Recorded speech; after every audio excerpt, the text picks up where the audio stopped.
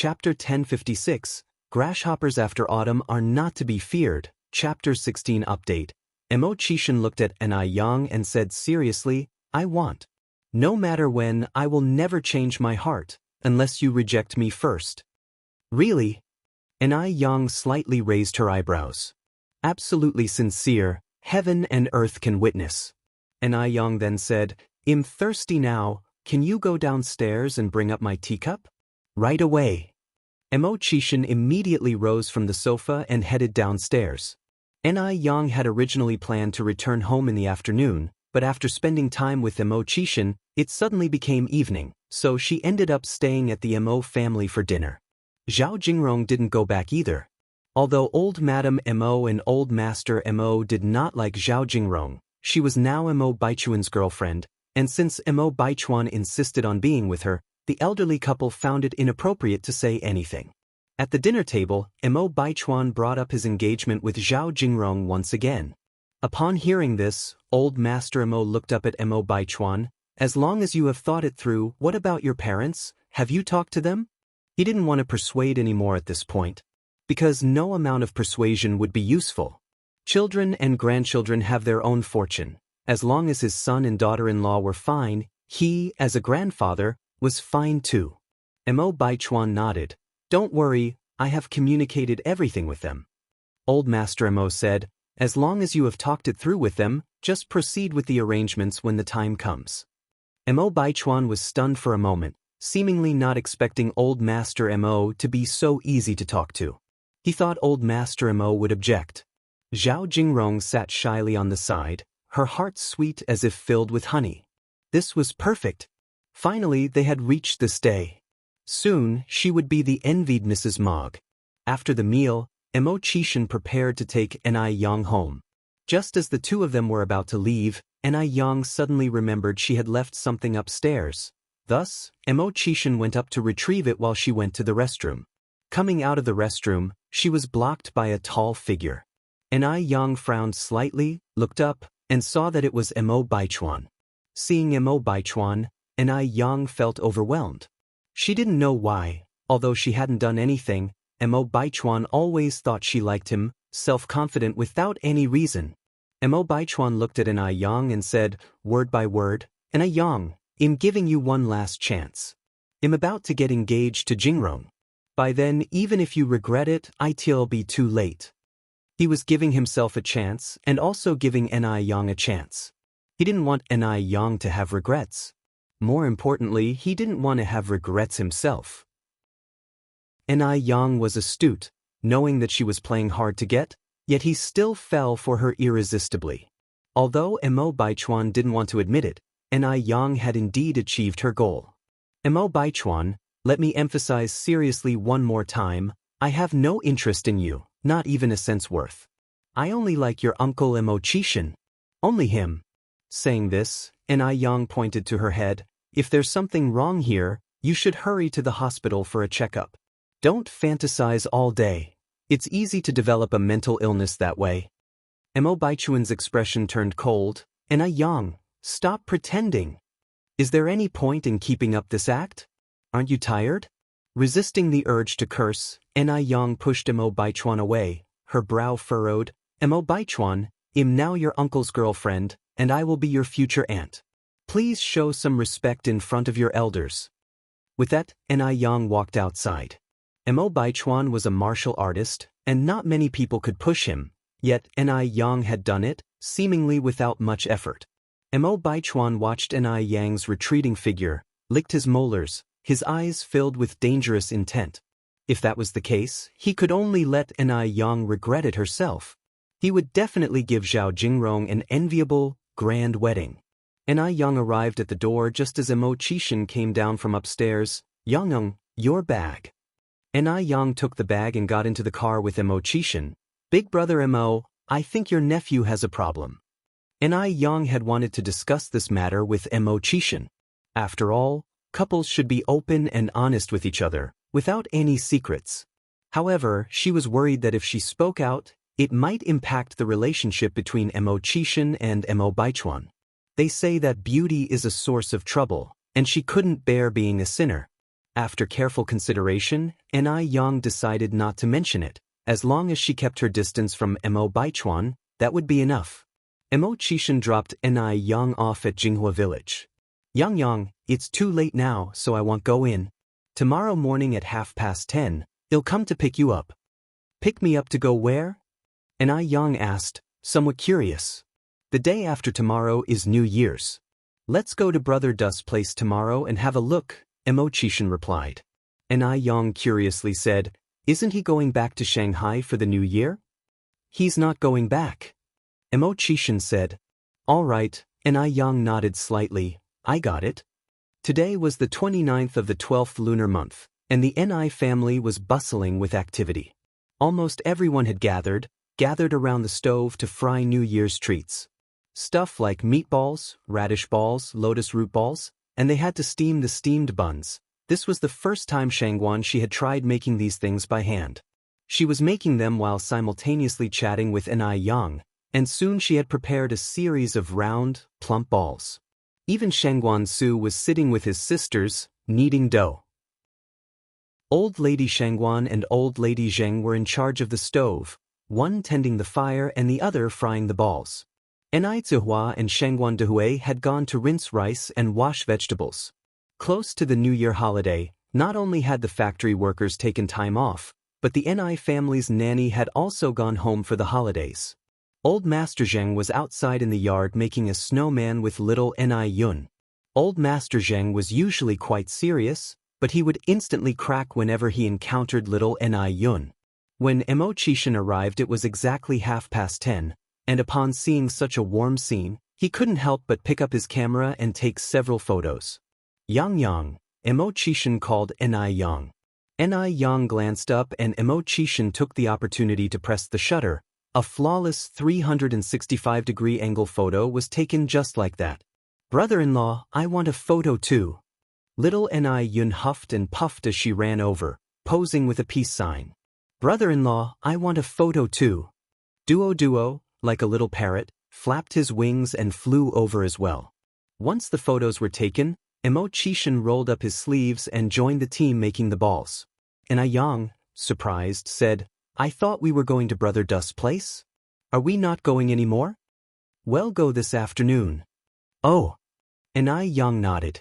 After lunch, Ni Yang and Mo Qishan left for the Du residence. You're going to Xiaodu's home, right? Here, take some steamed buns and lotus root balls with you. Old Lady Shangguan carried 2 bags to the car. Mo Qishan smiled and said, Grandma, you don't have to be so polite. You can buy these things outside. Old Lady Shangguan said, can those bought outside compare to ones made by hand? Take them. You can't get homemade ones outside. Then thank you, Grandma. Mo Qishan took the bags with both hands. Old Lady Shangguan smiled and said, why are you being so formal with me, child? Because of the New Year, the streets were very congested, with a festive atmosphere everywhere, except for the Du residents. Du Jiaojiao had returned to Shanghai for the New Year. Wang Ziki had also gone back to spend New Year's with his parents, and the remaining servants had taken leave as well, leaving old Mr. Du by himself. With the north wind carrying fallen leaves, the Du residence seemed exceptionally desolate. Upon entering, they immediately heard the sound of knocking on a wooden fish. Ni Yang secretly sneered, wondering if this man really wanted to become a monk. How could he spend every day reciting scriptures and worshipping Buddha? Didn't he get bored? Ni Yang was very curious how he persisted with it. A man in his 30s, yet living like a septuagenarian or octogenarian. Brother Du, Mo Qishan drew aside the bead curtain and went in. Old Mr. Du put down the wooden fish. Pei Ji has arrived. Brother Du, it's too lonely here. Why don't you come back with me for the New Year? Mo Qishan suggested. Old Mr. Du fingered the Buddha beads. What's bustling and what's quiet, to me, it's all the same. A good mindset leads to lasting happiness. While they spoke, they proceeded to the tea room. The smoke of tea curled up, shrouding their figures, making everything seem dreamlike and illusory. Tea shall replace wine when guests arrive on a cold night, with the bamboo stove boiling soup and fire glowing bright. While Mo Qishan and old Mr. Du chatted, Ni Yang found a book on the shelf to read. She loved reading and had an interest in almost every book, gradually becoming engrossed in it. Even though she had read Dream of the Red Chamber many times before, each new reading brought different insights. A beauty rolls up the curtain, sitting deeply, knitted brows frowning in thought. Old Mr. Du, one hand holding Buddha beads, took a sip of the slightly bitter tea broth and said, "Peiji, have you been paying attention to the southern part of town lately? From what I understand, that group of old fellows seems to be getting restless." Emo-chishin lifted a teacup, "Just a bunch of struggling grasshoppers after autumn, hardly worth fearing. If you find any errors, ads pop up, ads redirect, broken links, non-standard content, etc., please let us know reports so we can fix it as soon as possible." Chapter 1057, The Second Silly Dog Among Birds, Chapter 17. Uncle Du nodded. "As long as you're aware, that's good." The two had a long conversation, until Ni-Yang finished half of the book, and Emo-chishin called for her to go back. Ni-Yang stretched lazily and yawned. "Are we going back now?" Emo-chishin reached out his hand toward Ni-Yang. Ni-Yang, out of habit, placed the book upside down on the desk and her right hand on top of Emo-chishin's. Uncle Du saw them out. Emo-chishin got into the driver's seat. "Uncle Du, you should head back soon, it gets cold at night." Uncle Du nodded. "Drive slowly on your way." "Don't worry." It was at this moment that Ni-Yang suddenly remembered something and turned her head. "Oh, Uncle Du, we brought some steamed buns and lotus root balls from home. I left them on the table in the tea room. The tea room is warm. It would be best to put them in the fridge when you get back." "Okay," Uncle Du nodded. "Then we'll head off first," Ni-Yang waved at him. Uncle Du also turned to walk back into the house. Watching his desolate figure, Ni-Yang sighed softly. "What do you think keeps Uncle Du from settling down? It's so lonely like this." Perhaps having experienced similar loneliness in a past life, Ni-Yang now feared loneliness the most. Especially waking up alone in bed to find not a single person to talk to, it was terrifying. Emo-chishin, holding the steering wheel with both hands, said, "To each their own. We may think Uncle Du is very lonely, but that's not necessarily true." Ni-Yang nodded. "That's true. If he really wanted to settle down, he wouldn't have married two beautiful wives just for show." After speaking, Ni-Yang added, "Oh, why do Uncle Du and Sister Jiao Jiao both call you Peiji?" In fact, Ni-Yang had wanted to ask this question for a long time but never found the opportunity. Peiji answered, "Peiji is my courtesy name." "Courtesy name?" Ni-Yang hesitated, then continued, "Like the poet Immortal Li Bai, whose courtesy name was Tai Bai?" Emo-chishin nodded slightly. "Yes, Yang is really smart." Ni-Yang was about to flaunt her pride when the man followed up with two more words, "Follow me." Ni-Yang. The next day was New Year's Eve. Last year's New Year's Eve was before Ni Tehua and the elderly Master Zheng and Madame Zheng had acknowledged each other, so this year was their first reunion New Year. Ni-Yang was woken up early in the morning by Duo. "It's New Year's. It's New Year's. Yang, get up." Ni-Yang said, somewhat speechless. "You're a bird, what does New Year's have to do with you?" Duo glared with his small eyes, defiantly saying, "You're a bird, your whole family are birds."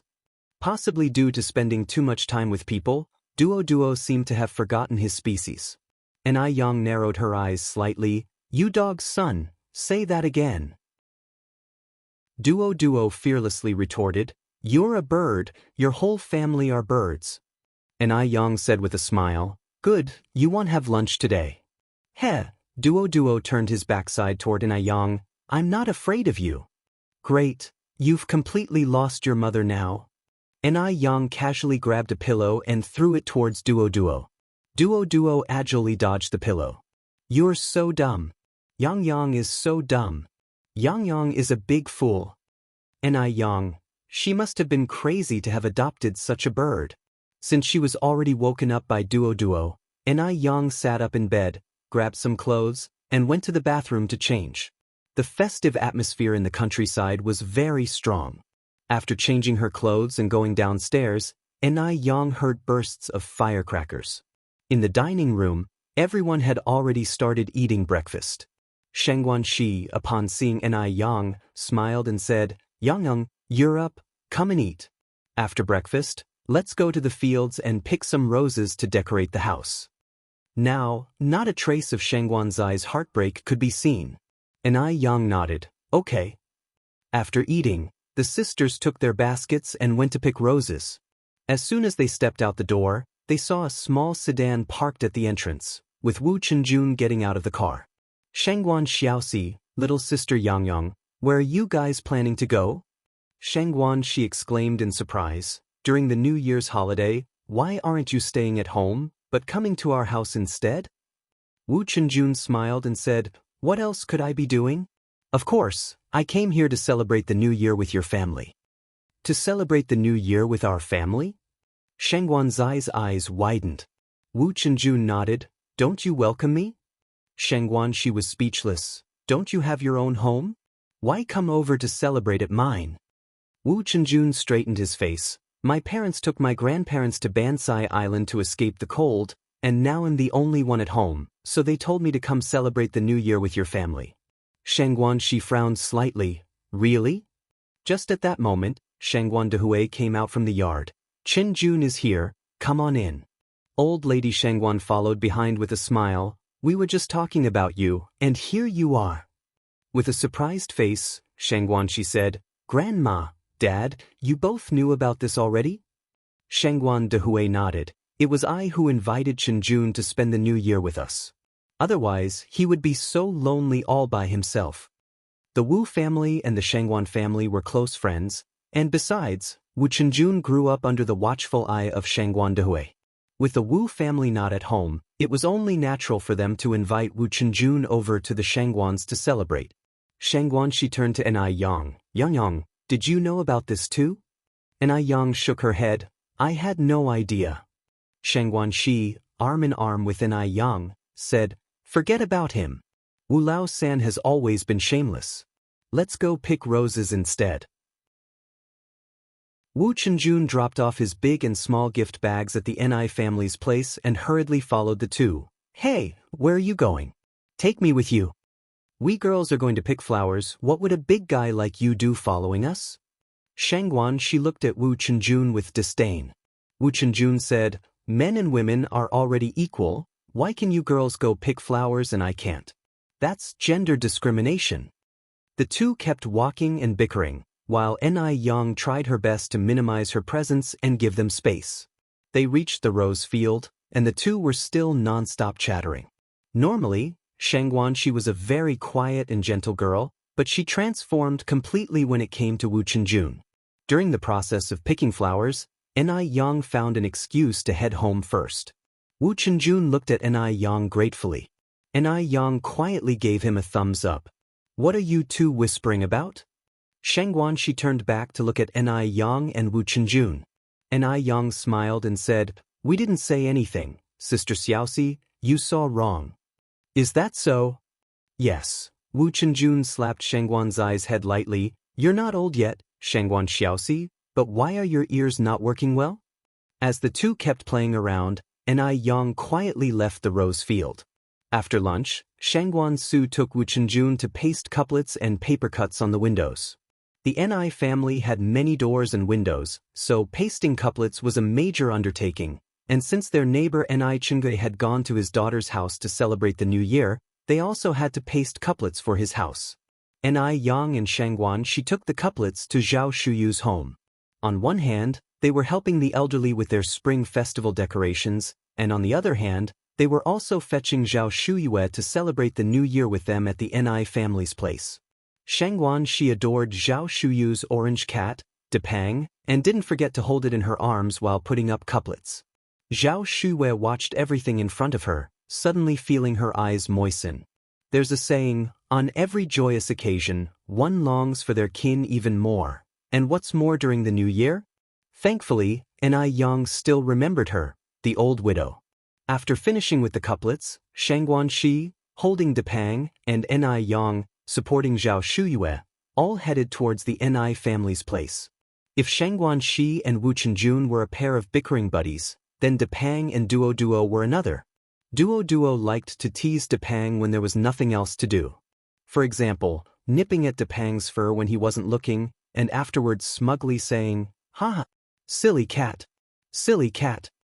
What's more, Duo didn't just bully Depang alone, it also brought other little friends to gang up on Depang. Although Depang was agile, he was no match for Duo. He would meow furiously as if he wished to throttle Duo. "Don't be mad, Depang," and Yang reached out and picked up Depang. "One of these days, we'll butcher that little dog and make stewed soup out of him." Duo said, "Murder is a crime." And Yang corrected, "You're a bird. I'm your dog's son." Duo said. And Yang, Xianxia couldn't help but laugh on the side. This Duo is almost too clever for its own good. If you find any errors, ads pop up, ads redirect, broken links, non-standard content, etc., please let us know reports so we can fix it as soon as possible. Chapter 1058. New Year's ruthlessly torturing the scumbag. 18th update. In the evening, the villagers began to worship heaven and earth, burn paper money, and arrange offerings. The sky filled with the sounds of firecrackers, and Wu Chenjun instinctively covered Shangguan's ears. To his surprise, Xianxia did not refuse. Wu Chenjun covered Shangguan's ears even tighter, a slight curve forming on his lips, truly wishing he could hold on forever like this. Of course, the highlight of New Year's Eve was the reunion dinner and the fireworks.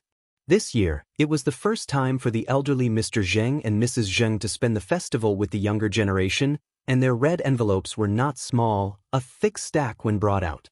All the youngsters, including Wu Chenjun, received the same amount of money, without any favoritism or discrimination.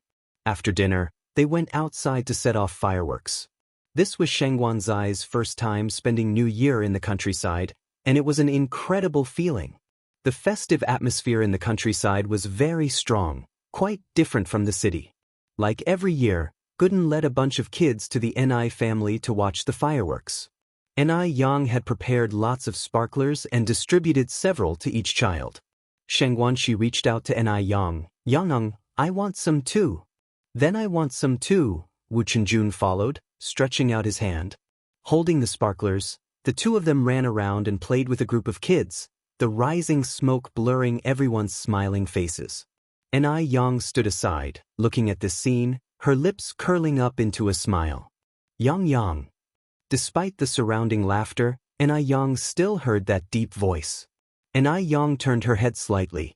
She saw a tall figure approaching from the darkness, the burning sparkler in his hand illuminating his chiseled features, with the lights of countless homes becoming the background.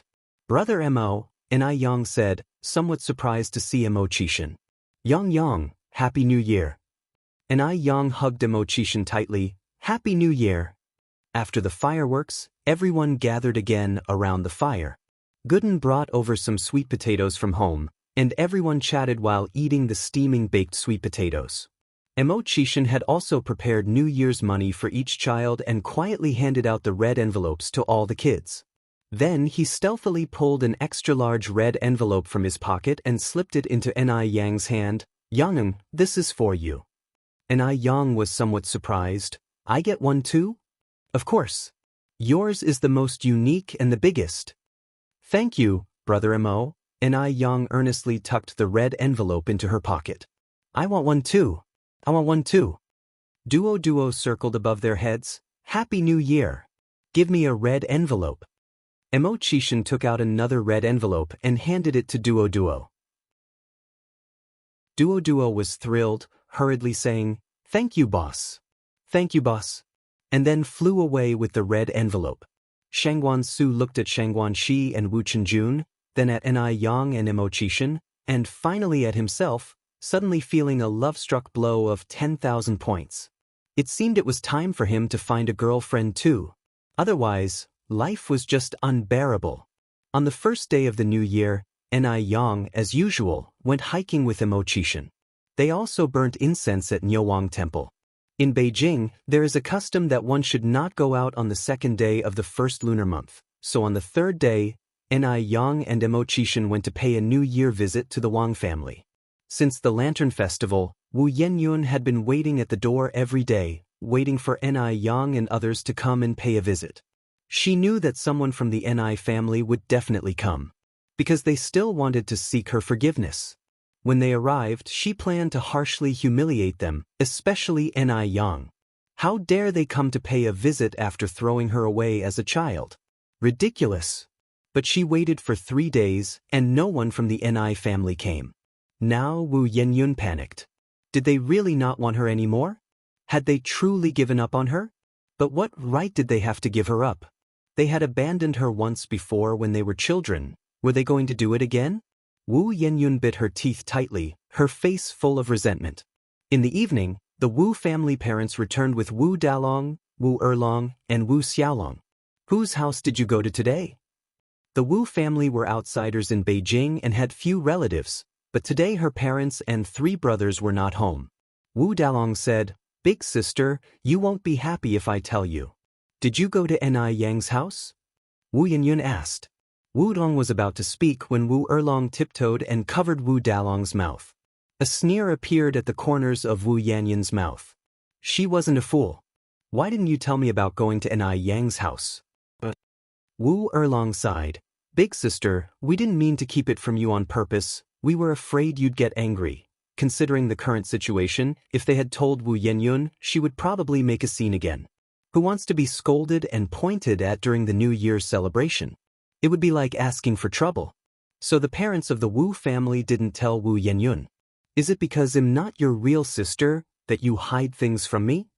Wu Yenyun, her eyes slightly red, questioned Wu Dalong and Wu Erlong. Wu Dalong and Wu Erlong were startled. It's not like that, big sister, it's not. Wu Yenyun picked up a cup and threw it on the floor. Do you even consider me a member of this family anymore? The glass cup shattered to pieces, and the Wu couple, who were bathing Wu Xiaolong in the bathroom, came out, asking with bewilderment, "What's going on?" Wu Yenyun looked at the Wu couple. Didn't I say we're through with the Ni family? Why did you go to their house behind my back today? Just because I'm not your biological child, you can disregard my feelings like that? Is that it? Wu Yenyun felt too miserable. She couldn't understand why her family would make her suffer like this during the New Year's celebration. But Yen Erju explained, "It's not like that, Xiaoyan. We didn't mean to hide it from you on purpose. Intentionally. You did it on purpose." Wu Yenyun cried and ran into her room, slamming the door shut. Bang! Wu Dalong and Wu Erlong jumped in fright. Wu Jinshu sighed. This child's temper is really getting bigger and bigger. Lately, Wu Yenyun hadn't spared them from her outbursts. Having heard her cold-hearted words so many times, the Wu couple had grown accustomed to them. At this point, they felt powerless about Wu Yenyun. They couldn't beat or scold her. Even if they said one harsh word, Wu Yenyun would take it as a slight because she wasn't their biological child. Yen Erju helplessly shook her head. Let it go, she's already 18 this year. Speaking to her won't help, and she'll just get angry if we say too much. What a hassle it is during the New Year. Before long, it was the 8th day of the first lunar month. The 8th day is considered an auspicious day, so many organizations and factories choose to start work on this day. Meanwhile, ever since Zuoling was laid off, he hadn't found a suitable job. At this time, Chen Leibao's father stepped forward and offered to help Zuoling get a job in his factory, but there was a condition: Zuoling must marry Chen Leibao. Naturally, Zuoling was unwilling. Who would want to marry a pigsy walking through the door? It wasn't until after the Lantern Festival that Zuoling, still jobless and swayed by the lure of wealth, finally nodded in agreement to marry Chen Leibao. Seeing their son finally come to his senses, Zuoling's parents were overjoyed and immediately started preparing for the wedding. Both sets of parents agreed on a wedding date set for the 21st of the first lunar month. Zuoling's parents thought they could finally look forward to a happy life filled with children and grandchildren, but to their surprise, on the 3rd day after the wedding, Chen Leibao changed completely. She not only ordered Zuoling's parents around but also turned Zuoling into a live-in son-in-law. She openly declared her intention to have Zuoling continue the Qin family lineage. Zuoling's parents were taken aback. They didn't dare say much, knowing Zuoling's livelihood was still in their hands. Chen Leibao's personality had changed too. How much she used to love Zuoling. Whatever he wanted, she would give. And now? Now she would slap Zuoling at the slightest provocation, and if Zuoling dared talk about divorce, another slap would follow until he submitted. And unfortunately, Zuoling was no match for Chen Liebao. Moreover, when Chen Liebao lost her temper, she wouldn't spare even Zuoling's parents. Zuoling's parents pitied their son, not knowing how many times they had secretly cried behind his back. The new year passed, and it was also time for the schools to start the new term. On the first day of school, Ni Yang naturally had to report to the campus. There were speeches and exams at the start of the school year, so Ni Yang had to stay in the dormitory for a few days. Li Huilan and Zhang Qiuying had already arrived in the dormitory. With the new year came a new spirit, and both of them seemed much more energetic. Yang, my dear, you're finally here. I've missed you to death. Zhang Qiuying hugged Ni Yang excitedly. If you find any errors, ads pop up, ads redirect, broken links, non-standard content, etc., please let us know reports so we can fix it as soon as possible. Chapter 1059, Yang Yang's Tricks, Actively Pleasing, 19th Update. Ni Yang smiled and said, "Do you miss me that much?" "Miss you? Of course, I miss you. I even dream about you." Zhang Qiuying flattered endlessly, then turned to Li Huilan. "Huilan, do you miss me and Yang? Li Huilan answered somewhat shyly, I do miss you too. Oh, I've brought our local specialty for you, the aromatic pig ham." As she spoke, Li Huilan took out a piece of yellow-cured ham from her parcel. Zhang Qiuying looked puzzled. "We don't have a pot in our dorm, and you brought such a big piece of meat. How are we supposed to eat it?" Li Huilan pulled out a knife and cut a piece of ham for Zhang Qiuying. "This is eaten raw. Try it." "Raw meat?" Zhang Qiuying frowned slightly. She really dared not eat it. In their hometown, there was a saying that eating raw pork could cause mad pig disease. Zhang Qiuying waved her hands repeatedly. "Huilan, stop joking. How can you eat raw meat? Aren't you afraid of getting mad pig disease?" Li Huilan smiled and said, "Mad pig disease? No way. Everyone eats it like this back home." Upon finishing her sentence, Li Huilan cut another piece of pork and handed it to Ni Yang. "Yang, you try." Ni Yang accepted the slice of ham with a smile. "This ham tastes amazing when eaten raw." Aromatic pig ham is considered a luxury food in later years, with prices soaring into 5 digits per pound. The ham from the 1980s was all natural and free from pollution, making it many times tastier than the exorbitantly priced hams of later years. Seeing Ni Yang enjoying the ham so much, Zhang Qiuying couldn't help but give her a thumbs up. "Yang, you're something. Daring to eat raw meat." Ni Yang took another piece and then another. "This is truly a rarity. You can't buy it even if you had the money, Qiuying. Not eating it is your loss." Zhang Qiuying said, I'm not eating. After eating 3 slices of ham, Ni Yang sighed. "If only we had a glass of wine to go with it." It was already 1986, and everyone would be raving about the 87 Lafite wine next year, so Ni Yang planned to buy a batch to store. Zhang Qiuying laughed. "Yang, you really know how to enjoy life. Life is all about food and drink," Ni Yang spoke lightly. Li Huilan looked up at Zhang Qiuying. "Qiuying, are you really not going to eat this ham?" Not eating. Zhang Qiuying shook her head like a drum. Ni Yang shook her head. Some people just don't appreciate good food." Li Huilan picked up the ham and placed it on Ni Yang's desk. "Since Huilan can't enjoy this, Yang, I'll give this piece of ham to you. Take it home and let your family try it." Ni Yang was taken aback by Li Huilan's generosity. "All for me? Huilan, aren't you going to eat it yourself?" Li Huilan said nonchalantly, "I've been eating it since I was a child, and I'm tired of it." Just take it, and don't be polite. Although the 1980s was a difficult time, there were still wealthy areas. Li Huilan, although born in a rural area, didn't have it as hard as one might think. There was no shortage of meat. However, a large piece of meat like this was still considered very precious for a rural household. But precious as it was, it couldn't compare to the value of friendship. Li Huilan held these 2 roommates in high regard and was willing to share the best with them. And Enai Yang was never stingy with them either. Huilan, then I want stand on ceremony. Enai Yang knew how to conduct herself and was well aware of the subtleties of human relationships. If she were to refuse the ham today, it might make Li Huilan feel uneasy.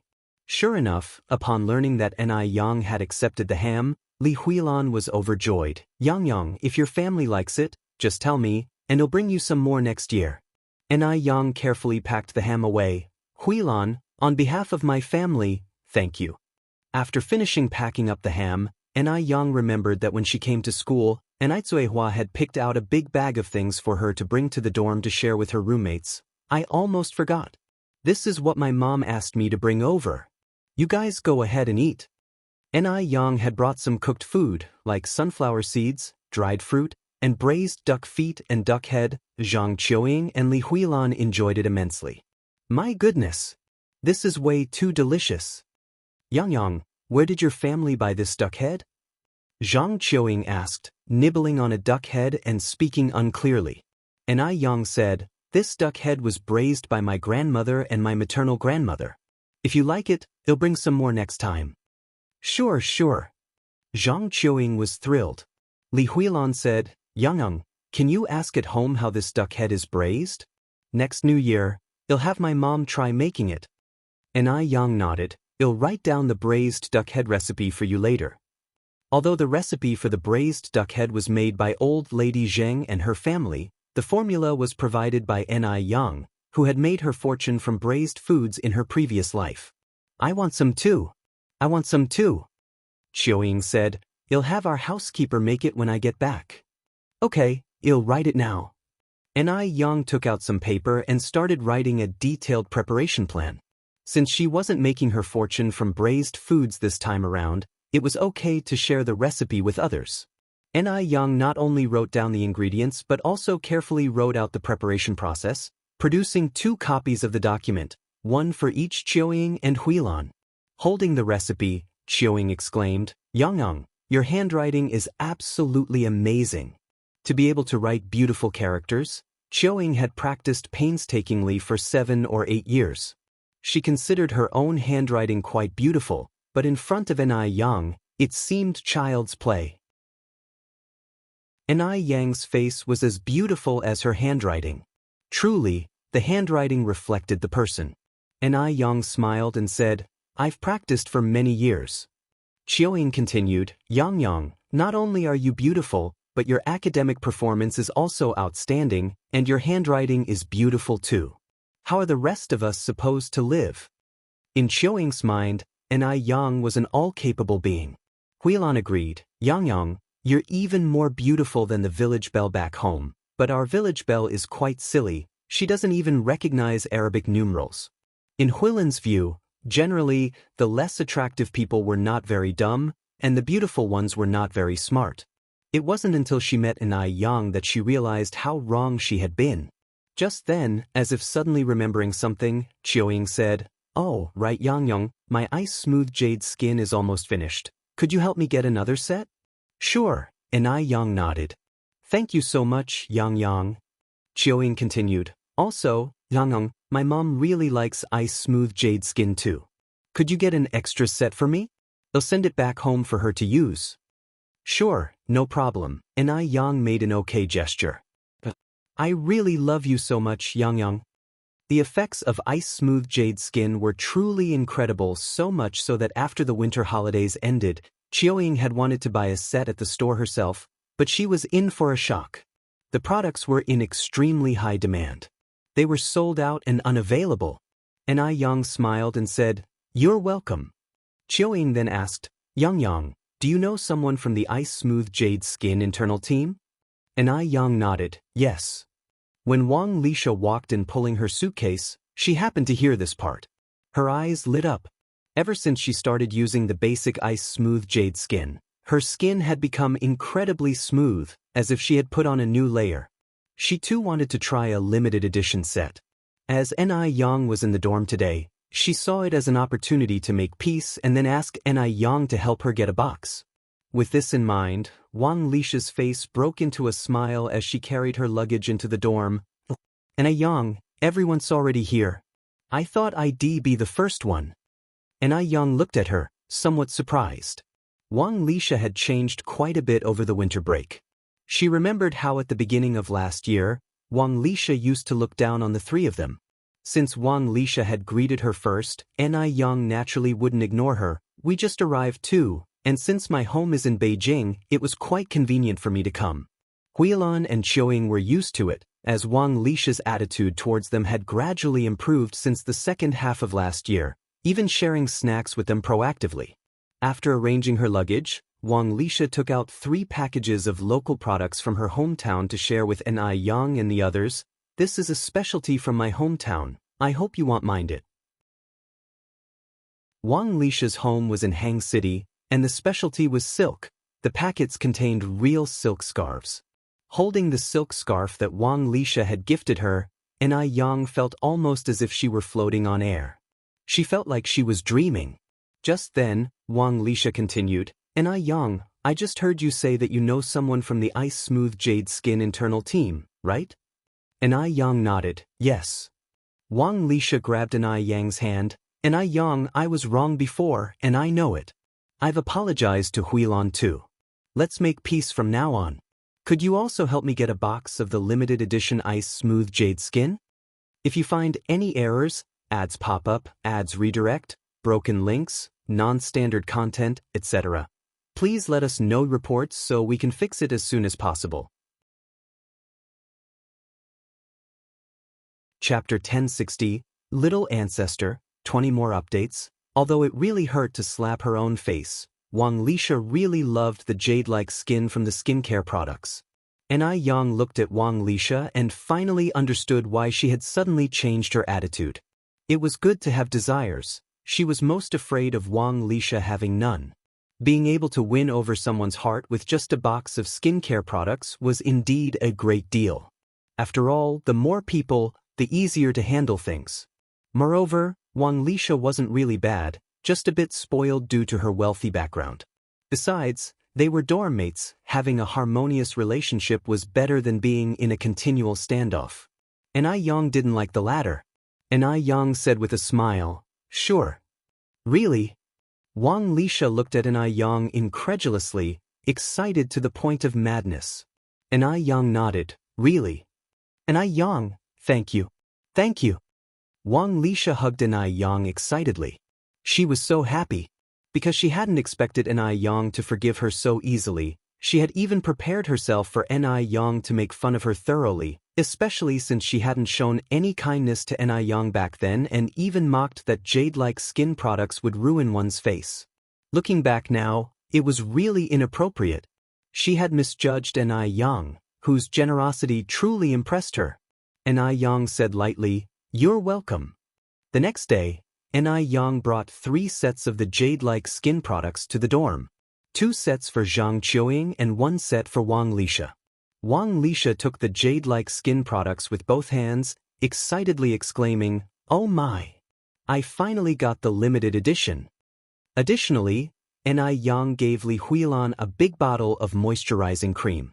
Li Huilan was embarrassed to accept it. Yang said with a smile, "Huilan, if you don't accept this, you're making me feel like an outsider. Otherwise, I should take that big ham I brought back home." Li Huilan then accepted the cream. Today was Sunday, and Wu Chenjun and Shangguanxi had arranged to go watch a movie together. Early in the morning, he drove over to pick up Shangguanxi. Yang quietly asked Wu Chenjun how things were progressing between him and Shangguanxi.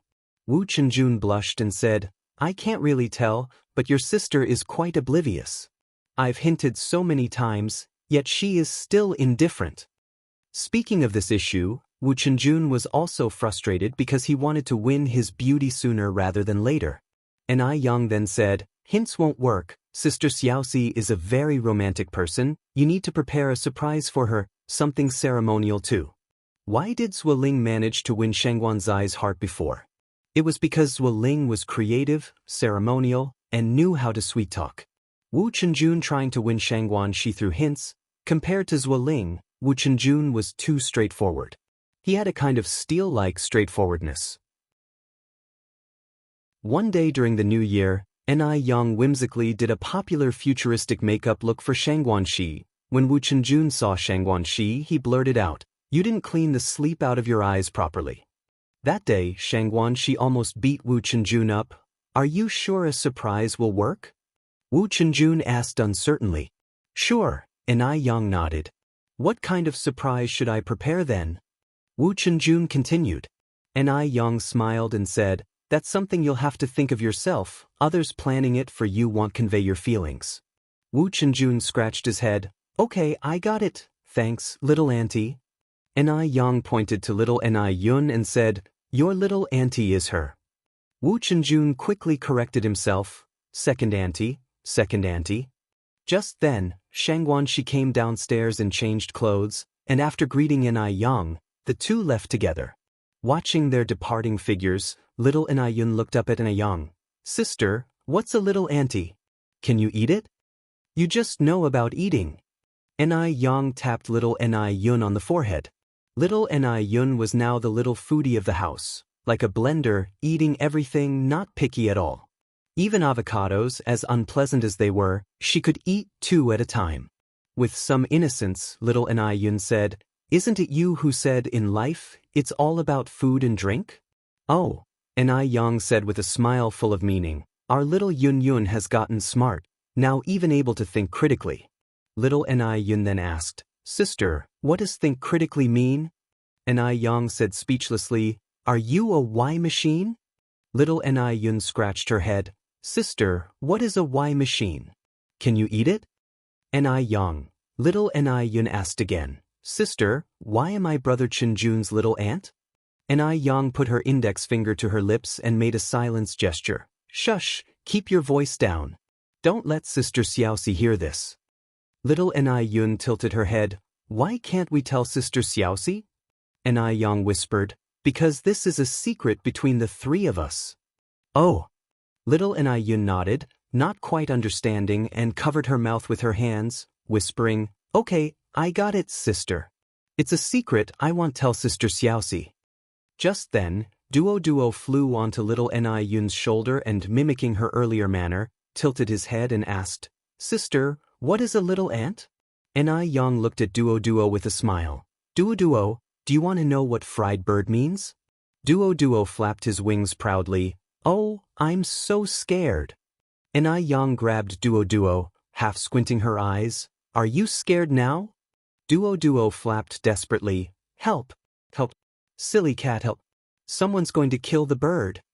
Just as she spoke, Depang charged over from afar, constantly meowing at Ni Yang and scratching at her legs as if to say, if Ni Yang didn't let Duo go today, it would cling to her forever. "Meow, meow, meow." Duo maliciously said, "Silly cat is so silly." Ni Yang, this silly cat really was dumb, tormented by Duo every day, but now that Duo was in danger, it eagerly rushed over to save him. It seemed that cross-species friendships existed too. Ni Yang released Duo. "All right, you guys go play." No sooner had Duo gained his freedom than he pecked at Depang. Friendships can capsize in an instant, and Depang immediately flashed his claws, as if he'd wipe out Duo's entire lineage. After playing with the silly cat Depang for a while, Duo was nowhere to be seen. The lively streets of Beijing. Duo perched on the shoulder of a refined man in casual clothes. "Little jerk, where are we going?" "We're going to eat," Du Qingfeng answered. "Little jerk, I'm hungry." Duo pecked at the fine hairs near Du Qingfeng's ear. "Hungry? Hungry? You're so annoying," Du Qingfeng said, twirling his Buddha beads. "You're the annoying one, your whole family is annoying." Duo got ruffled. Du Qingfeng remained calm. "In this world, you're probably the only bird that dares to talk to me like this." He could never have dreamed that he'd indulge a bird this way. Duo cheekily said, "Because I'm your little ancestor." Du Qingfeng, "Little jerk, your little ancestor is hungry." "Speak properly," Du Qingfeng commanded, his expression unchanging yet with a stern look in his eyes. If it had been before, Duo would have trembled with fear, but not anymore. "Du Qingfeng, your little ancestor is hungry." Du Qingfeng, Seeing that Du Chengfeng had no intention of grabbing the bird food, Duo coquettishly rubbed against his chin. Finally, Du Chengfeng took out fine quality bird food from his pouch. Delicious! Wu Yenyun spotted Du Chengfeng from a distance. But due to their previous encounters, she couldn't muster the courage to greet him. Looking at Duo on Du Chengfeng's shoulder, then at herself, Wu Yenyun's lips curled into a mocking smile. Had she really fallen so low that she was now inferior to a pet kept by Ni Yang? How ironic! Ni Yang was shameless, using a pet to flirt with Du Chengfeng. Just then, a dark shadow flew towards Wu Yenyun, an excited voice shouting, "Yenyun! Yenyun!" Previously, Wu Yenyun had visited the Ni family many times, and when at their place, she had fed Duo, who was quite gluttonous. Thinking of coming over to greet her and surely being fed something delicious, Duo thought Wu Yenyun would be overjoyed. Wu Yenyun was initially startled, noticed Du Chengfeng nearby, and then smiled and greeted Duo. "Hello Duo. Hello Yenyun." If there was one thing Duo was good at, it was mimicking quickly. Wu Yenyun continued, "Duo, my home has delicious food, visit sometime if you're free." Duo didn't catch anything else but the mention of delicious food and got terribly excited. Delicious! Delicious! If you find any errors, ads pop up, ads redirect, broken links, non-standard content, etc., please let us know report so we can fix it as soon as possible. Chapter 1061, She is like the moon surrounded by stars. Chapter 21, Wu Yenyun watched Duo with a smile that reached her eyes. But in reality, the happier she appeared on the surface, the more she hated Ni Yang in her heart. She hated everything about Ni Yang, including this beast. Just as Duo was about to say something more, the sound of old Du's voice filled the air. "Duo, come here." "Goodbye, Yenyun." Duo politely bid farewell to Wu Yenyun. Wu Yenyun waved her hand toward Duo. Duo flew straight to old Du's shoulder. "You little rascal, I want to eat more." Old Du held Buddha beads in one hand while pulling out a brocade pouch with the other. "Who was that just now?" "Yenyun, it was Yenyun." "Wu Yenyun." Old Du frowned slightly, a hint of surprise flashing in his eyes. Duo ate a grain of birdseed. "You can't be that rude, you must call her Yenyun." "Listen, Duo. Old Du turned his head to look at Duo. "From now on, you're not allowed to speak to Wu Yenyun, nor eat anything she gives you." "Why?" Duo tilted its little head as it looked at Old Du. Old Du glanced at the retreating figure of Wu Yenyun. "No reasons, just don't." "Oh." Duo nodded earnestly. Wu Yenyun went straight to a corner to hide, then peered secretly at the backs of Old Du and Duo, biting her lip tightly. Duo was a talking bird. This beast must have said many bad things about her in front of Old Du. Otherwise, Old Du wouldn't ignore her. A beast wouldn't badmouth someone for no reason. You would know without thinking that it must have all been taught by Ni Yang. It's too much. Ni Yang really is too much. She clearly knew that Wu Yenyun liked Old Du, yet she still did this. She was just opposing Wu Yenyun. Wu Yenyun wanted to find a place to cry her heart out, but she knew she couldn't cry. She couldn't admit defeat. She wouldn't lose. Wu Yenyun. Just then, someone patted Wu Yenyun's shoulder from behind. Wu Yenyun got startled and turned around, only to see it was Wei Haoguang. Wei Haoguang was 2 years older than Wu Yenyun, 20 this year, and had stopped attending school due to the prosperity of his family, which allowed him to laze about every day. However, it's worth mentioning that Wei Haoguang had an especially delicate face, appearing gentle and scholarly, like someone who was well-read. Wu Yenyun, being a student, naturally didn't know this socialite Wei Haoguang. They met at the hospital. "It's you, Wei Haoguang." Wu Yenyun put on a slight smile. Wei Haoguang showed concern. "You seem a little unhappy. Did you encounter any difficulties? Tell me and I'll help you solve them." "No," Wu Yenyun shook her head. "By the way, you haven't had dinner yet, right? Come on, let me treat you to a meal at a big restaurant," Wei Haoguang continued. Wu Yenyun kept shaking her head. "No need, I'm going home." Wei Haoguang followed her steps. "Wu Yenyun, aren't we friends? You don't even want to have a meal with me? Wu Yenyun was no fool. She knew Wei Haoguang was interested in her, but she had no interest in him. She only liked old Du. After seeing someone like old Du, with his charming rogue demeanor, her heart couldn't accommodate anyone else. Unfortunately, with Yang stirring up trouble, old Du would never notice her. Thinking of this, a deep sense of unwillingness appeared in Wu Yenyun's eyes. Wu Yenyun then said, "I'm sorry, Wei Haoguang, but I still have homework to finish. I need to go home and do my homework." Last year, Yang took the national top scholar spot, and this year, her total score must beat Yang. The must. Doing homework is so boring. Come and play with me instead, let me show you around. Wei Haoguang grabbed Wu Yenyun's hand and led her to the motorbike parked by the side. Wu Yenyun was forced onto the motorbike. Wu Yenyun had ridden bicycles and been in cars, but this was her first time on a motorbike. Wei Haoguang had also called a group of brothers, and about a dozen of them started racing on the winding mountain road. Wu Yenyun hugged Wei Haoguang's waist tightly, screaming continuously, and as the adrenaline surged, her depressed mood also began to lift. Isn't it thrilling? Wei Haoguang turned his head and shouted at Wu Yenyun. Thrilling! Happy! Happy! Wu Yenyun shouted back loudly. With a beauty by his side, it was Wei Haoguang who, of course, won this race. The boss is awesome. The boss is mighty. Wei Haoguang took off his helmet, stopped the nonsense and pay up. Everyone immediately pulled out their money. Big bro, is this your wife? Wu Yenyun heard this title for the first time. It was a novel feeling, and it filled her with a sense of vanity.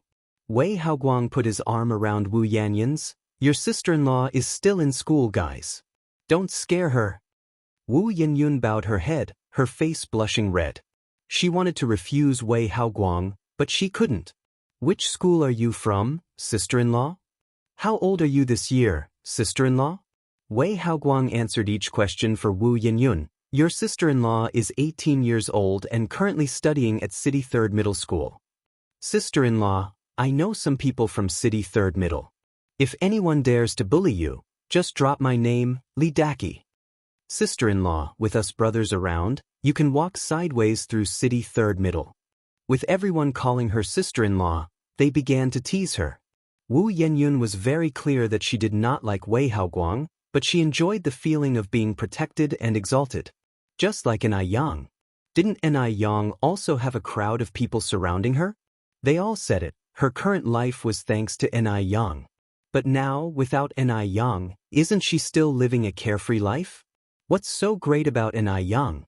In the future, she would live even better than Yang. After the motorcycle ride, someone suggested they go get a drink. Wei Haoguang was in a good mood today.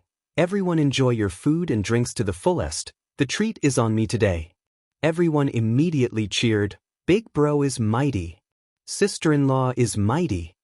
Wu Yenyun liked the feeling of being surrounded, but she still had a clear mind. Faced with the glasses of alcohol handed to her, she declined them all. Sorry, I don't drink alcohol. She was still a student, she couldn't drink. Wei Haoguang said with a smile, your sister-in-law can't drink, so I'll drink on her behalf. With all the commotion, it got late. When Wei Haoguang dropped Wu Yenyun at the Wu family's home, it was already past 8 o'clock. As soon as Wu Yenyun entered the house, Yan Erja said, Yenyun, you're finally back. If you hadn't come back, your dad and I were going to call the police. Wu Jinshu said, Yenyun, where have you been? You made your mom and me worry so long. Worry? Did they genuinely worry about a daughter who had no blood relation to them?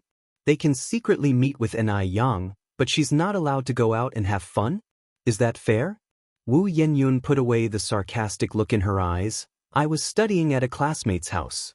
This will happen often in the future, so mom and dad, you don't need to worry about me. Hearing this, Yan Erju and Wu Jinshu sighed in relief. Xiaoyan, although studying is important, safety is more so. It's already 8 o'clock, and it's not safe for a girl to be out. By the way, where does your classmate live? In the future, let your dad take you there.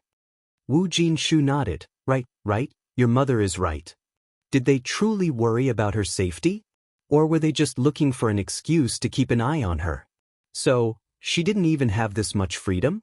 Wu Yenyun continued, "No need, my classmate has a bicycle. She just rode me back on her bike, it's very safe." "What is your classmate's name?" Yen Erju asked with some concern. Suddenly, Wu Yenyun felt a wave of irritation. They had to control everything. Everything. At the Ni family, Ni Yang did whatever she wanted and nobody ever bothered her. But what about her? She was being watched by everyone. Was she a prisoner? Or in their eyes, would she never measure up to Ni Yang? Everything Ni Yang did was right. Everything she did was wrong. Suppressing her frustration, Wu Yenyun said, "Her name is Wang Fong. She lives on Bikrai Road. I'm going to my room to read now." "Yenyun, aren't you going to eat? We've left some food for you on the table." Yen Erju continued, "I've already eaten at Wang Fang's house." "You child, how can you just eat at someone else's home? You're not allowed to do that in the future, Mom." Wu Yenyun turned to look at Yen Erju, cutting off her unfinished words. "What?" Yen Erju paused. Wu Yenyun went on, "Wang Fang's family isn't as stingy as you imagine. If you find any errors, ads pop up, ads redirect, broken links, non-standard content, etc. please let us know report so we can fix it as soon as possible." Chapter 1062, Gradual Change, Chapter 22, Wu Yanyun's words were heavy, laced with a hint of accusation. Once she formed an opinion of someone, everything that person did was wrong. Yen Erju was stunned. She just felt it was inappropriate to always dine at her classmates' homes. She hadn't expected Wu Yenyun to be angry again. Yen Erju sighed helplessly. Back in the room, Yen Erju said to Wu Jinshu, "Xiaoyan has changed." She felt she was becoming unrecognizable. Wu Jinshu also sighed. "The child is grown up, she has her own thoughts now. Plus, I heard a teacher say today that children reach a certain age and enter a rebellious phase, which those educated folks call adolescence." "Adolescence?" Yen Erju frowned, looking puzzled. Wu Jinshu nodded. "Yes, adolescence, and I've also heard that teenagers and adolescents are not easy to manage. Some even go down the path of crime during this time. Nearly every family deals with situations like this." At this point, Wu Jinshu paused, then continued, "In the future, let's be a bit more relaxed with Yen Yun, not question everything, and allow the child some personal space." Although Wu Jinshu was not literate and had a low level of education, he was a rare good father. He could tolerate all his child's flaws. Yen Erju continued, "Adolescence, my foot. Where do these absurd theories come from? Why didn't I have an adolescence when I was young?" "Maybe you've forgotten," Wu Jinshu said. Yen Erju sighed. "So when does this adolescence phase end?" Wu Jinshu shook his head. "I'm not quite sure about that." Yen Erju went on, "But what if she's in adolescence all her life? A lifetime of adolescence?" Wu Jinshu laughed. "Erju, don't worry. Although I don't know when adolescence will end, it definitely won't last a lifetime." During this period, Wu Yinyun almost went riding motorcycles with Wei Haoguang every day after school and gradually learned to drink. Late returns home had become the norm. Her parents in the Wu family still believed she was studying at a classmate's house. In mid-February, Li Yao returned from Shanghai. During this time, Li Yao had already arranged the store affairs in Shanghai. This trip, she was coming to transport the ice muscle jade skin products back to Shanghai. Li Yao hired a large truck for the job directly. Seeing this truck, Ni Yang chuckled. "Sister Yao Yao, how much ice muscle jade skin are you planning to haul back?" Li Yao said, "Beautiful, just get me the stock. However much it is, I can sell it out." Through her promotion, ice muscle jade skin had already gained high popularity among the circles of ladies and socialites.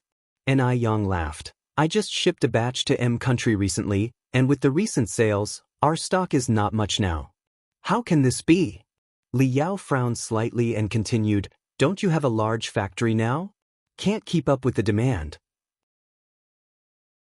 Ni Yang went on, "The factory won't be finished for another half-month. I estimate it can only start operating at the beginning of next month." Upon hearing this, Li Yao looked at Ni Yang with a face full of disappointment. I thought the factory had already started operating.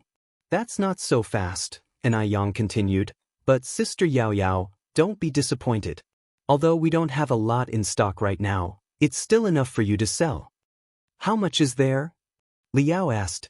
Come with me to have a look, Ni Yang led Li Yao to the warehouse. The warehouse was filled with piles of ice muscle jade skin, all very fresh, having been produced only recently. Li Yao continued, this isn't even enough for 2 days' sales. Ni Yang went on, limited editions are sold only at the beginning and end of the month. Including the basic ones, it should be enough for you until next month. Just hang in there for a while, and I'll be fine once the factory starts. All right, that's the only option now, Li Yao nodded. By the way, Yang, how much for these? Ni Yang clicked on her abacus, 57,000 in total. Okay, they'll transfer it to your account from the bank when I get back. Trust the doubtful, doubt the trusted, Ni Yang nodded. Okay. Then Ni Yang added, has Sister Jiao Jiao arrived in Beijing? She'll probably take a little while longer. After loading the goods, Ni Yang joined Li Yao for a meal at the fragrant beauty restaurant. Li Yao devoured 3 desserts in one go and sighed lightly, oh my! I'm so satisfied. During my time in Shanghai, all I could think about was the delicious food from Beijing Beauty. Now I've finally had my fill. I wonder when the boss of Beijing Beauty plans to open a branch in Shanghai. When Ni Yang had originally founded Beijing Beauty, she had never thought about turning it into a cheap chain of restaurants. She wanted Beijing Beauty to be a legacy, to become a major landmark of Beijing. It was better to have a scarcity than an excess. If Beijing Beauty could be found everywhere, it would lose its original business philosophy. Moreover, even without opening branches, the daily turnover at Beijing Beauty was still impressively high. Ni Yang smiled and asked, Sister Yao Yao, do you really like the food from Beijing Beauty that much? Li Yao nodded, of course. Beijing Beauty has the most delicious food I have ever tasted. Ni Yang smiled and took a bite of a duck tongue. The 18th day of the 2nd lunar month was Mo Baichuan's engagement day. Mo Baichuan was Mo Qixin's elder nephew, and Ni Yang was Mo Qixin's girlfriend. With such an important occasion, it wouldn't be appropriate for Ni Yang not to go. In the morning, as soon as Ni Yang came downstairs, she saw Mo Qixin already sitting at the dining table having breakfast. Little Ni Yun was sitting across from him. Perhaps because little Ni Yun had known Mo Qixin since she was young, she inexplicably liked Mo Qixin very much and treated this future brother-in-law just like a real brother. Mo brother, why are you here so early? Ni Yang asked Mo Qixin in surprise. Early? I've been waiting for you for over half an hour, Mo Qixin replied. Ni Yang felt a bit embarrassed and touched her nose. Although Mo Qixin was usually a bit scatterbrained, he was very proper at the Ni family's house. When Ni Yang was sleeping, he never stepped half a foot into her bedroom. Have you brushed your teeth and washed your face? Mo Qixin followed up with another question. Ni Yang nodded. Sit here. I'll dish up some food for you. Mo Qixin rose from his chair. Watching Mo Qixin's retreating figure, Ni Yang thought to herself that this man was far too comfortable here. This was clearly her home, yet Mo Qixin behaved as if he was in his own place. Soon, Mo Qixin returned with a bowl of white porridge and also held a boiled egg in his hand. He calmly peeled the eggshell, placed the yolk in his own bowl, and gave the egg white to Ni Yang. Ni Yang wasn't picky with food, but she didn't like the yolk of boiled eggs. Therefore, whenever Mo Qixin was around, he would eat the yolk. If Mo Qixin wasn't there, Ni Yang wouldn't eat the egg at all. Big sisters who are picky eaters won't grow tall. Little Ni Yun winked at Ni Yang playfully. Ni Yang smilingly said, your big sister isn't picky, it's just that your future brother-in-law loves egg yolks, so your sister gives them to him because I can't bear to eat them. Really? Ni Yang nodded earnestly. You're so nice to your brother-in-law. You're the best, big sister. Little Ni Yun exclaimed. Ni Yang's lips held a smile. As the conversation ended, little Ni Yun asked, Big sister, are you happy now? Ni Yang nodded slightly, scooped a spoonful of white porridge into her mouth, and said, "It's all right. Big sister, can I have some candy?" At this, little Ni Yun held up a small finger, "Just one piece." Ni Yang shook her head with a smile. "Nope." "Why not?" Little Ni Yun began shaking Ni Yang's arm, pouting, "You're the best, big sister." "That won't work. Your sugar-coated bullets are useless against your sister." Little Ni Yun turned her head to Imo-chishan. "Brother-in-law." Imo-chishan turned to look at Ni Yang. "Looking at me is no use. Your sister is the boss here. I have to follow her lead." Little Ni Yun's mouth quivered and she burst into tears with a loud wah. "No candy means no candy. Crying won't change anything," Ni Yang added. Little Ni Yun sobbed and sniffled, saying, "I like you so much, big sister. You really disappoint me." The poor little thing looked absolutely heartbroken. Ni Yang found a tissue to wipe little Ni Yun's tears and said, "What did big sister tell you before? Eating candy is bad for your teeth. If you always eat candy, little bugs will grow on your teeth. They will slowly burrow into the inside of your teeth and eat them away. Then, our pretty little Yun Yun will have to eat only soft food, like porridge and noodle mush. If that happens, you won't be able to eat delicious things like chicken, duck, fish, or big pancakes anymore. If you find any errors, ads pop up, ads redirect, broken links, non-standard content, etc., please let us know reports so we can fix it as soon as possible." Chapter 1063, Mo Baichuan's Engagement, 23rd Update. Hearing this, little Ni Yun covered her mouth in fear. "No, I don't want little bugs to grow on my teeth." "Then will you still eat candy?" Ni Yang asked. Little Ni Yun hesitated, then asked, "Did great-grandma also lose her teeth to bugs because she ate too much candy?" "Yes." Ni Yang nodded seriously. "So Yun Yun, from now on you can only have one candy a week, otherwise, bugs will eat your teeth. So, will you listen to your sister from now on?" "I will." Little Ni Yun nodded. Between candy and her teeth, little Ni Yun wisely chose her teeth. Just then, Grandpa Zheng walked in with a hoe. "Yang, I thought I heard little Yun Yun crying just now. Why was she crying?" "You should ask her yourself," Ni Yang responded. Little Ni Yun looked up at Grandpa Zheng. "Grandpa, I won't eat candy anymore. Sister said that eating candy makes little bugs grow on teeth." Grandpa Zheng, who doted on little Ni Yun, chuckled, "Having one occasionally won't harm you." Little Ni Yun held up one little finger. "Sister said only one a week." "Oh, our little Yun Yun is so pitiful!" Grandpa Zheng exclaimed. Little Ni Yun, cunning as she was, immediately put on a sad expression following behind him. Ni Yang looked at Grandpa Zheng. "Grandpa, you must not secretly give Yun Yun candy." Grandpa Zheng nodded. I want." After breakfast, Ni Yang and Imo-chishan left for the Imo family's house. Grandpa Zheng, not fond of going out, stayed home with little Ni Yun, while Grandma Zheng and Grandma Shangguan had already gone in Shangguan Dihui's car. The engagement ceremony was held at the Imo family's villa. By 10 in the morning, many friends and relatives had already gathered at the Imo family's villa to offer their congratulations. Indeed, there were also those who came to watch the spectacle. Before this, Zhao Jingrong had been Imo-chishan's fiancé. Baichuan was a junior in the family, and now things were in disarray, weren't they? More importantly, Baichuan had previously been cheated on by Li Xianxian. Everyone thought Zhao Jingrong must have been kicked in the head by a donkey to marry Baichuan. Otherwise, with Zhao Jingrong's status, she could have found someone better. In fact, Zhao Jingrong's parents and brothers initially did not approve of her being with Baichuan. But after finding out that Baichuan was Mr. Mog, they had no more objections. That was the famous Mr. Mog. Marrying him was like a blessing cultivated over 3 lifetimes. Now let them laugh. Once they find out Baichuan is Mr. Mog, they'll be the ones surprised. By then, Zhao Jingrong would be the object of the whole city's envy. Zhao Jingrong, dressed in a red gown, and Imo-chishan stood at the entrance to greet the guests.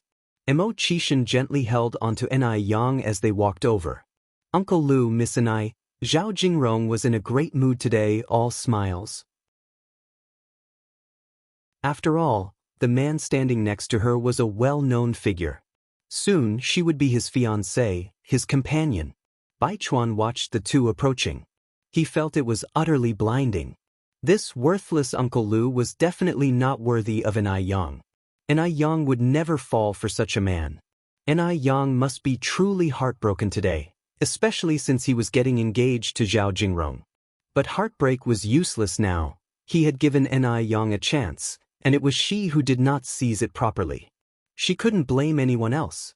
Baichuan squinted his eyes, subtly observing every minute expression on Ni Yang's face. Ni Yang, as usual today, wore a Chong Sam and a coat. The plain Chong Sam paired with a deep blue coat emanated an indescribable vigor. Ni Yang handed a prepared red envelope to Zhao Jingrong.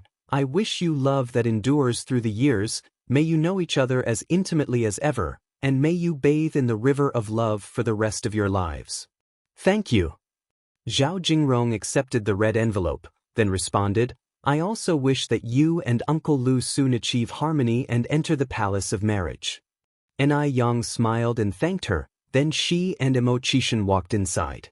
Baichuan slightly frowned. He felt something was off.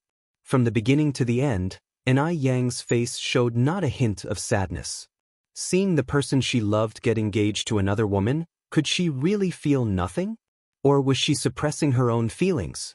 Actually, deep inside, she had already fallen apart. After all, Ni Yang was the best at acting. That must be it.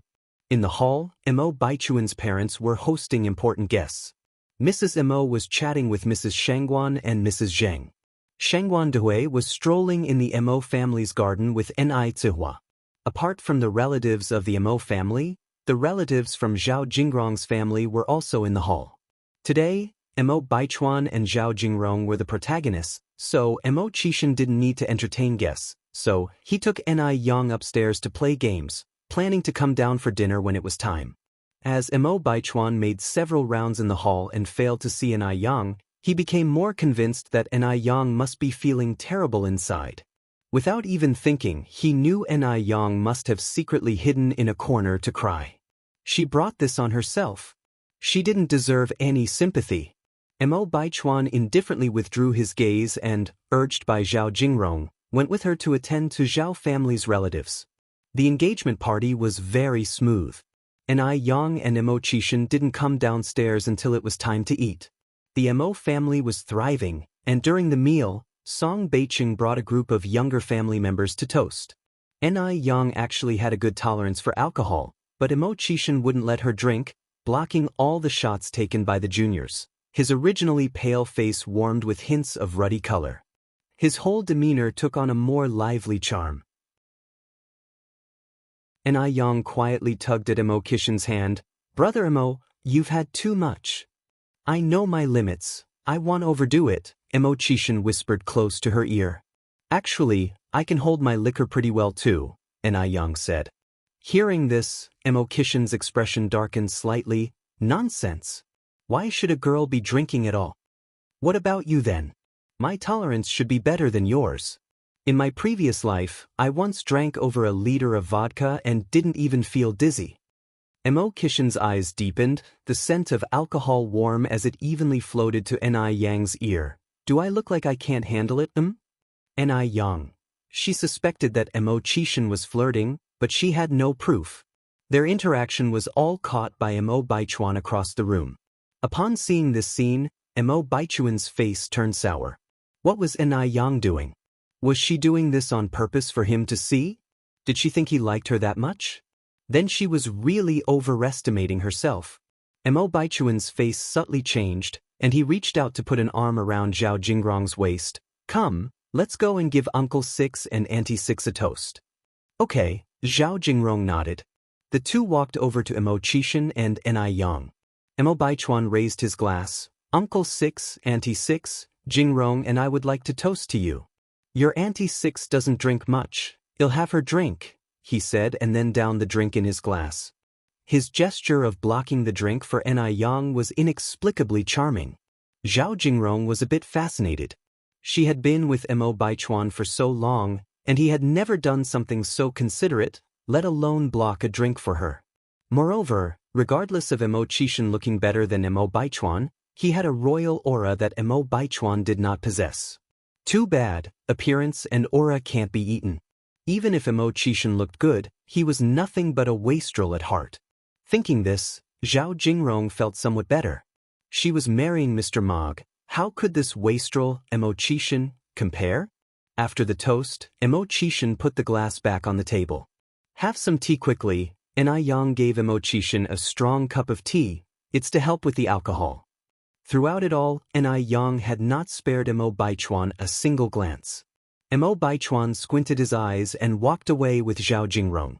Just then, an elderly couple with gray hair walked over, holding on to each other. The elderly couple were shaky on their feet and almost fell as they approached, but fortunately, Yang quickly stood up and steadied them. Be careful, elderly. Thank you. The elderly man looked up and saw Mo Qixin, excitedly exclaimed, Uncle Six. Uncle Six, do you still remember me? Imsanwazi. Uncle Six? Who is this elderly man calling? Both of these elderly people seem to be in their 70s or 80s. Didn't that make their Uncle Six over 100 years old? But she hadn't seen any centenarians at the event today. For a moment, Yang was confused. If you find any errors, ads pop up, ads redirect, broken links, non-standard content, etc., please let us know reports so we can fix it as soon as possible. Chapter 1064, The Uncomfortable Mo Baichuan, Chapter 24. At that moment, Mo Qixin nodded calmly, I remember. Yang. Mo Qixin was their Uncle Six?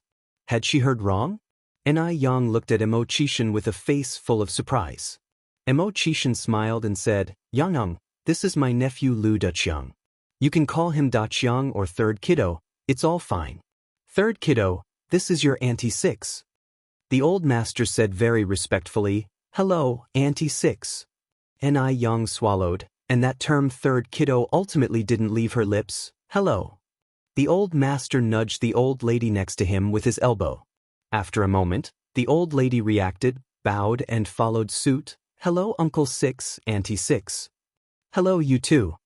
Yang had long known that Mo Qixin's generational ranking in the Mo family was not low, but she didn't know that his ranking was so high. And moreover, when the two elders looked at Mo Qixin, there wasn't a trace of disdain in their eyes, but all the respect that a junior should have. A prominent family really was a prominent family. That kind of adherence to tradition that came from the bones was something ordinary people simply couldn't imitate.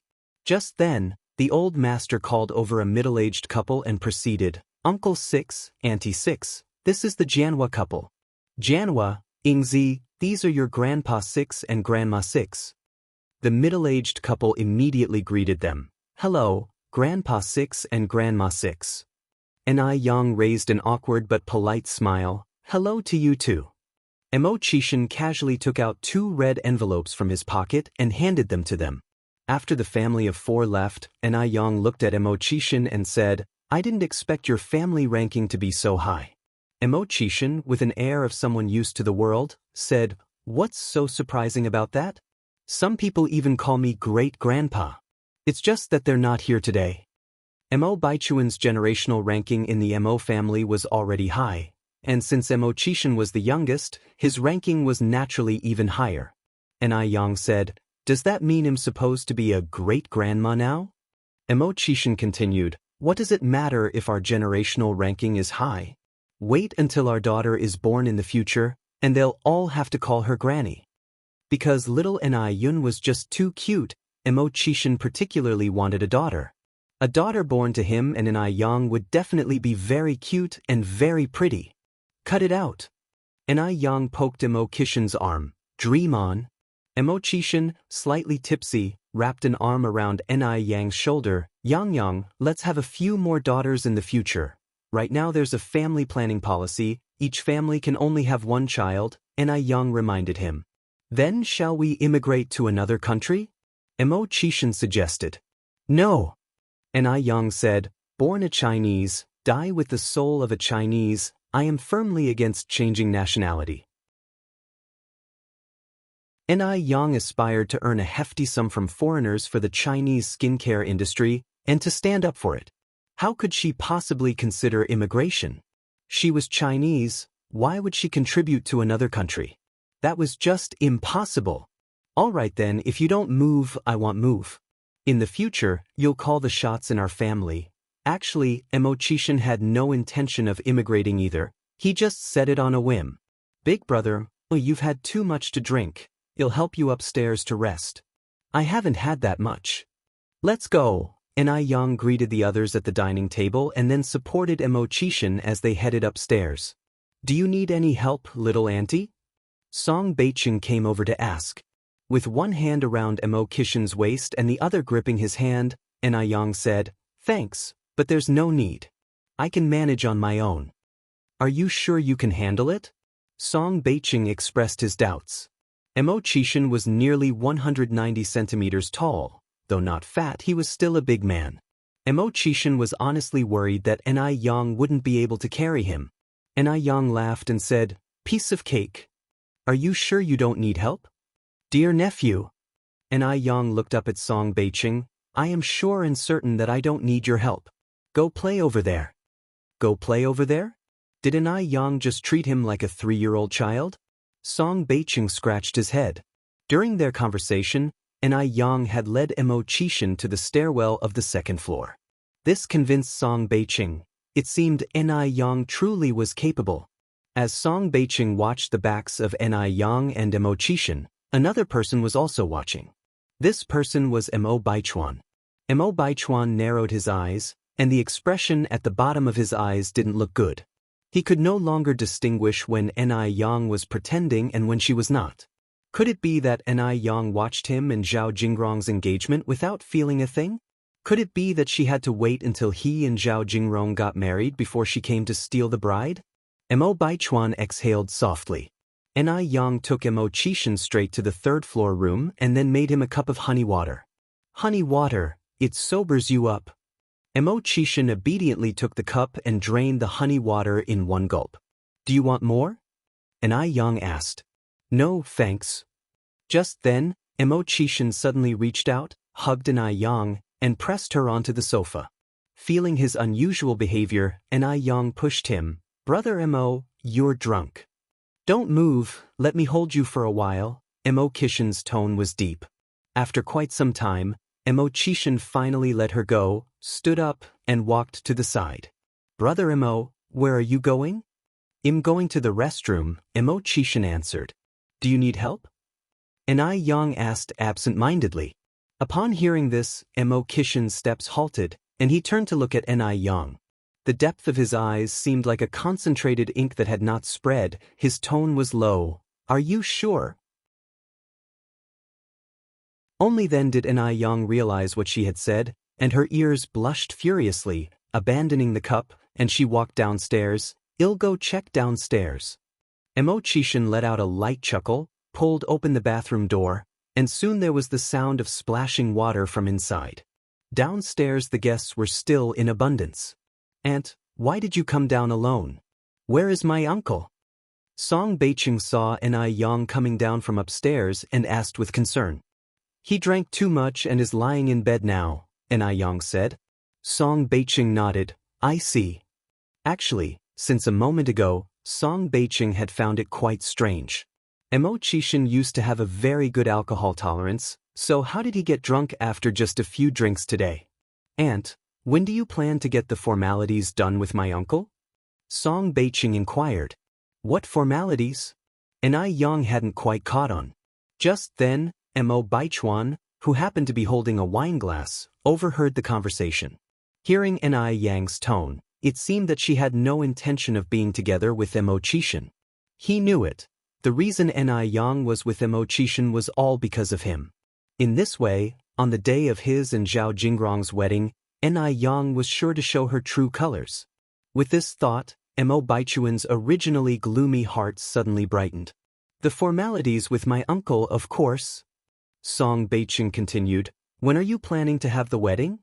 Yang smiled. Oh, that. There's no rush. Let's talk about it after I graduate.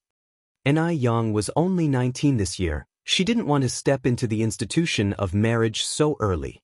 Might as well wait. After all, men don't have to give birth, so it doesn't matter if they marry late. Song Beiqing said, but my uncle is already 29 this year. By the time you graduate, he'll be old. Yang raised an eyebrow slightly. Nephew, as I recall, you're about the same age as your uncle, right? Do you have a girlfriend? When are you getting married? If you don't, I have a few pretty girls around me. Shall I introduce you to one?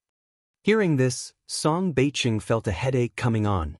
He hated being rushed into marriage the most and quickly replied, Aunt, I have other things to deal with. I'll check over there. Yang chuckled. This engagement conveniently set the wedding date for Mo Baichuan and Zhao Jingrong, which was on the 18th of June on the lunar calendar, more than 4 months away. Time passed quickly, and in the blink of an eye, another half-month had gone by. During this time, Zuoling had a hard time. In just 2 months, he looked like he had aged 10 years. He regretted it. He didn't want to live with Chen Laibao, who was no better than Zhu Beiji, for another day. Mom, I want to divorce Chen Laibao. What did you say? Zuo's mother was startled. I want to divorce Chen Laibao. Zuoling repeated. Zuo's mother hurriedly covered Zuoling's mouth. Lingling, you can't talk nonsense like that. Zuoling's current job was given to him by Chen Leibao's father. If he divorced, where would Zuoling work? Mom, I've had enough. Zuo's mother said, actually, Laibao is not bad except for having a bit of a temper. She comes from a good family. After her parents pass away, all their property will be yours. If you find any errors, ads pop up, ads redirect, broken links, non-standard content, etc., please let us know reports so we can fix it as soon as possible.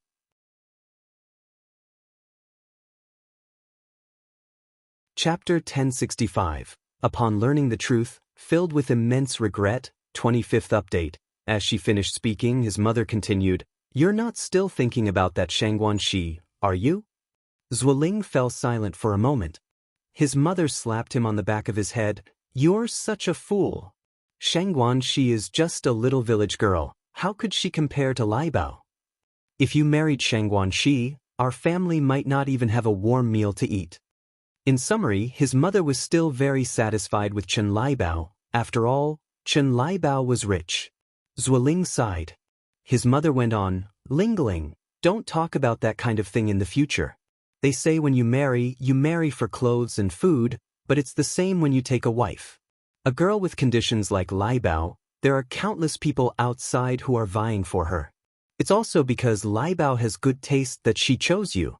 Come on, go shopping with Mom and watch a movie. Watching a movie will make you feel better. Zuoling followed his mother out. Coincidentally, just as they hit the street, they saw an acquaintance. It was Shangguanxi. They saw Shangguanxi coming out of the mall carrying big and small bags and getting into a sedan car. A sedan car. His mother nudged Zuoling's arm. Is that person Shangguanxi? Zuoling was stunned. It seems like her. Whose car is that? His mother asked curiously, wondering if Shangguanxi had snagged a rich guy. I don't know whose it is. Zuoling shook his head, his heart filled with mixed emotions. Shangguanxi was still beautiful and confident and had even found herself a wealthy boyfriend. And he had become a married man. Before the mother and son could react, the car drove away. His mother looked in the direction the car disappeared, her eyes filled with curiosity. She was genuinely curious. After all, Shangguanxi almost became her future daughter-in-law. Now that Shangguanxi was riding in a sedan car, how could she not be curious? She had no idea what Shangguanxi's boyfriend looked like. But for sure, Shangguanxi's boyfriend couldn't be as outstanding as Zuoling, nor as good-looking as him. Being able to drive a sedan car, maybe he's some old, decrepit man. That must be it. Thinking this way, his mother felt a bit better. For such a young girl like Shangguanxi to marry an old man, that wasn't something to be proud of. Lingling, I think Shangguanxi's current boyfriend must be some old creep. Maybe even older than your dad. Geez, such a girl is really shameless. Ready to do anything for money, It's a good thing you dumped her back then. Otherwise, she would have surely cheated on you eventually. His mother blurted out what was on her mind. Zuoling was taken aback. Mom, don't talk nonsense. Nonsense? What I'm saying is based on facts. Shangguan, she should look at herself. A village girl like her, thinking she could marry into a wealthy family? Dream on. That made some sense. Shangguan, she was, after all, a country girl. How could a country girl marry into a wealthy family? Dream on. And Zuoling had seen Wu Chenjin's car before. He was certain that the car just now wasn't Wu Chenjin's. So, the driver definitely wasn't Wu Chenjun. If the driver wasn't Wu Chenjun, it was very likely, as his mother said, that Shangguan she had found herself an old man. Though Shangguan she went off with an old man, he had married Chen Laibao, a sow, but at least she was young. Thinking like that, Zuoling felt a lot better and walked toward the cinema with his mother. After watching the movie and stepping out of the cinema, Zuoling ran into Shangguan Shi again. This time, Zuoling also saw the person driving the car clearly. The unbelievably driver was Shangguan Shi herself. And sitting in the passenger seat wasn't some old man, but Shangguan Zai's sister, Enai Yang. It seemed that Enai Yang was teaching Shangguan Shi how to drive. Why could Enai Yang drive? Where did they get the car from? Weren't the Shangguan family very poor? What was going on now? For a moment, Zuoling panicked. His mother was also surprised. Is that little girl in the passenger seat Shangguan Zai's stepdaughter? If Shangguan Shi really had married an old man, then it would make sense for her to have a stepdaughter about her age. Zuoling shook his head. That's Shangguan Zai's sister, Enai Yang. My goodness! His mother covered her mouth in astonishment. Could it be that the sedan car belonged to Shangguan Zai's family? Impossible, right? What in the world was happening? It must be a mistake. His mother patted Zuoling's hand. Even though Shangguan Shi was driving, it doesn't necessarily mean the car is hers. Maybe it was given to her by that old man. Source: web novel. Com, updated by Novlov. Com if you find any errors, ads pop up, ads redirect, broken links, non-standard content, etc. Please let us know reports so we can fix it as soon as possible.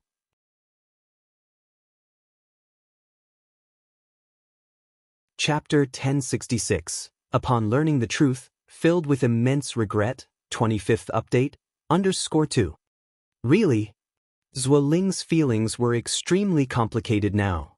Thinking back to what he had seen at the Enai family last time, he felt as if he had missed out on a gold mine. Madame Zhuo nodded. Yes. That's definitely it. Come on, Lingling, let's go to the bank. We need to pay Auntie Zhou her salary tomorrow. Madame Zhuo dragged Zuoling to the bank. Just at that moment, they ran into Shangguan Su leaving the bank. He was looking down and saying something to the assistant behind him, clearly a high-ranking leader. Zuoling was stunned again. Shangguan Shi had mentioned that Shangguan Su worked at the bank, and Zuoling thought he was just a menial worker, but it didn't seem so now. Could a menial worker have such an air about him? What's wrong, Lingling? Madame Zhuo tugged at Zuoling's sleeve. Zuoling swallowed hard. The person walking in front is Shangguan Zai's older brother, Shangguan Su. Shangguan Zai's older brother? Madame Zhuo looked up. Shangguan Su also heard the noise and looked over here, then quickly averted his gaze as if the Zhuo mother and son were mere ants. Seeing this, Zuoling felt extremely upset. After all, Shangguan Su had been quite polite to him when they met the parents that night. Madame Zhuo, holding Zuoling's arm, said, If Shangguan Zai's brother works at the bank, then the people there must surely know the Shangguan family's situation. Let's go and inquire. Zuoling was pulled by Madame Zhuo into the bank lobby. While withdrawing money, Madame Zhuo took the opportunity to ask, By the way, does that young man named Shangguan Su work at your bank? The teller smiled and said, Shangguan Su is our bank manager. Manager? Hearing these two words, the Zhuo mother and son were completely stunned. What's the concept of a manager? Ordinary people find it very difficult to become even clerks at a bank, and if a family has a bank manager, he must be the pride of the entire family. Not to mention a manager. Neither Madame Zhuo nor Zuoling expected Shangguan Su to be the manager. Madame Zhuo was taken aback and then said, Comrade, you must be joking with me. I know Shangguan Su. He even has a sister named Xianxia. If Xianxia really is the manager, would he still live in the countryside? The teller smiled and responded, Auntie, I'm not joking with you at all. Xianxia is indeed our manager, and he comes from an exceptional family background. His family's business is a century-old illustrious household in Beijing. As for why he lives in the countryside, I heard it's because the elders in his family say the rural air is better. But our manager only stays there once a week. Speaking of Xianxia, the teller had a lot to say. Our manager is a man with ideals and aspirations. He doesn't want to inherit the family wealth. I heard that in the future, the Xianxia family's property will all be left to his sister, Xianxia. However, his sister is an outstanding girl too. She is currently learning at the Mingming Group to take over the family business, and it won't be long before she takes charge. Boom! It was like a clap of thunder rang in the ears of Madame Zhuo and Zuoling. They were left dizzy and disoriented. What's going on? How could this be? Who could have imagined that Xianxuan's family background was this remarkable? Zuoling wished he could immediately throw himself into the river. He was filled with regret. He regretted not cherishing Xianxia properly. If he had cherished her, then all of the Xianxia family's property would be his. Madame Zhuo felt even worse than Zuoling. After all, the person who disagreed with Xianxia and Zuoling getting together was her. What foolishness had she committed? She wished she could smash her head against a wall. It was truly a case of losing a gold mine and picking up a sesame seed. Mother and son burst into tears on the spot. The teller was startled. What's wrong with you two? Madame Zhuo and Zuoling left the bank, bewildered. Zuoling angrily said, It's all your fault, Mom. If it weren't for your meddling, Xianxia and I would be married by now. I'd be the Xianxia family's son-in-law. Xianxia had even sneaked out her household registration book, ready to register their marriage with him. Zuoling was full of regret, so much regret. Madame Zhuo, crying, said, Blame me, it's all my fault. Hit me, Lingling. I let you down, I was blind. What good is hitting you? Will that bring Xianxia back? Just then, Madame Zhuo suddenly stopped crying and looked up at Zuoling. Lingling, Xianxia likes you so much, she couldn't have forgotten about you so quickly. Let's go find her now. You apologize to her, truly apologize. Maybe she'll forgive you. If you find any errors, ads pop up, ads redirect, broken links, non-standard content, etc., please let us know reports so we can fix it as soon as possible.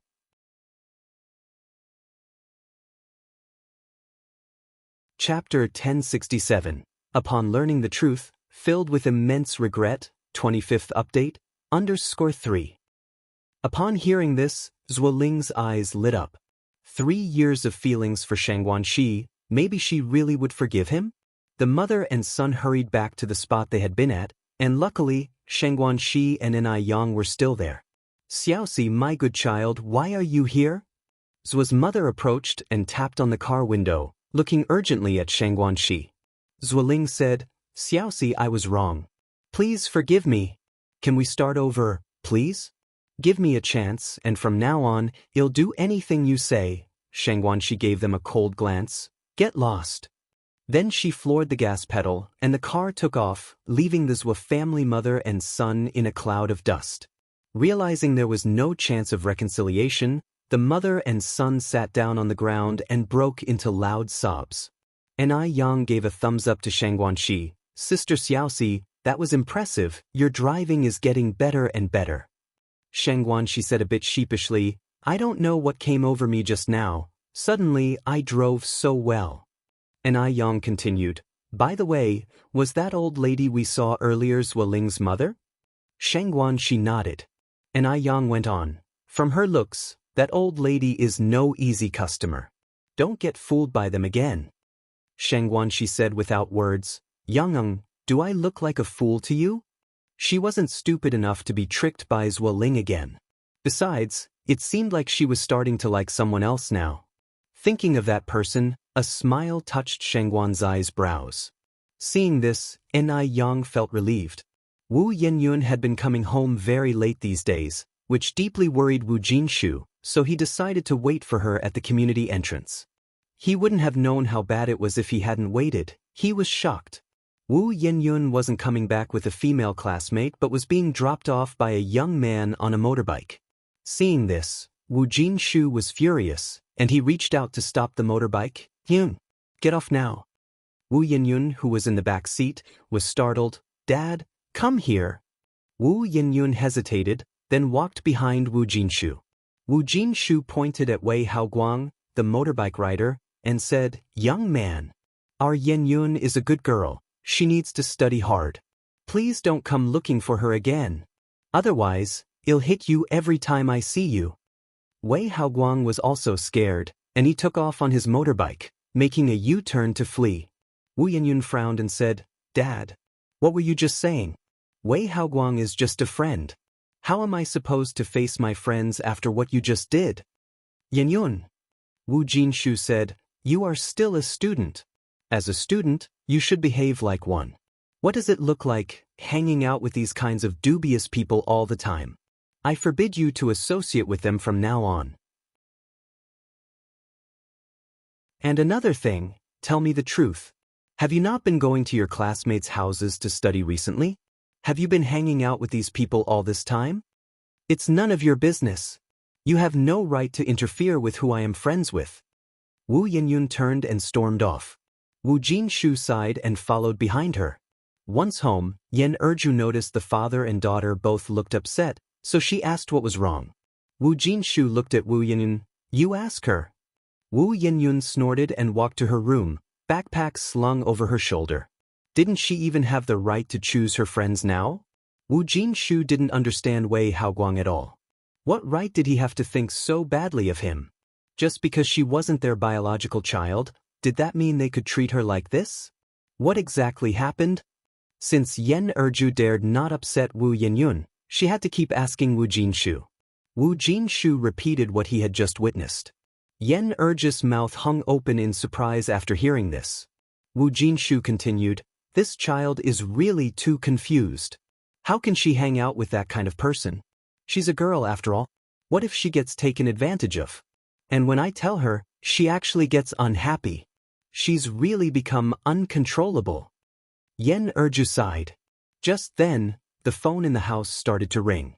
Yen Erju walked over to answer it. After recognizing the voice on the other end of the line, Yen Erju said with a smile, "Oh, it's Teacher Zhou. You were saying."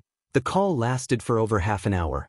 After hanging up, the smile on Yen Erju's face disappeared completely, leaving her face clouded with worry. Teacher Zhou was Wu Yanyun's homeroom teacher. She said that Wu Yanyun's grades had recently plummeted severely, falling from second in the class all the way down to near the bottom. What did being near the bottom mean? It meant that Wu Yenyun might not even get into a community college. After calming down, the couple earnestly implored Wu Yenyun throughout the evening, but she still came home very late the next day.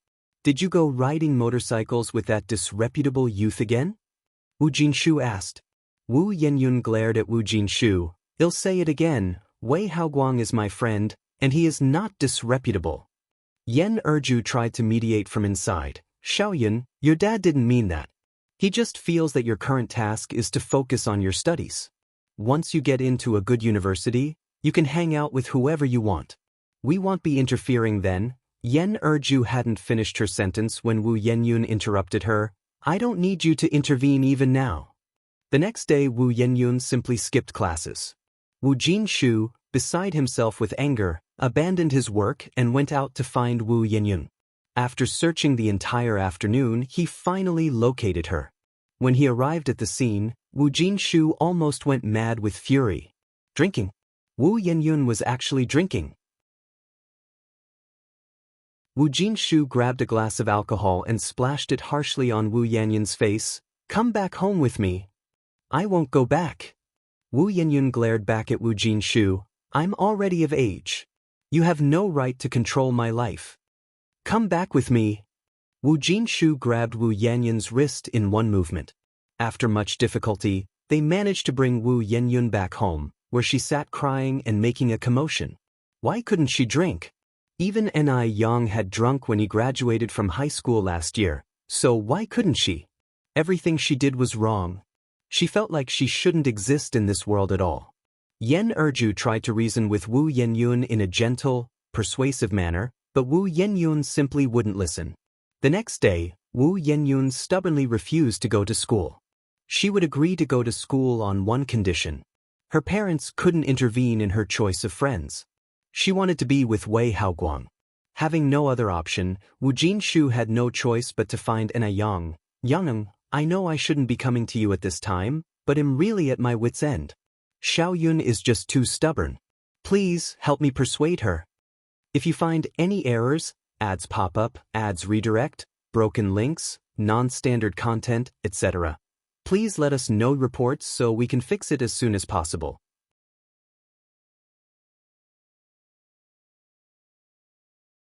Chapter 1068. Can never escape the true fragrance law. Upon hearing the words, Yang furrowed her brows slightly. Godfather, it's not that I don't want to help, but with Yanyun's temperament, if I were to try to persuade her now, it would not only be ineffective but would likely add fuel to the fire and make things worse. Yang understood Wu Yenyun too well. If she went to persuade Wu Yenyun now, Wu Yenyun would definitely become defiant. In Wu Yenyun's heart, she was a sinner, whatever she did was wrong. So it was not appropriate for her to appear in front of Wu Yenyun at this time. Wu Jinshu was silent for a moment. Upon reflection, what Yang said made a lot of sense. Wu Yenyun hated Yang so much now, that if Yang stepped in, it would likely only make things more severe. Just like last time, when Wu Yenyun fell seriously ill, although it was Yang who cured her, not only did Wu Yenyun not feel the slightest bit of gratitude, but she also blamed Yang for saving her. With this thought, Wu Jinshu sighed, I wasn't thoughtful enough. In Wu Jinshu's heart, Yang was almost like an omnipotent being, capable of solving almost any problem. So when he encountered a problem, he immediately thought of Yang. But he had overlooked the most hidden danger of all. Yang, then what do you think I should do? Your godmother and I are really out of options, Wu Jinshu went on to say. Yang then said, 18 is a sensitive age. Godfather, you don't need to be too nervous. If you're worried about Yenyun going astray, I suggest you take her to see a psychologist for counseling. 18 is right in the throes of puberty, and kids at this stage are extremely sensitive. To them, a small incident can often be blown out of proportion, and they can easily get stuck in a dead end. See a doctor? Wu Jinshu asked, puzzled. Yenyun isn't ill, can seeing a doctor solve the problem? Yang nodded slightly. Given the current circumstances, psychological counseling is the best approach. Psychologists are different from regular doctors. Psychologists are also consultants who use therapy to deal with psychological issues. Right now, Yenyun just can't get past the psychological barrier. Alright, I'll go back and discuss it with your godmother.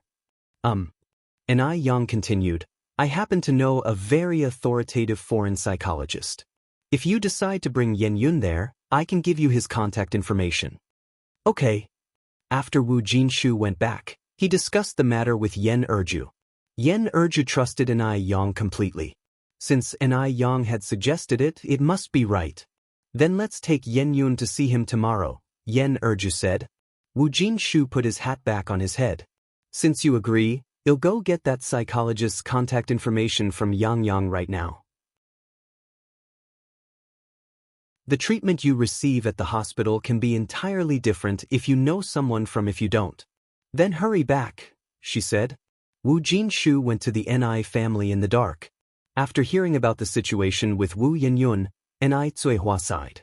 Although she had already decided to disown this daughter, seeing Wu Yenyun in such a fallen state now made her somewhat sad. The next day, the Wu family couple planned to take Wu Yenyun to the hospital. When Wu Yenyun heard that her parents were going to take her to see a doctor, she became extremely emotional. Why take me to the hospital? I'm not sick. How absurd. Completely absurd. Wu Jinshu said, Yenyun, listen to me, this psychologist is for counseling, not like a doctor who treats illnesses and performs surgery. So what you're saying is, I have a psychological problem? Wu Yenyun retorted. What's wrong with my mental state? In your eyes, am I some kind of lunatic? Ridiculous, truly ridiculous. So in the eyes of her parents, she was just a lunatic. A lunatic who needed to see a doctor. Wu Jinshu immediately explained, "No, Yinyun, nobody is saying you're a lunatic. We just think that you need some psychological counseling." Yen Erju also followed up with an explanation. "Yenyun, just listen to your mom and dad this one time. You're still a student, but what kind of student doesn't go to school? Isn't that a psychological issue?" Wu Yenyun then said, "It's something Ni Yang instigated again, isn't it? Did Ni Yang tell you to take me to the hospital? Who else but Ni Yang would do such things? Ni Yang just couldn't bear to see her doing well. It was deliberate. If you find any errors, ads pop up, ads redirect, broken links, non-standard content, etc., please let us know reports so we can fix it as soon as possible."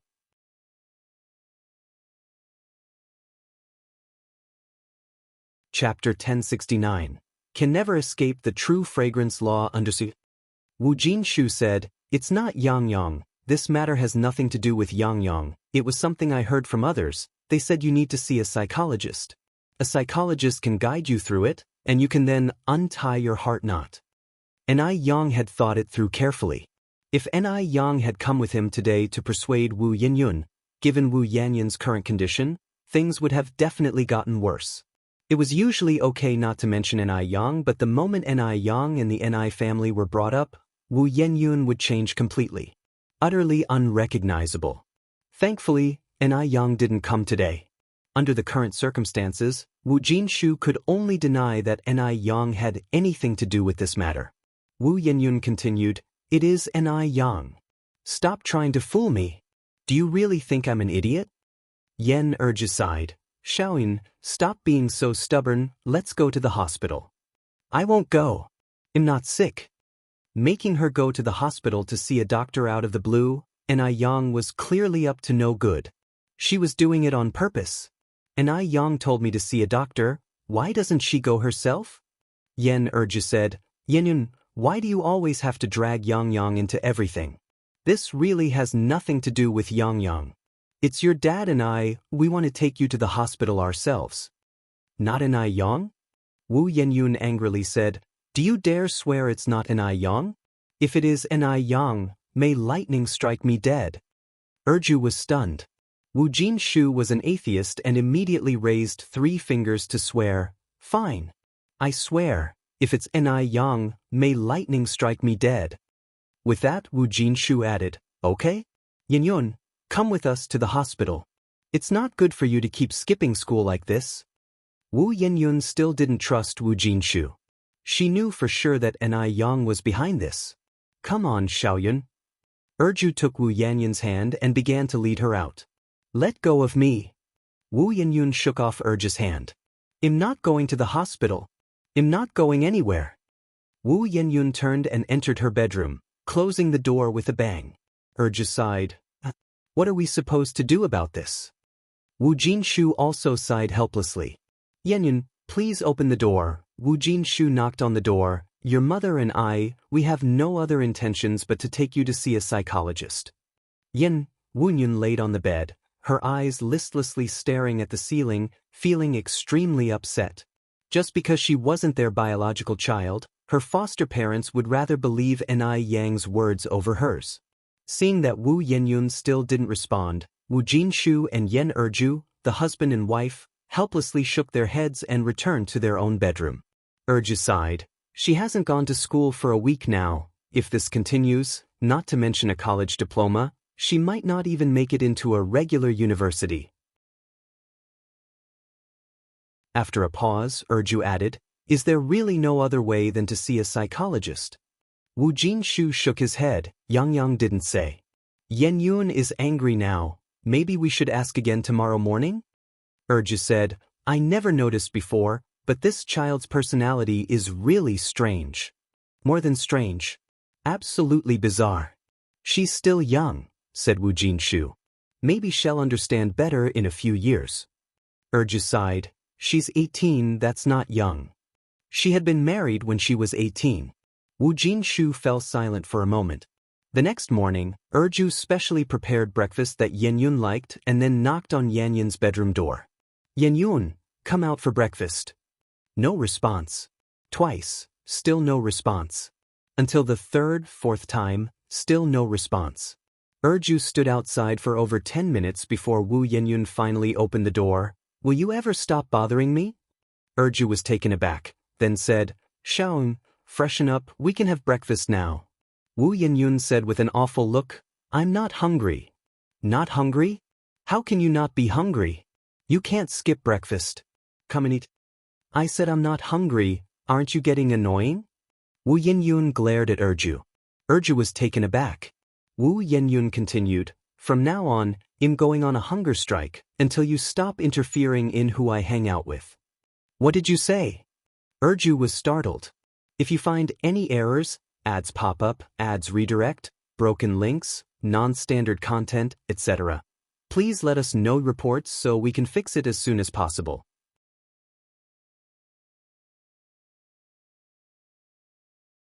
Chapter 1070. Can never escape the true fragrance law under Sui. I'm going on a hunger strike. Wu Yenyun declared emphatically, I'm going to fight you to the very end. After she said that, Wu Yenyun slammed the bedroom door shut with a bang. This time, she wasn't just going to fight her parents to the end, she was going to fight Enai Yang to the end as well. She wasn't a puppet on strings, subject to Enai Yang's manipulation. Xiaoyun. Yen Erju anxiously pounded on Wu Yenyun's door. Going on a hunger strike was no joke. What if something serious happened? No, absolutely not. She couldn't let Wu Yenyun go on a hunger strike. But, no matter how hard Yen Erju pounded on the door, there was no response from inside. Since she had declared a hunger strike, she wasn't just talking the talk. With no movement inside, Yen Erju had no choice but to give up. She abandoned her duties at the company and rushed to the construction site to find Wu Jinshu. Hearing that Wu Yenyun had actually gone on a hunger strike, Wu Jinshu was also surprised. She really went on a hunger strike? Do you think I'm joking about something like this? Retorted Yen Erju. Wu Jinshu furrowed his brow, feeling a headache coming on. What do we do now? Yen Erju continued to ask. Wu Jinshu sighed and then said, She's throwing a hunger strike, isn't she? Well, let her go hungry. Ah. Yen Erju was stunned for a moment. Can that really work? This child is too stubborn, she must be corrected. If she wants to go on a hunger strike, let her. I refuse to believe that, when she's famished, she won't eat. Wu Jinshu was at his wit's end, having worried over Wu Yenyun a lot recently. Do we really do this? Yen Erju asked, uncertain. Yes, just do it. Wu Jinshu asserted firmly, I want to see just how stubborn she can be. Well, okay then. Wu Jinshu nodded, go back to the company quickly. The company can't run itself. Also, when you're back, lock away all the food at home, and collect the money as well. Ah. Yen Erju looked at Wu Jinshu in surprise. Since she wants to starve, let her be thoroughly starved. Wu Jinshu continued, when you go back, tell Wu Delong and Wu Erlong that they are not to secretly give her anything to eat. Yen Erju still worried, what if she starves herself into serious trouble? Don't worry, a few days without food won't kill someone. When she's hungry, she'll naturally come to us to ask for food. She's a grown-up, not a child. Why she keeps causing such trouble, I don't understand. Yen Erju hesitated, then nodded her head. After returning, Yen Erju did as Wu Jinshu had said, locking away everything edible in the house along with the loose change, and she instructed Wu Dalong and Wu Erlong not to give Wu Yenyun anything to eat. Wu Yenyun lay in bed until evening, and for the entire day, except for Yen Erju calling her in the morning, no one asked her to eat. It was as if she had been forgotten. Was it because she wasn't their biological child? Would they just watch her starve to death? Wu Yenyun gazed toward the door, her mouth curling into a mocking smile. Did they think she was making an empty threat? Then she'd show them she wasn't bluffing. Determination deepened in Wu Yenyun's eyes. The next day, Enai Yang visited the construction site and, incidentally, inquired about Wu Yenyun's situation. Wu Jinshu shook his head helplessly. Yan Yun absolutely refuses to go to the hospital with us. Now, she's even threatening us with a hunger strike. A hunger strike? Yang asked incredulously. Over Wei Haoguang? Wu Jinshu nodded. Yang frowned slightly. Yan Yun is persistent. If she says she'll go on a hunger strike, she'll do it. Normally, people can only survive 3 to 5 days without food and water. Godfather, you should be careful not to let this get out of hand. I'm aware. The feeling of an empty stomach is very uncomfortable. After a day and a half without food, Wu Yenyun felt weak all over, unable to muster any strength. Even her normally healthy, rosy lips had turned paper white and were flaking. She felt dizzy to death. She could barely lift a finger. Yet, in that day and a half, there was no sign of anyone at home. Could it be that they really intended to watch her starve to death? Yen Erju and Wu Jinshu were honest people. They didn't have that many schemes. The person behind this idea was undoubtedly Yang. Yang would be happy to see her starve sooner. In the living room, Yen Erju voiced her concerns. Xiaoyan has gone a day and night without food already. If this continues, can she hold out? If you find any errors, ads pop up, ads redirect, broken links, non-standard content, etc., please let us know reports so we can fix it as soon as possible.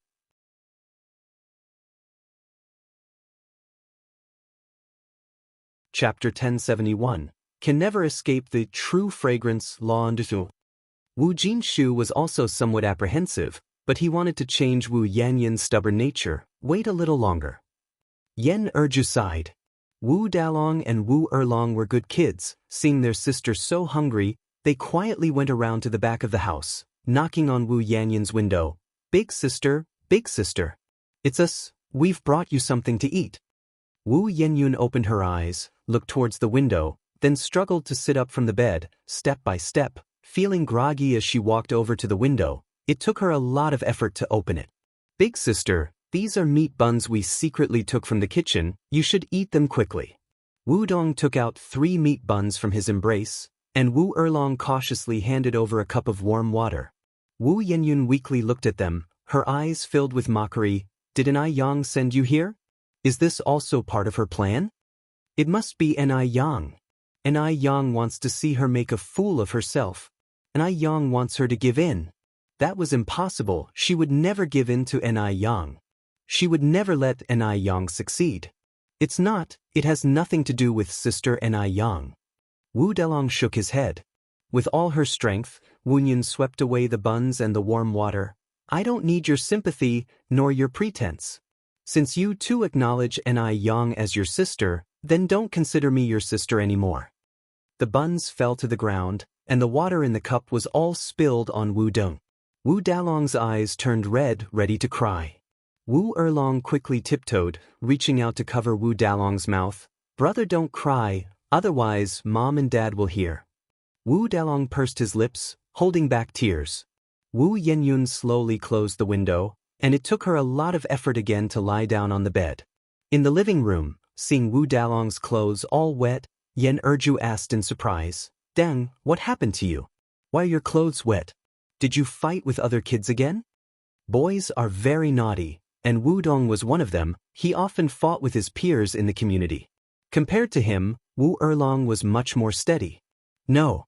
Wu Dalong shook his head. Wu Erlong spoke up.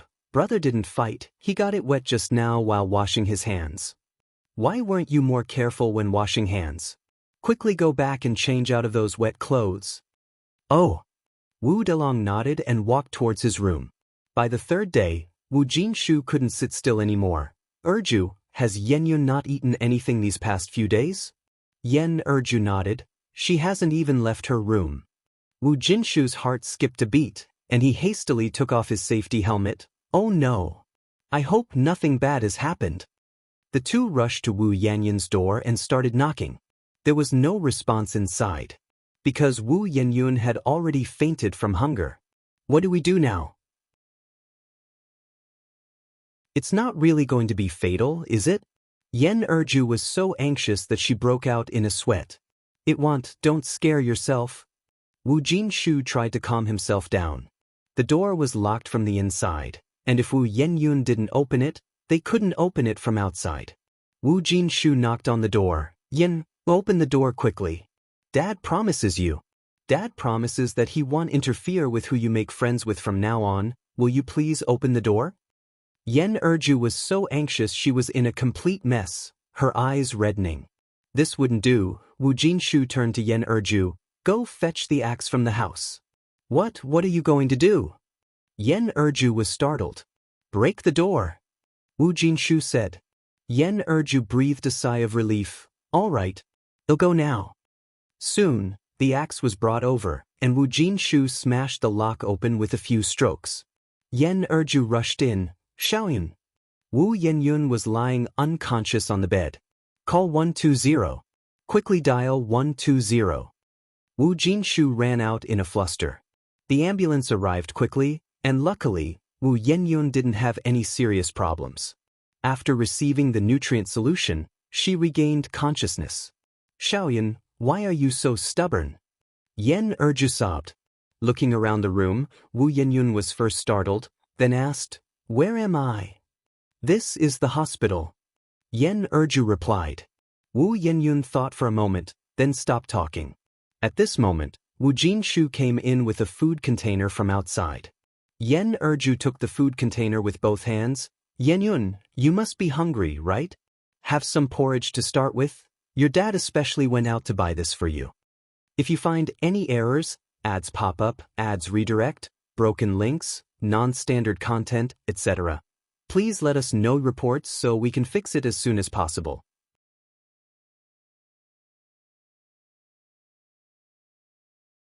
Chapter 1072, Can Never Escape the True Fragrance Life. Wu Yenyun turned her head away without saying a word.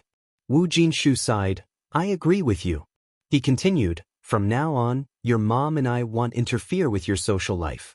You can hang out with whomever you want. Drink your porridge, get better, and then go to school. Really? Wu Yenyun's eyes lit up. Wu Jinshu nodded. Really? After saying that, Wu Jinshu added, This is your choice. If there's any disadvantage due to this matter, don't blame us, your parents, for not warning you. At this point, they could only let go, hoping that Wu Yenyun wouldn't do something to regret. Wu Yenyun nodded. Dad, don't worry, I understand. It's good as long as you are aware. Yen Erju scooped a spoonful of porridge to Wu Yenyun's mouth. Eat up. Wu Yenyun then opened her mouth and ate the porridge. Days went by, and soon it was the day the factory was completed.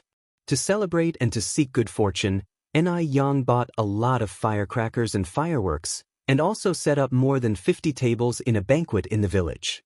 To ensure the quality of dishes, Ni Yang specifically chose 5 chefs from the top kitchen of the country's famous restaurant. The celebration lasted 3 days, and then the factory officially started operations. Including 12 security personnel, there were over 400 people in the factory, but the dormitory was only 1/3 full. The dorms were of 2 types. One was a 6-person room, similar to school dorms, with beds above and storage below. There was also a room for couples. Because of prior training and having the old guide the new, no mistakes occurred on the first day of work, and the production volume was more than 10 times that of before. Han Xiaoyu's father became the factory manager again, very delighted and determined to work hard not to disappoint Ni Yang. The next day, Ni Yang shipped a large batch of goods overseas. Wu Yenyun was leading a pleasant life during this period, with no one to supervise her. She would ride on Wei Heagang's motorcycle almost every evening after school. Today is Saturday. Du Jiaojiao invited Ni Yang to go shopping. Now, in early March, the weather was getting warmer, and Ni Yang wore just a cheongsam, looking stunning and graceful. Du Jiaojiao, with a face full of envy, held Ni Yang's hand. They say winter is the season to gain weight, but you haven't gained a bit, your waist is still so slim. Usually, she saw Ni Yang eat whatever she wanted without specifically dieting, yet she didn't gain weight. Ni Yang smiled and said, A good figure also needs maintenance. Hearing this, Du Jiaojiao's eyes brightened. Really? How do you maintain it? If Sister Jiaojiao is interested, I can make a list for you when I get back. Sure. Du Jiaojiao nodded. Then they went to buy clothes and bags, and finally went to the backstreet food alley to eat. Seeing how Du Jiaojiao had lived a luxurious life from childhood, this was her first time eating at a stall. I didn't expect street food to taste so good, said Du Jiaojiao, surprised. What surprised her more was that Ni Yang also ate at street stalls. She had thought Ni Yang, like her, only frequented upscale restaurants like the famous ones. It appeared she knew very little about Ni Yang. Ni Yang said, "Actually, the real delicacies are hidden in the streets, right, Sister Jiaojiao? That stall's stinky tofu is also very tasty. Want to try some?" Saying so, Ni Yang led Du Jiaojiao to the stinky tofu stall. Stinky tofu? That smell isn't pleasant. Du Jiaojiao pinched her nose, incredulous. "Yang, you actually eat this kind of stuff? That's too exotic." The stall owner said, "Comrade, don't just judge stinky tofu by its smell. It's actually very tasty." Ni Yang, taking the stinky tofu handed by the boss, said, "Exactly, it's delicious. Sister Jiaojiao, try one." Du Jiaojiao shook her head hurriedly. No, I don't want it, I'll never eat that." 5 minutes later, Du Jiaojiao held a skewer of stinky tofu and said while eating, "Delicious." Ni Yang. After finishing the stinky tofu, the two of them went on to stroll elsewhere. Meanwhile, Wu Yinyun and Wei Haoguang also went out shopping. Wu Yinyun spotted Du Jiaojiao eating stinky tofu immediately. Looking around and noting Du Jiaojiao, Ni Yang wasn't there. Wu Yinyun handed what she had in her hands to Wei Haoguang. "Wait here for me. If you find any errors, ads pop up, ads redirect, broken links, non-standard content, etc., please let us know reports so we can fix it as soon as possible."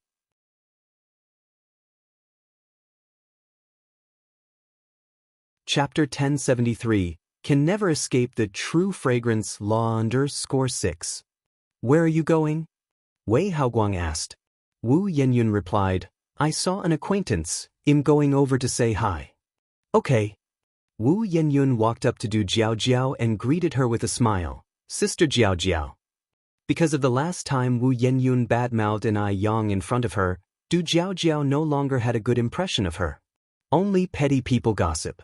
Ni Yang had never said a bad word about herself in front of her. Du Jiaojiao responded indifferently with a nod. Wu Yinyun wasn't a fool. She clearly felt Du Jiaojiao's cold demeanor. Du Jiaojiao wasn't like this before. She hadn't offended Du Jiaojiao. Why had Du Jiaojiao become like this? It must be Ni Yang. What exactly had Ni Yang badmouthed about her to Du Jiaojiao? On what grounds did she tarnish her reputation to Du Jiaojiao? "Sister Jiaojiao, is there some misunderstanding between us?" Wu Yinyun continued to ask. "No, there isn't," said Du Jiaojiao. Wu Yinyun sighed. "Then, it must be Ni Yang who's been talking about me behind my back, right?" Du Jiaojiao shook her head. "No, Yang isn't that kind of person who gossips behind people's backs. You're overthinking it." As she finished speaking, Du Jiaojiao added, "The one who really gossips behind others' backs is you." Boom. It felt like a thunderbolt had struck Wu Yinyun's mind. She looked at Du Jiaojiao incredulously, her face turning pale. How could this be? Why did everyone take Ni Yang's side? But after a long while, Wu Yinyun came back to her senses and stammered, "Sister Jiaojiao, you've misunderstood." Du Jiaojiao looked at Wu Yinyun and said, "You should learn the meaning of contentment. As an outsider, I think Yang has already been good enough to you." As an outsider, Du Jiaojiao didn't wish to see Wu Yinyun sink deeper. The original Wu Yinyun was a very naive young woman. The human heart is indeed too complex. But in the blink of an eye, Wu Yinyun had become what she was now. "Sister Jiaojiao, you don't know, you don't understand," Wu Yinyun continued. "I am Ni Yang's biological sister, discarded by their family for their preference for sons over daughters." Du Jiaojiao frowned slightly. "But you must understand, it wasn't Yang who discarded you. As an elder sister, she repeatedly reached out to help you, and she owes you nothing. You should be grateful that you have such a good sister, rather than holding any resentment." "It's Ni Yang who wronged me. Sister Jiaojiao, listen to me, it really isn't like what Ni Yang has told you. Just then, Wu Yenyun caught a glimpse of a familiar figure from the corner of her eye. It was Enai Yang. Enai Yang was walking in this direction. Could it be that Enai Yang had been here all along? Was she eavesdropping on her conversation with Du Jiaojiao? That's just too sneaky, eavesdropping around the corner. Sorry, Sister Jiaojiao, I have other things to attend to. I will explain to you in detail some other time. I must go. With that, Wu Yenyun turned and left. Watching Wu Yenyun's retreating back, Du Jiaojiao sighed helplessly. Was that person just now Yenyun? In fact, Enai Yang was not eavesdropping. She held no interest in doing such a thing. She had gone to the restroom and was just returning. Du Jiaojiao nodded. I think that girl is beyond saving. Enai Yang understood what Du Jiaojiao meant and laughed. Let her be. Du Jiaojiao looked at Enai Yang. Aren't you even a bit curious about what Wu Yenyun said to me? Enai Yang replied indifferently, I don't want to know. After all, she no longer had any expectations for Wu Yenyun. Seeing that Enai Yang really didn't want to know anything, Du Jiaojiao didn't say anything more. Right, where's Duo? Wasn't he following right behind you just now? Du Jiaojiao suddenly realized Duo was gone. Enai Yang said, he's probably flown off to play somewhere. Don't worry about him. Duo is a bird that's quite the handful, always flying off everywhere, and he likes to flirt around outside. Enai Yang has gotten used to it. On this end, Wei Haoguang said in surprise, Yenyun, this bird is yours? It can even talk. Wu Yenyun shook her head. It's not mine, it belongs to a... She paused before continuing, friend. Oh, Wei Haoguang nodded. Yenyun, I'm hungry. Duo flapped his wings and said. Wu Yenyun looked up and said, then come back with me, I'll get you something tasty to eat. Great. Duo was very happy. Wu Yenyun brought Duo back to the Wu family home and got him a lot of tasty treats. Duo was so pleased. Wu Yenyun then said, Duo, do you know where Mr. Du's house is? I know. Wu Yenyun's eyes lit up. Then can you take me there? Knowing where Mr. Du lived, she could create some accidental meetings, and also find an opportunity to clear up the last misunderstanding with Mr. Du. Duo promptly flapped his wings and led the way. Duo led Wu Yenyun all the way to Deming Pavilion. Wu Yenyun looked at the gate of Deming Pavilion, confused and asked, Mr. Du lives here? Little bastard. Little bastard. Duo flapped his wings and flew into Deming Pavilion. Now Wu Yenyun could be sure that Mr. Du truly lived here, because Duo had always called Mr. Du Little Bastard. Wu Yenyun didn't like this nickname at all. How dare a beast like him call Mr. Du a little bastard? The way Enai Yang attracted attention was truly low class. She already had a boyfriend, yet she still came to provoke Mr. Du. Wu Yenyun had watched outside Deming Pavilion for 3 days. On the 3rd day, she finally saw Mr. Du coming out of Deming Pavilion and she hastily pretended to bump into him by chance and struck up a conversation. But Mr. Du only said one word to her. A very heartless word. Scram. Wu Yenyun had mustered up her courage to approach Mr. Du. She never expected such a result. In that moment, Wu Yenyun felt her self-respect and pride were harshly trampled to the ground. Feeling depressed, Wu Yenyun went to drink with Wei Haoguang. On the way to drink with Wei Haoguang, they ran into Enai Yang who had just returned from picking up clients at the airport. Remembering what Wu Jinshu had said, Enai Yang drove her car to block Wei Haogang's motorcycle. Yenyun, it's very late now. Get in the car, it'll take you home, don't let your parents worry. Wu Yenyun directly shook off Enai Yang's hand. Scram. What are you? I don't need some random Tom, Dick or Harry meddling in my business. Enai Yang slightly frowned and released Wu Yenyun's hand. Wei Haoguang immediately revved up the motorcycle and took Wu Yenyun away from there. Enai Yang drove her car to a phone booth by the roadside and made a call to Wu Jinshu. Wu Yenyun going out to drink with Wei Haoguang had become a normal thing, so Wu Jinshu didn't take it to heart. She's been going out to drink often recently, sometimes not coming home until midnight. Yang, don't bother about it, just let her be. The more you intervene, the more she'll resent you. After informing Wu Jinshu, Enai Yang had fulfilled her responsibility. All she needed to do was have a clear conscience. After hanging up the call, she stopped minding the matter. If she had insisted on dragging Wu Yenyun back home, Wu Yenyun wouldn't have been grateful, only more resentful towards her. Wei Haoguang had made plans to drink with 3 good brothers tonight. After a few rounds of drinks, one of the brothers put his arm around Wei Haogang's shoulder and said, "How about it, brother? Got that thing ready?" Wei Haoguang glanced sideways at Wu Yenyun, who was already drunk. "Don't worry, it's all prepared. If you find any errors, ads pop up, ads redirect, broken links, non-standard content, etc., please let us know reports so we can fix it as soon as possible."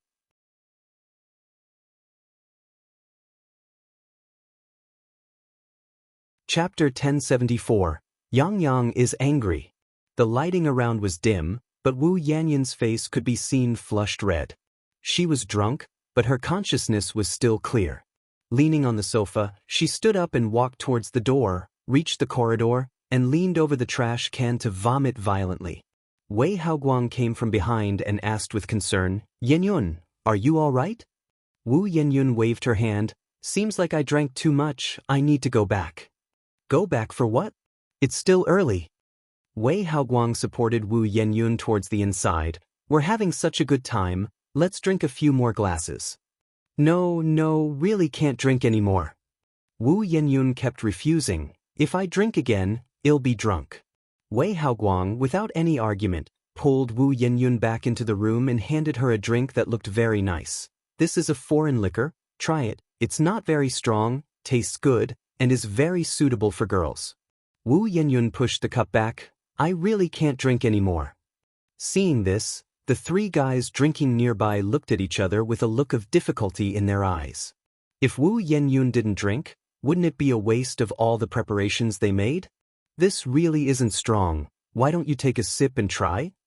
Wei Haoguang insisted again and again, and Wu Yenyun had no choice but to gulp down the drink in her cup. Upon seeing Wu Yenyun finally finishing the drink, a triumphant look flashed in Wei Haogang's eyes. After the liquor went down, Wu Yanyun's head started to hurt more and more, her vision began to blur, and she felt increasingly hot. It felt like there were bugs crawling on her skin, tickling, and the odd sensation grew more and more noticeable.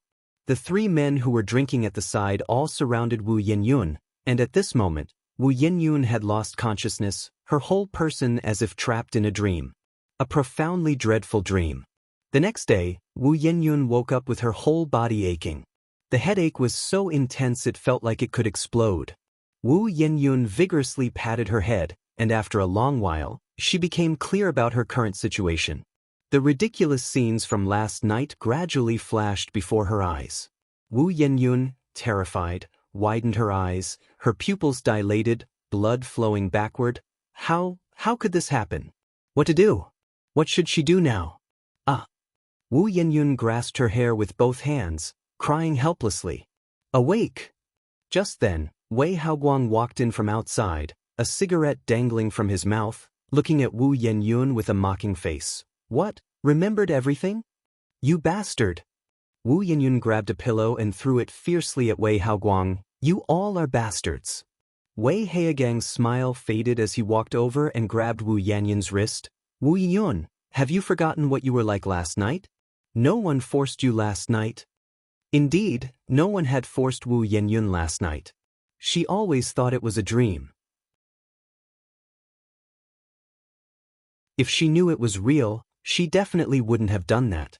Remembering those ludicrous things, Wu Yenyun felt almost insane. "The last drink you gave me had something in it, right?" Wu Yenyun stared hard at Wei Haoguang. "Wei Haoguang, you're not human. You'll get what's coming to you." Wu Yenyun was no fool. She knew the problem must have been with the last drink. Wei Haoguang spoke without fear. "You say there was something wrong with my drink. Do you have evidence? If you are capable, go to the police. Let everyone know you're a shameless slut." "Call the police? Dare Wu Yenyun call the police? Of course not. This is a conservative era. For a young girl to encounter such an unspeakable incident, she'd wish to hide it as tightly as possible. Who would go to the police voluntarily? Even if she did go to the police voluntarily, she couldn't withstand the strange looks from others. Nothing is more important than her chastity. Wei Haoguang was so arrogant precisely because he knew this. Wu Yenyun was stunned, tears streaming incessantly from her eyes. Get out! Get out now! Wu Yenyun pushed Wei Haoguang away with all her might. Because of her vigorous movement, the blanket slid off, exposing her bare skin, and Wu Yenyun clutched the blanket tightly. Get out already! Wei Haoguang spoke scornfully. I've seen it all last night. What are you playing at being decent now? Pa chi poor. Get out! Get out! Go away! Wu Yanyun's emotions neared collapse. She now regretted knowing Wei Haoguang and regretted going out to drink with him. If you find any errors, ads pop up, ads redirect, broken links, non-standard content, etc., please let us know reports so we can fix it as soon as possible.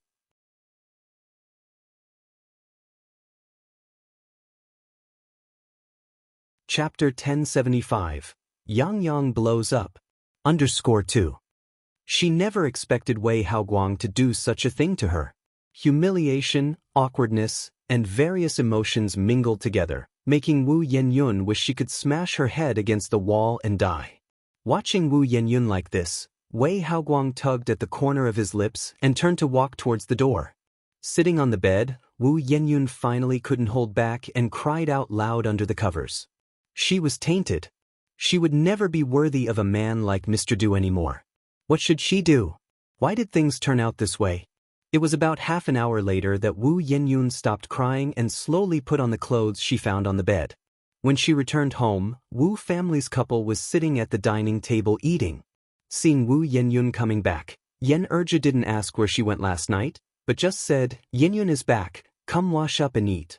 After the fasting incident, the Wu couple didn't dare to pry into Wu Yanyun's matters anymore. Such matters, if not handled well, could lead to death.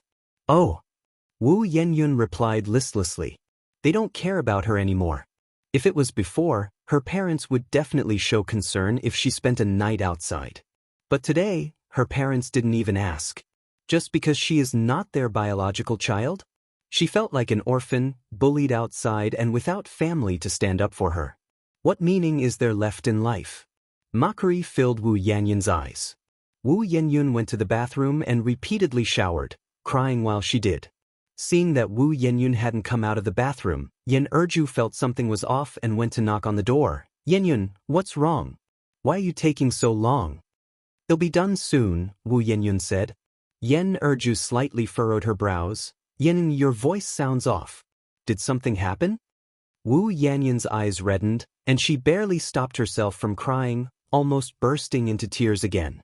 I'm really fine, don't worry. Wu Yenyun hurriedly finished up and came out dressed. Yenyun, did you cry? Yen Erju was surprised as she looked at Wu Yenyun. No. Wu Yenyun shook her head. Then why are your eyes red? Yen Erju held Wu Yanyun's hands worriedly. Yenyun, tell Mom honestly, did something happen last night? Wu Yenyun rushed to say, I just got shampoo in my eyes while washing my hair. I'm fine, Mom. Are you really okay? Yen Erju asked. Really? Wu Yenyun nodded her head. She must never let Yen Erju and Wu Jinshu find out about this. If they knew, they would surely tell Anai Yang. Anai Yang would definitely mock her.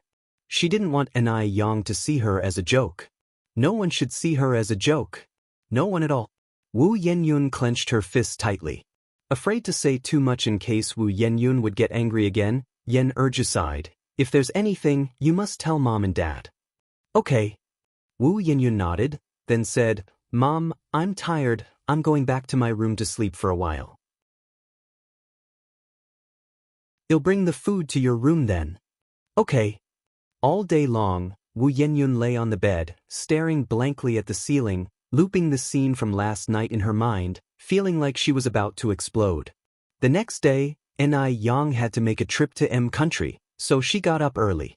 As it happened, Immortal was also headed to M Country, so the two left together. After flying for over 8 hours, they finally reached M Country. Upon arriving, Anai Yang stayed in Mo Kishin's castle for 2 days before going to find Annie and Emily. Annie had opened 8 base of beauty physical stores in M Country, which were even more successful than those back home, extremely popular and often running out of stock. During the first and second day, Annie took Ni Yang around these 8 shops. Having heard that Ni Yang had expanded the factory, Annie was very excited. Does that mean limited products can be unlimited now? Ni Yang shook her head. Limited products will still be limited. It's only through limitation that the value of an item can be manifested, which in marketing is called the scarcity effect. In 1975, psychologists conducted an experiment by putting the same cookies in 2 boxes, one box with 10 cookies and the other with only 2, and then had 10 people taste the cookies from both boxes, resulting in everyone agreeing that the cookies in the box with only 2 tasted better. If you find any errors, ads pop up, ads redirect, broken links, non-standard content, etc., please let us know reports so we can fix it as soon as possible.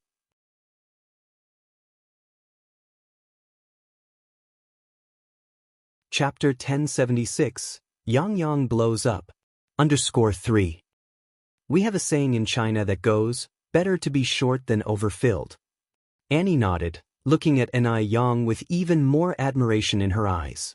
Every time she met Ni Yang always brought her different feelings.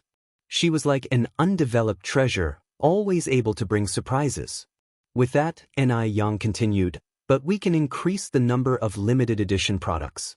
By the way, how many limited products do you have here each month? The same as in Beijing. Ni Yang hesitated, then asked, do you think if we add 200 units for each product, will they still be sold out within a day? Definitely. Annie replied without hesitation. Ni Yang nodded. Then add 200 units each. I'll arrange for the products to be shipped over when I return. Annie hesitated, then said, the price of crystal ice skin is almost 30% more expensive here than in Beijing. Ni Yang, do you think we should reduce the prices a bit? Just take one of the limited edition sets. For instance, it costs 293 yuan in China, but here it costs 380 yuan. The price cannot be lowered. Ni Yang shook her head. Imported goods involve tariffs and freight costs. These mixed expenses naturally make the prices higher. Moreover, if we forcibly reduce the prices to match those domestically, then the products will also devalue and become cheap. Ni Yang developed crystal ice skin in the M country market, aiming to make a good profit from M country people. She is a businessman, obviously prioritizing profit. However, Ni Yang also had other ideas for raising the price of crystal ice skin in M country. She wanted more people to know about China, where in generations many people are busy flying overseas to procure famous skincare brands for Chinese, but there has never been any shopping agents from other countries flying to China to obtain Chinese skincare products. What Ni Yang intended to do was to make the whole world recognize crystal ice skin, to offer the best price so that Chinese can use domestic skincare products and take pride in them. Hearing this, Annie nodded. Okay, I understand. After all, Ni Yang is the boss, and if Ni Yang disagrees with the price reduction, she can't do anything about it. On the 3rd day, arranged by Annie, Ni Yang met with the Washington agent, Joy, to discuss the agency matter for crystal ice skin. Joy, also a loyal fan of crystal ice skin, and a good friend of Annie, had heard from Annie that the founder of crystal ice skin was a young girl, but Joy wasn't expecting Ni Yang to be so young and beautiful. Meeting Ni Yang in person, Joy was taken aback. It's a pleasure to meet you, Joy. Joy reached out her hand to Ni Yang. Ni Yang smiled and said, nice to meet you too, Ni Yang. Joy, a woman in her 30s, very beautiful, and a graduate of a prestigious university in M country, was very suitable to be an agent, and Ni Yang successfully signed a contract with her. On the 5th day, after sorting all the affairs, Ni Yang and Emily embarked on a trip to the hot air balloon country, planning to have a good time there. During Ni Yang's absence, Duo missed her terribly, to the point of losing his appetite. Every day at a certain time he would incessantly call, Yang Yang. Ni Tsuehua smilingly said, Yang Yang hasn't come back yet. When will Yang Yang come back? Duo asked. In a few more days, replied Ni Tsuehua. What does in a few days mean? Duo tilted his head looking at Ni Tsuehua, his eyes full of question marks. Ni Tsuehua asked again, do you miss Yang Yang? I miss Yang Yang. Duo replied without hesitation. Xianxia laughed. Do you know what missing means? You silly dog, missing Yang. Duo tilted his head talking to Xianxia. Silly dog? Hearing this, Xianxia burst into laughter. This Duo becoming smarter and smarter. Meow. Depang reached out his paw and tapped Duo. Angry, Duo jumped onto Depang's head and pecked fiercely. You dumb cat. Don't know about missing Yang, the landlord's dumb son. Meow. Depang cried out in pain. Duo jumped to the ground, turning his back towards Depang. I'm not talking to you anymore. With Yang not at home, Duo was really bored, so he flew to Deming Pavilion. Little rascal. I'm here. If you find any errors, ads pop up, ads redirect, broken links, non-standard content, etc., please let us know reports so we can fix it as soon as possible.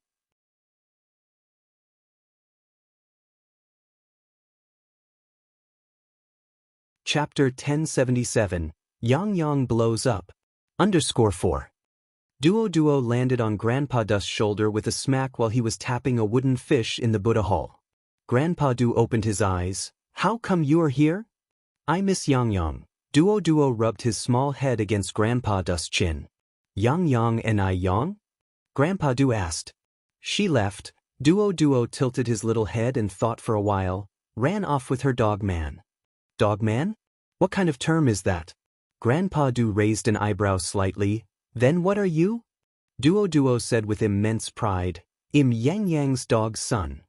Grandpa Du, who taught you these things? It was Yang. Duo continued. I really miss Yang. Perhaps because Yang hadn't been away from home for this long over the past year, Duo missed her terribly. It wished Yang would appear in front of it right away. What about her do you miss?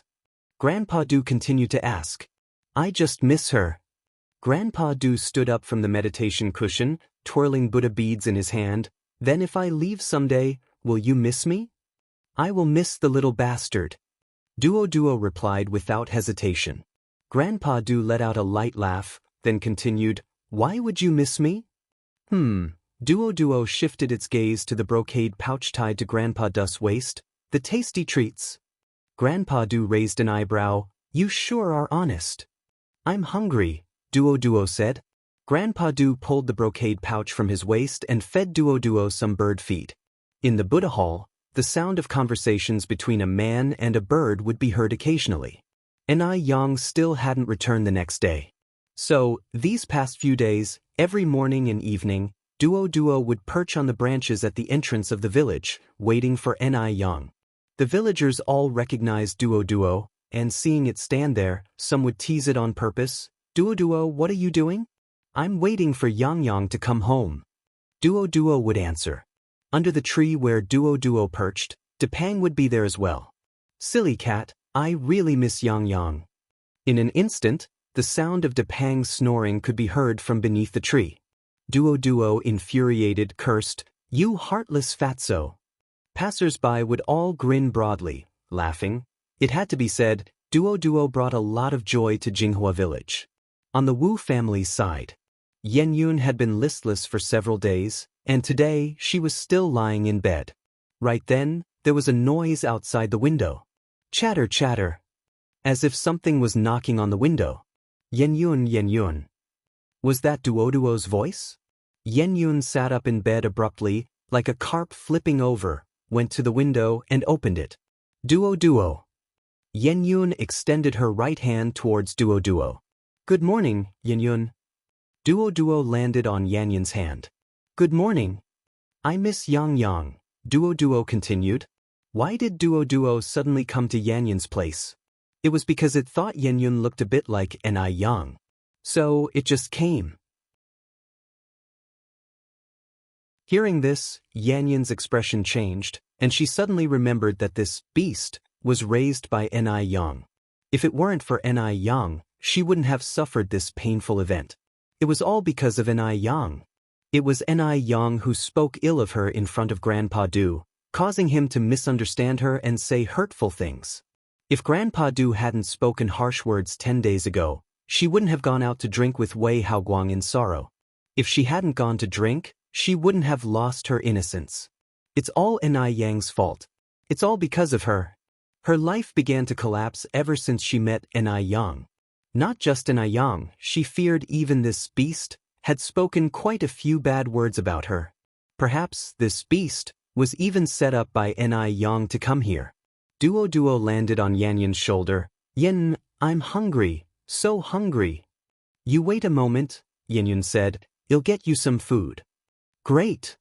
Upon hearing about food, Duo's tiny eyes lit up. Yanyan took out a handful of bird feed from the drawer and presented it before Duo. Just as Duo was pecking at the bird feed with its small head lowered, Yanyan suddenly reached out and grabbed Duo. Her grip was so strong it caused Duo great pain. Duo sensed something was wrong and immediately struggled. Yang, help. Murder. Yang. Duo had been taken in by Enai Yang when its feathers hadn't fully grown, so subconsciously, Enai Yang was its protector. In times of danger, the first one Duo thought of was Enai Yang. Shut up. A fierce light suddenly appeared in Yanyan's eyes. The next morning around 8, Enai Yang returned from Am country. Meow. As soon as she arrived home, Depang enthusiastically greeted her. If you find any errors, ads pop up, ads redirect, broken links, non-standard content, etc., please let us know reports so we can fix it as soon as possible.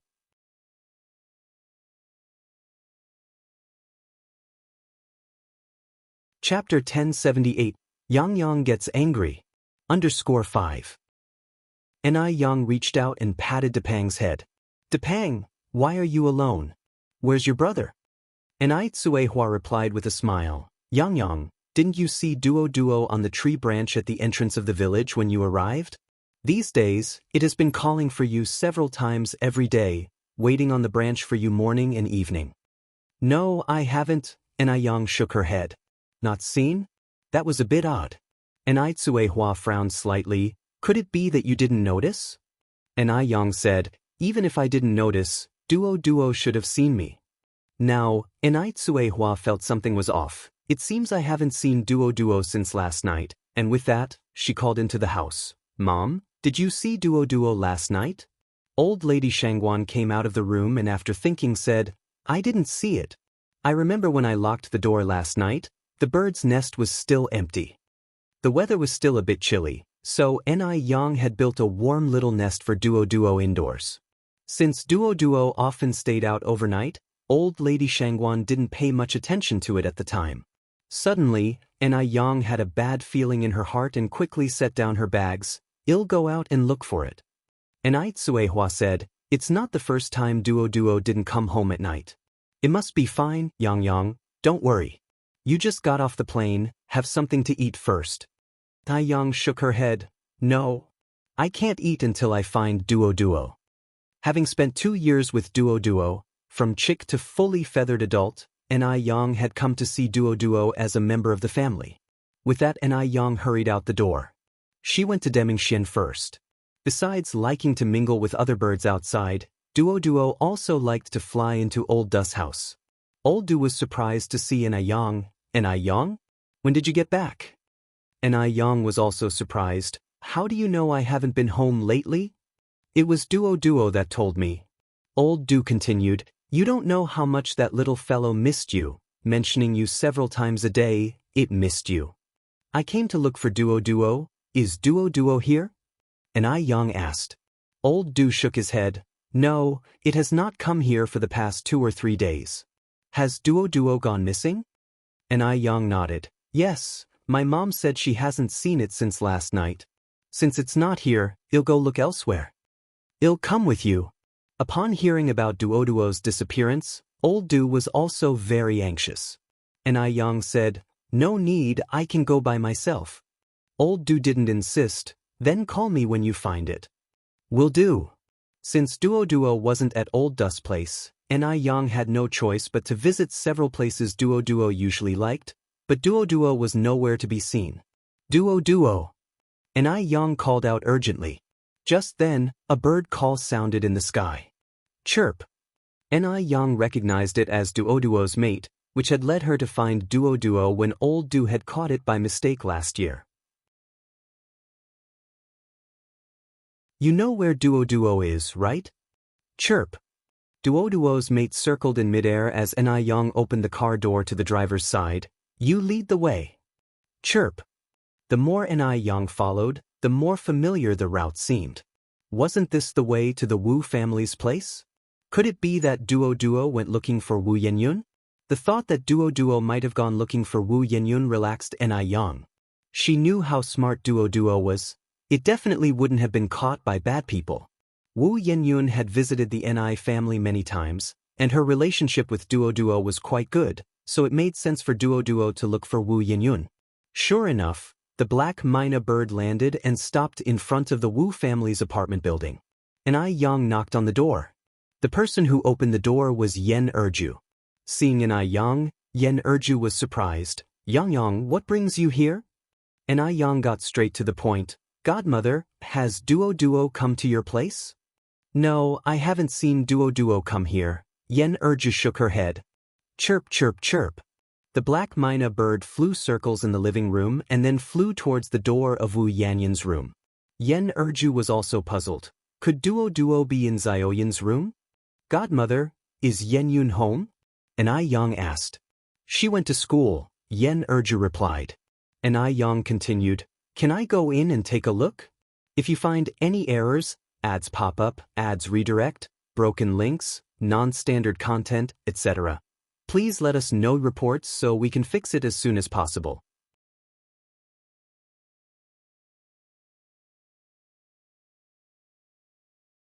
Chapter 1079 Yang blows up. _6. After all, this was Wu Yanyun's room. Before entering, permission from Yen Erju was definitely needed. Of course you can. Yen Erju nodded. Upon hearing this, Yang immediately walked to the door and pushed open Wu Yanyun's bedroom. Wu Yanyun's room was tidy, but Duo was nowhere to be seen. Yang called out several times for Duo, but there was no response. Chirp, chirp. Duo's friend was also very anxious. Could it be that Duo is not here? Yang frowned slightly, and at that moment, her ears perked up. She heard an extremely faint sound, like claws scratching the floor. This sound came from under the bed. Yang hurriedly laid down and looked under the bed. There were some books and empty shoe boxes under the bed. At first glance, there seemed to be nothing, but Yang was certain that there was something behind these items. Yen Erju couldn't hear these subtle sounds and looked at Yang with a puzzled face. Could Duo still be hiding under the bed? While Yen Erju was puzzled, Yang suddenly pulled out a square metal cage from under the bed. The cage was covered in bloodstains, and in its center lay a small black bird. This was Duo. Yen Erju went pale. What had happened? Duo. Yen Erju's voice trembled as Yang spoke. With trembling fingertips, Yang opened the cage. Duo's beak was tightly bound with thin wire, and its body, claws, and head were covered in scabbed wounds. Duo. Tears dripped onto the back of her hand, and Yang didn't even know how she managed to untie the thin wire from Duo's beak. All she saw in her eyes was Duo's horribly misshapen beak. This silly bird, how much pain it must be in. Duo used to be so afraid of pain. Duo, imback, look at me. Didn't you say you missed me? Duo lay in Yang's palm, and upon hearing her voice, strained to open its eyes. It's Yang. Yang is back. But it can't go back. Duo opened its mouth, and from its dry throat, not a single sound could be made. Yang grabbed a water cup from the table, dipped some water with a tissue, and brought it to Duo's beak. Duo, have some water first. Water. It was water. Locked under the bed for nearly 2 days, during the hungriest and thirstiest moments, how it wished Wu Yenyun would untie the wire from its beak and provide it with water, with food. Even if just a drop of water, a grain of birdseed, it could hold on until Yang came back. Because it knew that Yang would find it. Just like the time she found it at that little bastard's place. But it had waited a very long time, and Yang had not come. Duo didn't want to die, was fearful of death, There were still so many delicious things it hadn't tasted, so many fun things it hadn't done. If it died, what if someone bullied the silly cat at home? If it died, what would happen to Yang? Later, it couldn't take it anymore and began frantically hitting the cage. But the cage was made of iron wire. It crashed into exhaustion, its head bleeding profusely, yet the cage remained unbroken. Duoduo's vision grew increasingly blurry, as did Yang's. Cool waters soothed the dryness. Duo mustered all its strength. Yang. Its voice was no longer crisp, hoarse, and murky beyond recognition. No one knew the agony it had been through these days. It was unimaginable. Duo, stop talking, I'm taking you home now, I will cure you, let's go home. Yang. Duo looked at Yang and eventually, its eyes slowly closed. In the palm of her hand, she could no longer feel its heartbeat. Yang, trembling shoulders, watched Duo as her low voice turned into almost a wail. It was the first time Yen Erju had seen Yang like this. Yang, so utterly distraught. For a moment, she did not know what to say. Duo died in Wu Yanyan's room, and the perpetrator behind the scene was now evident. She couldn't understand why Wu Yanyan would do this, nor could she fathom why Wu Yanyan had become so cruel. For a moment, Yen Erju's eyes also reddened. Duo, I'll take you home. Yang carried Duo in one hand and leveraged herself up from the ground using a chair with the other, but the action caused blood to rush to her temples and she nearly collapsed forward. Blood rushed to her heart. Yang, are you all right? Yen Erju quickly reached out to support Yang. I'm fine. Yang waved her hand and staggered toward the door. Yen Erju could only watch Yang's retreating figure. A mournful cry emanated from above. Yang carefully placed Duo in a cardboard box on the passenger seat, one hand on the steering wheel, the other repeatedly wiping tears that seemed endless. It was her fault. She shouldn't have stayed abroad for so long. If she had returned earlier, perhaps none of this would have happened. When Zuhua saw Yang disheveled coming out of the car, she was utterly shocked. Knowing that Yang is a strong person, having been in Beijing for 3 years without shedding a tear in her presence. A foreboding feeling suddenly seized Zuhua. Yang, what happened to you? Did you find Duo? Yang opened the passenger's door. Duo is dead. What? Quihua's eyes widened, thinking she was hallucinating. It's dead. Yang took out the cardboard box from the passenger seat. My God! Seeing the battered Duo, Qianhua covered her mouth, her eyes instantly reddening with tears flowing. Who can remain indifferent in the face of such emotions? They had spent so much time with Duo, and its quirky, charming nature had already made it a member of their family. With a hoarse voice, Zuhua asked, what happened to Duo? How did it die? Who did this? Upon hearing the commotion, Old Master Zheng, Grandma Zheng and Grandma Shangguan also ran out and were startled to see Duo in such a state, wiping their tears from heartache. Grandma Shangguan cried and asked, what in the world happened? Didn't Duo just miss one night at home? How could this have happened to it? Who did this? It's so immoral. Truly despicable. Yang, where did you find Duo? Yang handed the box with Duo to Zuhua. Mom, I need to step out for a bit. Where are you going? To avenge Duo. After dropping these words, Yang got into the driver's seat. If you find any errors, ads pop up, ads redirect, broken links, non-standard content, etc., please let us know reports so we can fix it as soon as possible.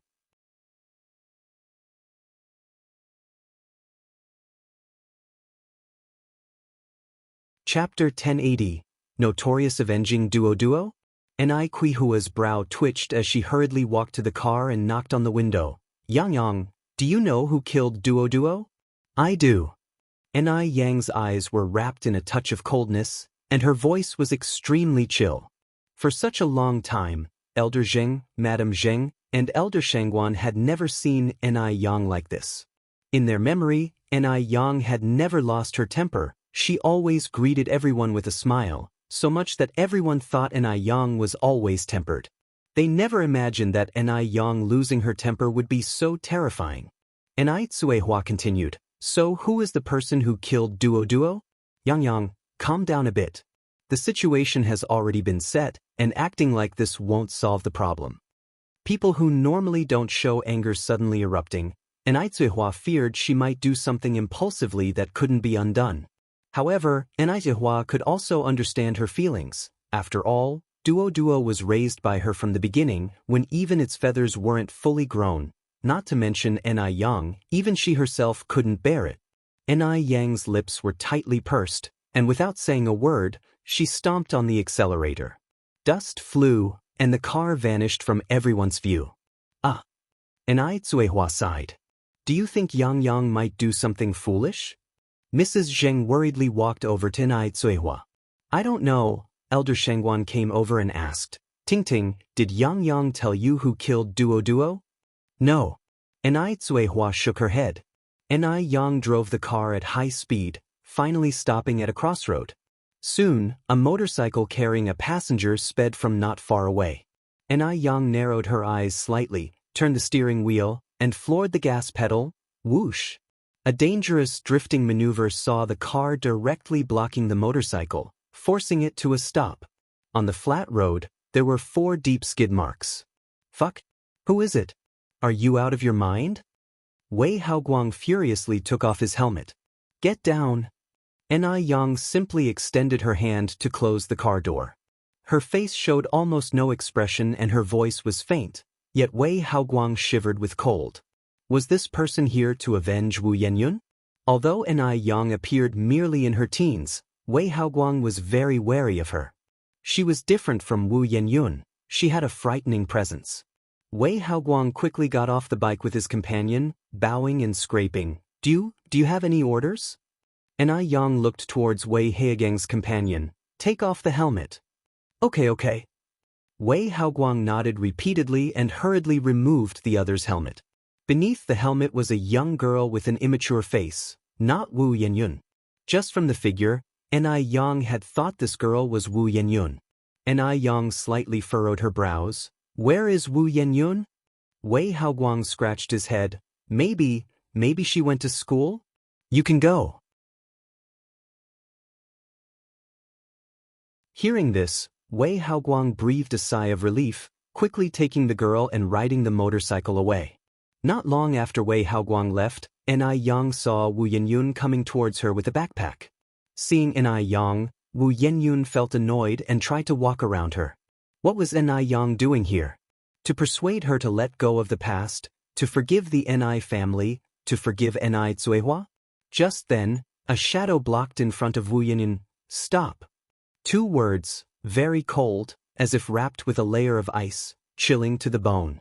Wu Yenyun looked up and saw that face as if veiled with snow, clear and distinct. Oddly, Wu Yenyun suddenly felt panic. She tried to suppress the fear in her heart, swallowed her saliva, and asked, "What do you want?" Ni Yang's lips parted slightly. "Did you lock up Duo? Wu Yenyun, looking unafraid, retorted, "I locked it up. So what? Do you know that Duo is dead?" Ni Yang's clenched fists trembled slightly. "Did you do it on purpose?" "So what if I did it on purpose?" Wu Yanyun's lips curled into a mocking smile. "From the looks of you, are you going to mourn that beast in sackcloth and ashes?" To think Ni Yang had such a hypocritical face. If unknowing people saw her, they might think her own mother had died. Just a bird, and she actually cried over it. Such an act. Is it necessary? Really disgusting. Ni Yang slightly furrowed her brows and raised her hand. "If you find any errors, ads pop up, ads redirect, broken links, non-standard content, etc., please let us know reports so we can fix it as soon as possible."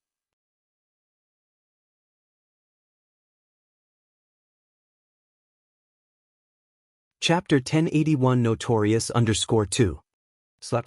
A loud slap landed on Wu Yanyun's left cheek.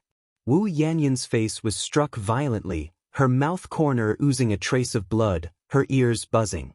She covered her left cheek, looking at Ni Yang incredulously. "You hit me.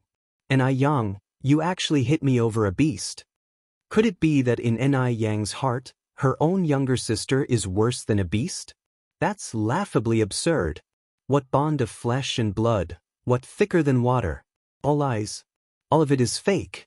Ni Yang extended her hand and grabbed Wu Yanyan's chin, looking down at her. Duo is just a bird, how did it ever offend you? Why must you antagonize it? So Ni Yang also knew that Duo was just a bird. She's actually humiliating her own sister over a bird. Wu Yanyan's eyes were full of mockery. It deserved to die. That beast should have died long ago. It's good that it's dead. You think you're so mighty, Ni Yang? If you're so mighty, why couldn't you save that beast? Do you know how miserably it died? By the end, Wu Yenyun even started laughing. Ni Yang, don't think I don't know what you've been secretly doing. You used that beast to speak ill of me in front of others. You used that beast to spy on me. That beast is just as disgusting as you are. I wish I could tear that beast into pieces, but that would be too quick a death for it. I'd rather torture it slowly, letting it die in endless agony. Why should she be the only one to suffer this pain? She's only 18 this year. Why should she bear the pain of being abandoned, sold, and deprived of her innocence? Ni Yang should be the one suffering this pain. It was Ni Yang who caused her to end up this way. Without Ni Yang, none of this would have happened. So, in Wu Yanyan's eyes, Duo is a substitute for Ni Yang. When she was torturing Duo, she didn't feel it was cruel, but rather refreshing. Hearing these words, Ni Yang's hand holding Wu Yanyan's chin trembled. Before her eyes flashed over and over the scene of Duo lying in the palm of her hand. It was in so much pain, so uncomfortable, so desperate to live, yet she was powerless, and the culprit of it all was Wu Yenyun. Then you should accompany Duo in death. As the words fell, Ni Yang pulled out a dagger from her waist, the sunlight making the cold blade gleam. At that moment, Ni Yang burst out with a bloodthirsty ferocity. She's gone mad. Ni Yang has gone mad. She's actually harboring murderous intentions against her own sister. Wu Yanyan's pupils shrank, the reflection of the dagger in her eyes growing larger. Just when the dagger was about to strike down, she closed her eyes tightly in fright. Shoo! The expected pain did not come. Wu Yenyun opened her eyes, only to see Ni Yang holding a strand of hair in her hand, her eyes filled with chilling coldness. Ni Yang gripped the hair with one hand, and Wu Yanyan's chin with the other, leaning close to her ear and saying, "Push me too far, and it'll take your life. Believe it or not." After the words, Ni Yang let go of Wu Yenyun and got into the car directly. Wu Yenyun, supporting herself with her hands on the ground, watched as the car disappeared, feeling unwilling and suddenly felt a surge of acid from her stomach, and started to retch on the spot. After retching for a while, Wu Yenyun finally felt slightly better. With her burning left cheek, she headed towards her home. As soon as she got home, she was greeted by a scolding from Yen Erju. They are all the same. Every one of them. In their eyes, she is worse than a beast. Her face was bruised by Ni Yang, yet Yen Erju didn't even have a word of concern. Enough! Wu Yenyun looked up, furiously staring at Yen Erju. Am I really worth less than a beast in your eyes? If that's really the case, just kill me with one stroke. Paying off the beast's life should be fine, right? Saying this, Wu Yenyun picked up a fruit knife from the table and handed it to Yen Erju. Yen Erju was startled, snatched the fruit knife from Wu Yanyan's hand and threw it on the ground. Just put on a show, keep on acting. I don't care about you anymore. When Ni Yang got home, she just happened to encounter Shangguan Dehui holding car keys on his way out. Seeing Ni Yang, Shangguan Dehui's face lit up. Yang, you're back.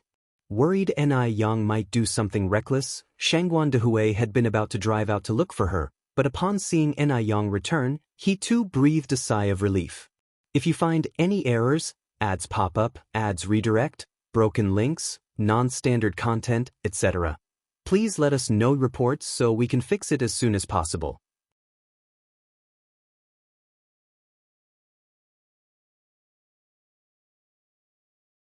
Chapter 1082 Notorious _3. Dad. Shangguan Dehui continued, come in, Your mom and the others are very worried about you. I'm fine. They both went in, and upon entering the house, Enai Zuehua approached. Yang, are you all right?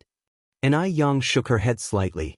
Where is Duo? Enai Zuehua sighed. Over there. Enai Zuehua placed Duo into its favorite nest. Depang stood motionless beside Duo, occasionally touching Duo's little head with its little paws, seemingly puzzled as to why Duo was ignoring it. Meow. Meow. Depang rubbed its fluffy head against Duo's body, but Duo still did not respond. Meow. Depang got angry, and imitating Duo's usual behavior, turned around and presented its bottom to Duo. Seeing this, Enai Yang's heart, which had finally calmed down, began to ache again. Enai Yang took a deep breath, walked over to Duo's side, and placed the strand of hair into Duo's nest. Whose hair is this? Enai Zuehua asked. It's Wu Yanyan's, Enai Yang replied. Enai Zuehua gasped. What? She had never dreamed that Wu Yenyun could be Duo's killer. Yang, are you saying that Yenyun is the one who killed Duo? Granny Jing approached. Enai Yang nodded. Granny Jing frowned slightly. Why would she do such a thing? I don't know either, Enai Yang added. Maybe it's because she's psychologically twisted. Meanwhile, the expressions of Grandfather Jing, Granny Shangguan, and Shangguan Dehui also looked somewhat distressed. Just then, the quiet living room was suddenly interrupted by the ring of a telephone. The nanny walked over to answer the phone. Yang, it's for you. Coming. Enai Yang answered the phone, her voice sounding no different from usual. Hello. The caller was Grandpa Du, who was concerned about Duo and had called to inquire about the situation. Duo is dead. Upon hearing this, the person on the other end of the phone was silent for a long while. Are you serious? Yes. It'll come over right away. After saying this, Grandpa Du hung up the phone. Enai Yang stood in front of the phone, still struggling to accept the fact that Duo was gone.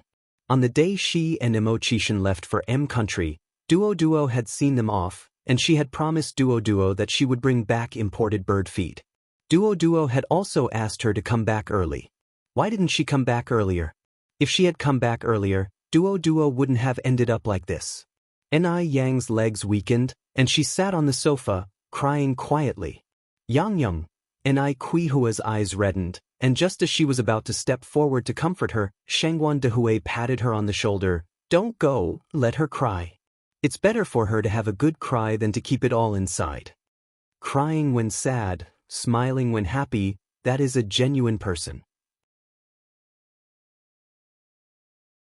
After quite some time, Enai Yang calmed down, washed her face with cold water in the restroom, and began to tidy up Duo's favorite toys and the bird feed she had specially brought back from abroad. Halfway through packing, Enai Yang suddenly thought of something. Grandpa? Ah, I'm here, Grandfather Zheng responded immediately, walking up to Enai Yang. Enai Yang then said, Grandpa, could you please help me order a wooden box? One that can fit all these things. You don't realize how much stuff is in the house until you start tidying up. There were indeed so many of Duo's belongings. Grandfather Zheng nodded. All right, I'll do it right away. Just then, little Enai Yun, holding her teddy bear, came down from upstairs. As she walked and rubbed her eyes, she said, Sister is back. Was Duo found? Yes, Duo was found, Enai Yang nodded. Where is Duo then? Little Enai Yun asked. I haven't seen it. Little Enai Yun had not seen Duo for 2 days and missed it very much. In fact, many of Duo's words were taught to it by little Enai Yun, such as, silly cat, the landlord's silly son. So Duo has been hiding here and being lazy. Duo, I'm coming. I see you. Little Enai Yun walked toward Duo. Duo. Little Enai Yun reached out and poked Duo, but Duo remained still. Little Enai Yun looked up at Enai Zuehua. Mom, why isn't Duo moving? Little Enai Yun was only 4 years old and did not yet understand the meaning of life and death. Enai Zuehua did not speak, unable to bear telling little Enai Yun the truth. Little Enai Yun then turned to Shangguan Dehui. Dad, why isn't Duo moving? If you find any errors, ads pop up, ads redirect, broken links, non-standard content, etc. Please let us know reports so we can fix it as soon as possible.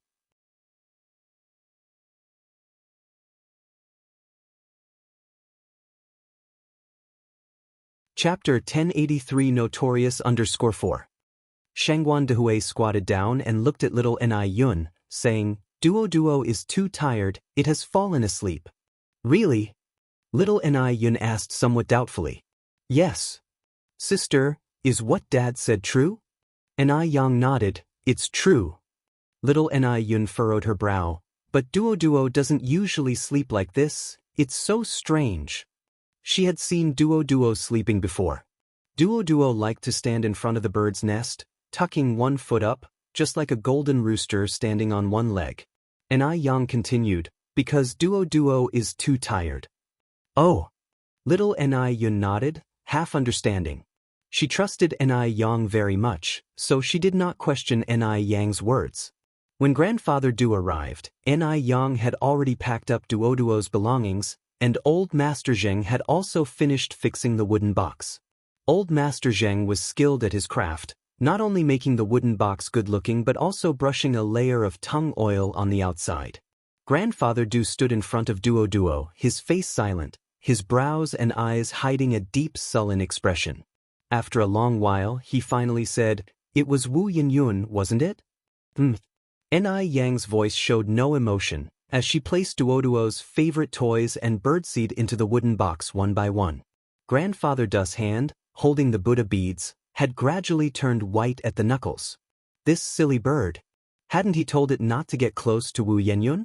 How did it just ignore his warning? Ni Yang walked over to Grandfather Du, picked up Duo's nest, and cautiously placed it in the wooden box. Don't be too sad, Grandfather Du said. Ni Yang's expression was serene. I'm not sad. Grandfather Du sighed. I also blame myself for this. Actually, the last time on the street, I felt something off about the way Wu Yinyun looked at Duo, but I didn't expect that she would actually harm a bird. She absolutely hates me, Ni Yang continued. If I weren't Duo's owner, Duo wouldn't have died. Blame no one else but me. If I had come back a day earlier, Duo wouldn't have died. Don't think like that. Ni Yang's lips curled into a faint smile. It's okay. With that, Ni Yang closed the lid of the wooden box. Wait a moment. Grandfather Du reached out his hand to stop the lid. What's wrong? Ni Yang looked up slightly. In the wooden box, one side held Duo's food and toys, while the other held the bird nest and Duo, and Grandfather Du placed the Buddha beads next to Duo. What are you doing? Ni Yang asked, surprised. Grandfather Du explained, this Buddha beads have been consecrated. I hope they can bless Duo to reincarnate as a human in its next life, into a good family. But this is too precious. Judging from its appearance, Grandfather Du had been carrying these Buddha beads for at least 5 years, and the material was top-grade Xiaoye sandalwood. Grandfather Du smiled, it's just a worldly possession. In my view, all the money in the world couldn't buy another Duo. I thank you on behalf of Duo. You're welcome, Grandfather Du continued. Duo was also my friend. From the scorching summer to the cold winter, Duo had been with him for such a long time, calling it a friend was not an overstatement. Ni Yang continued, I want to bury Duo on the back mountain, will you come? Yes, Grandfather Du nodded. Armed with a hoe, Grandfather Du followed Ni Yang to the back mountain. The two were silent along the way. Ni Yang dug a large pit, placed the wooden box inside, and was about to cover it with soil when a strange noise suddenly came from the sky. Then, a shadow covered them. Ni Yang looked up and saw the sky filled with dense myna birds. Chirp, chirp, chirp. A series of mournful cries arose from the sky. Ni Yang looked up at these myna birds and shouted, Thank you. Grandfather Du's expression was also somewhat shocked. He had never seen so many myna birds gathered together. It was quite a sight. This scene lasted for about 3 minutes, and then the birds flew away. After covering the soil, Ni Yang also collected some stones to surround the grave and planted a small sapling next to it. That day was like a dream. After leaving Jinghua village, Grandfather Du seemed like a changed person, carrying the stormy aura making others dare not look straight at him. The servants at Deming Pavilion were on tenterhooks, afraid that they might inadvertently anger Grandfather Du. Grandfather Du called Wang Ziki, check on Wu Yanyan's recent situation. Ah!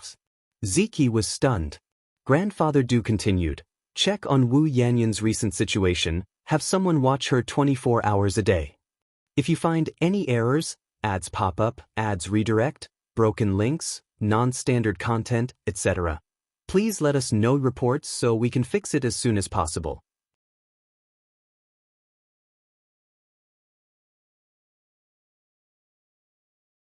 Chapter 1084 Notorious_5. Okay. Wang Ziki looked at Grandfather Du with some confusion.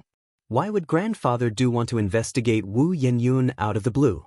Could it be that he took a liking to Wu Yenyun, intending to take her in as the third mistress? Moreover, he always felt that today's Grandfather Du was a bit strange. But he couldn't quite put his finger on what was strange. Just at that moment, Wang Ziki suddenly realized that the Buddha beads Grandfather Du usually wore on his wrist were missing. Where are the Buddha beads? These beads had extraordinary significance to Grandfather Du. 8 years ago, when his chronic illness became severe, and he nearly died, a wandering high monk gave Grandfather Du these life-altering Buddha beads. Grandfather Du cherished the beads immensely, usually not letting anyone else touch them, not even allowing Du Jiaojiao to take a look. But today, the beads had vanished. Wang Ziki's expression changed. Grandfather, where are your Buddha beads? Grandfather Du nonchalantly said, I gave them away. You go and take care of your business quickly. Okay. Wang Ziki nodded.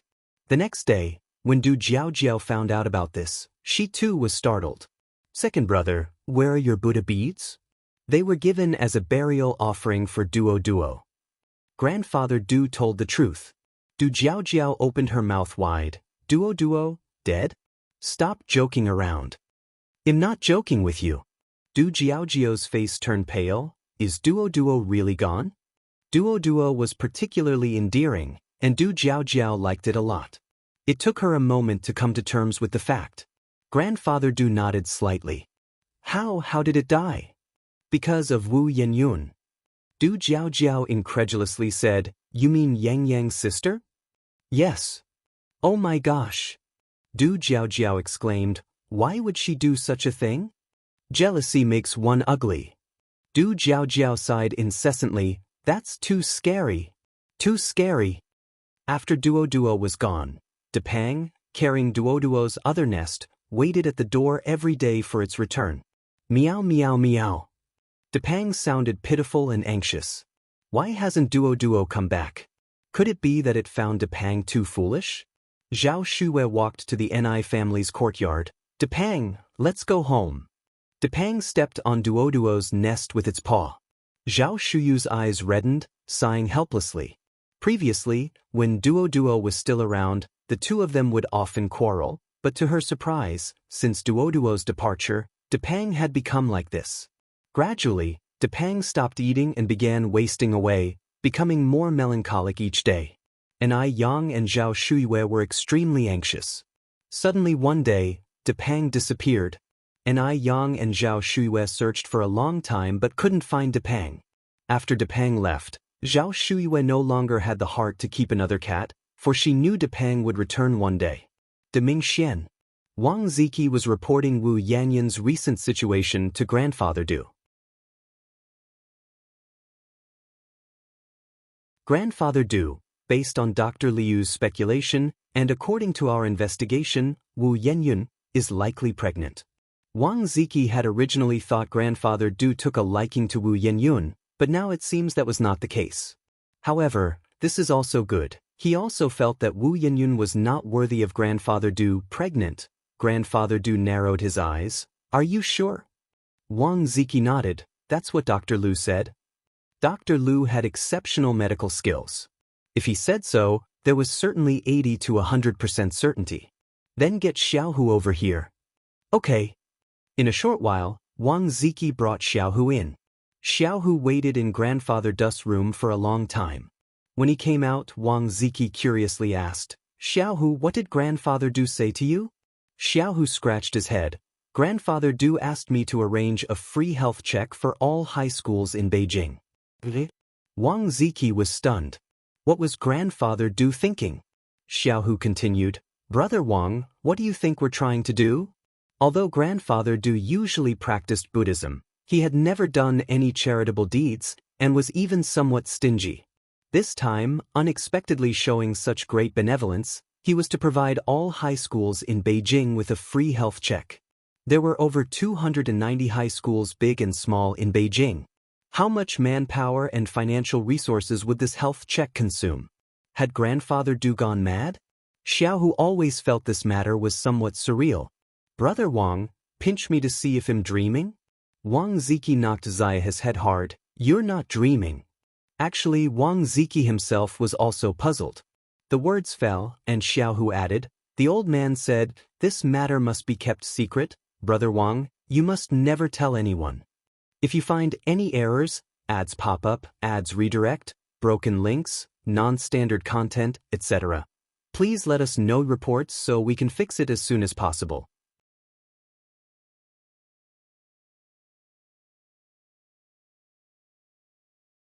Chapter 1085 Notorious _6.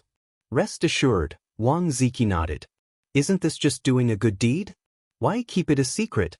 The next day, Xiaohu started preparing for the matter.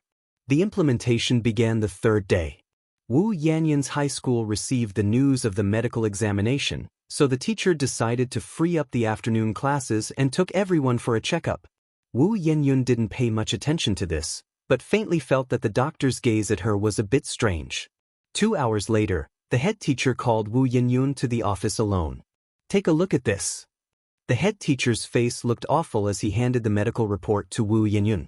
Wu Yanyan frowned slightly. Teacher, did the checkup reveal that I have a serious illness?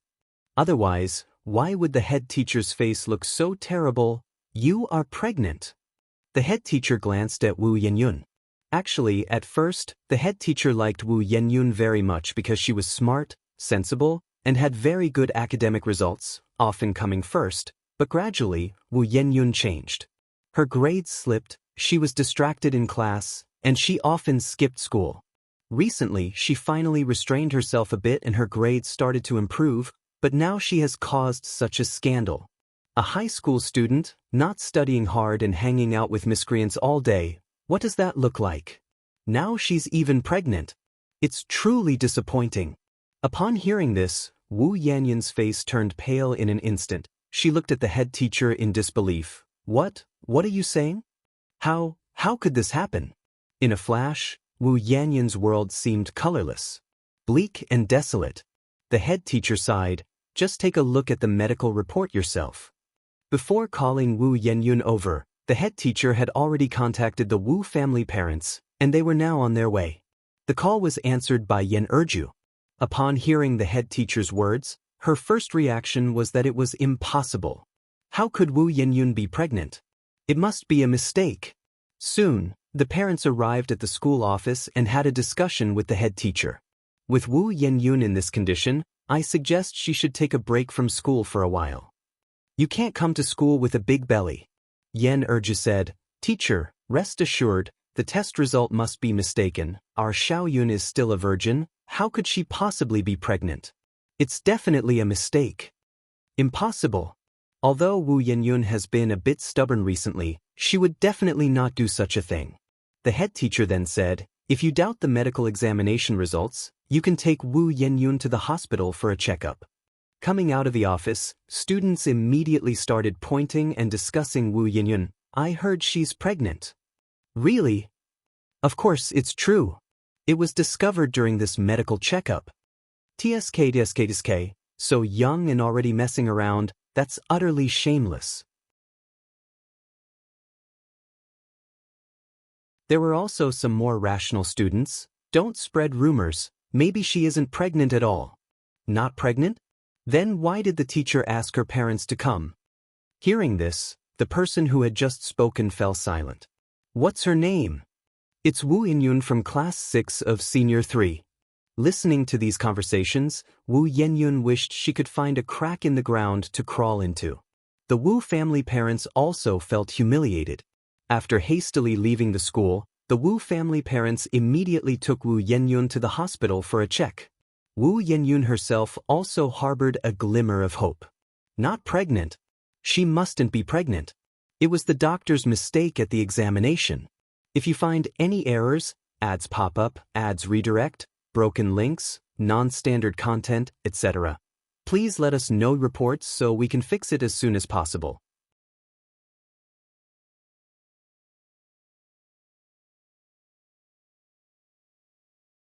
Chapter 1086. Reap what you sow. With Yen Erju accompanying her, Wu Yenyun went for various medical examinations.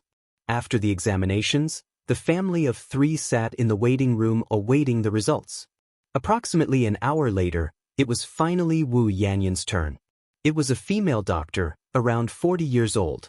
Yen Erju grabbed the doctor's hands, unable to hide her urgency. Doctor, my daughter isn't pregnant, right? Hope also flickered in Wu Yenyun's eyes. She couldn't be pregnant. She definitely couldn't be pregnant.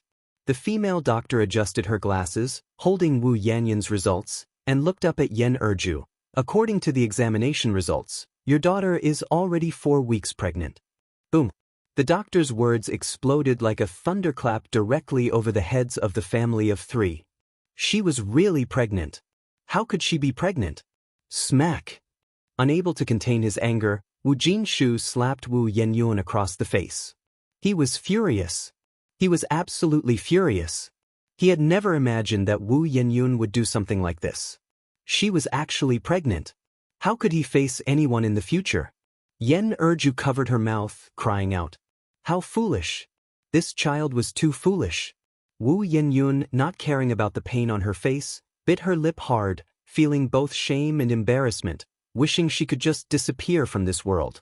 It's a mistake, doctor. You must have made a mistake. Wu Yenyun grabbed the doctor's hand, crying out, please tell me it's not true. I'm not pregnant. The female doctor glanced again at Wu Yenyun's medical record. No wonder the parents were so angry.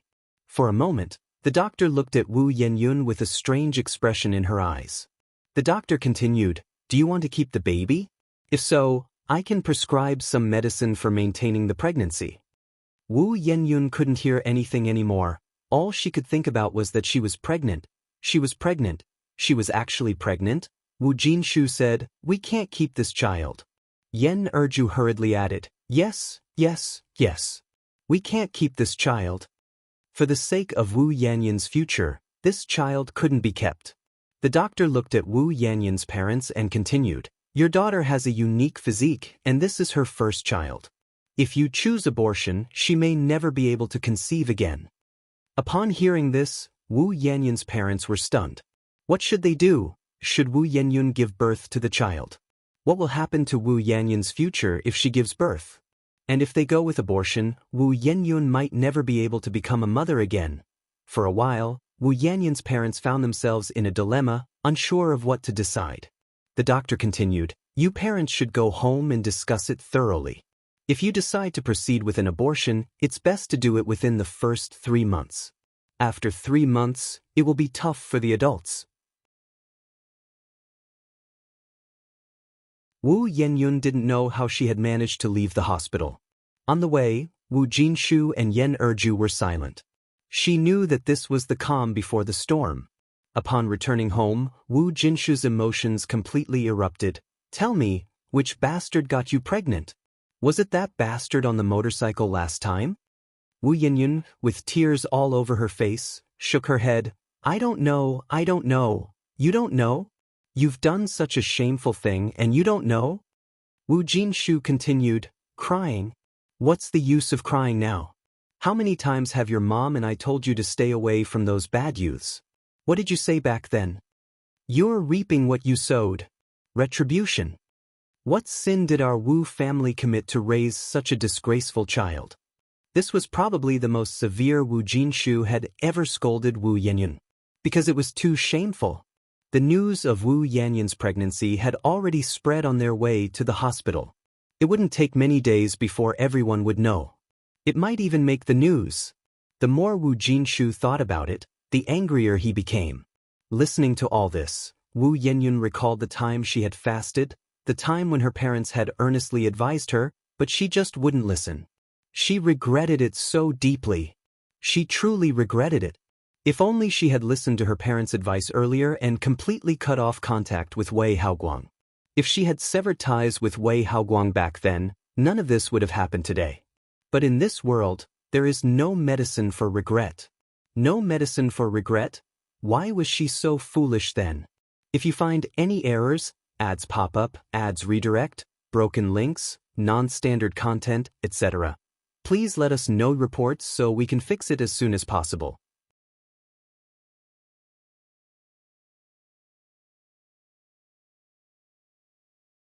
Chapter 1087 Reap What You Sow _2.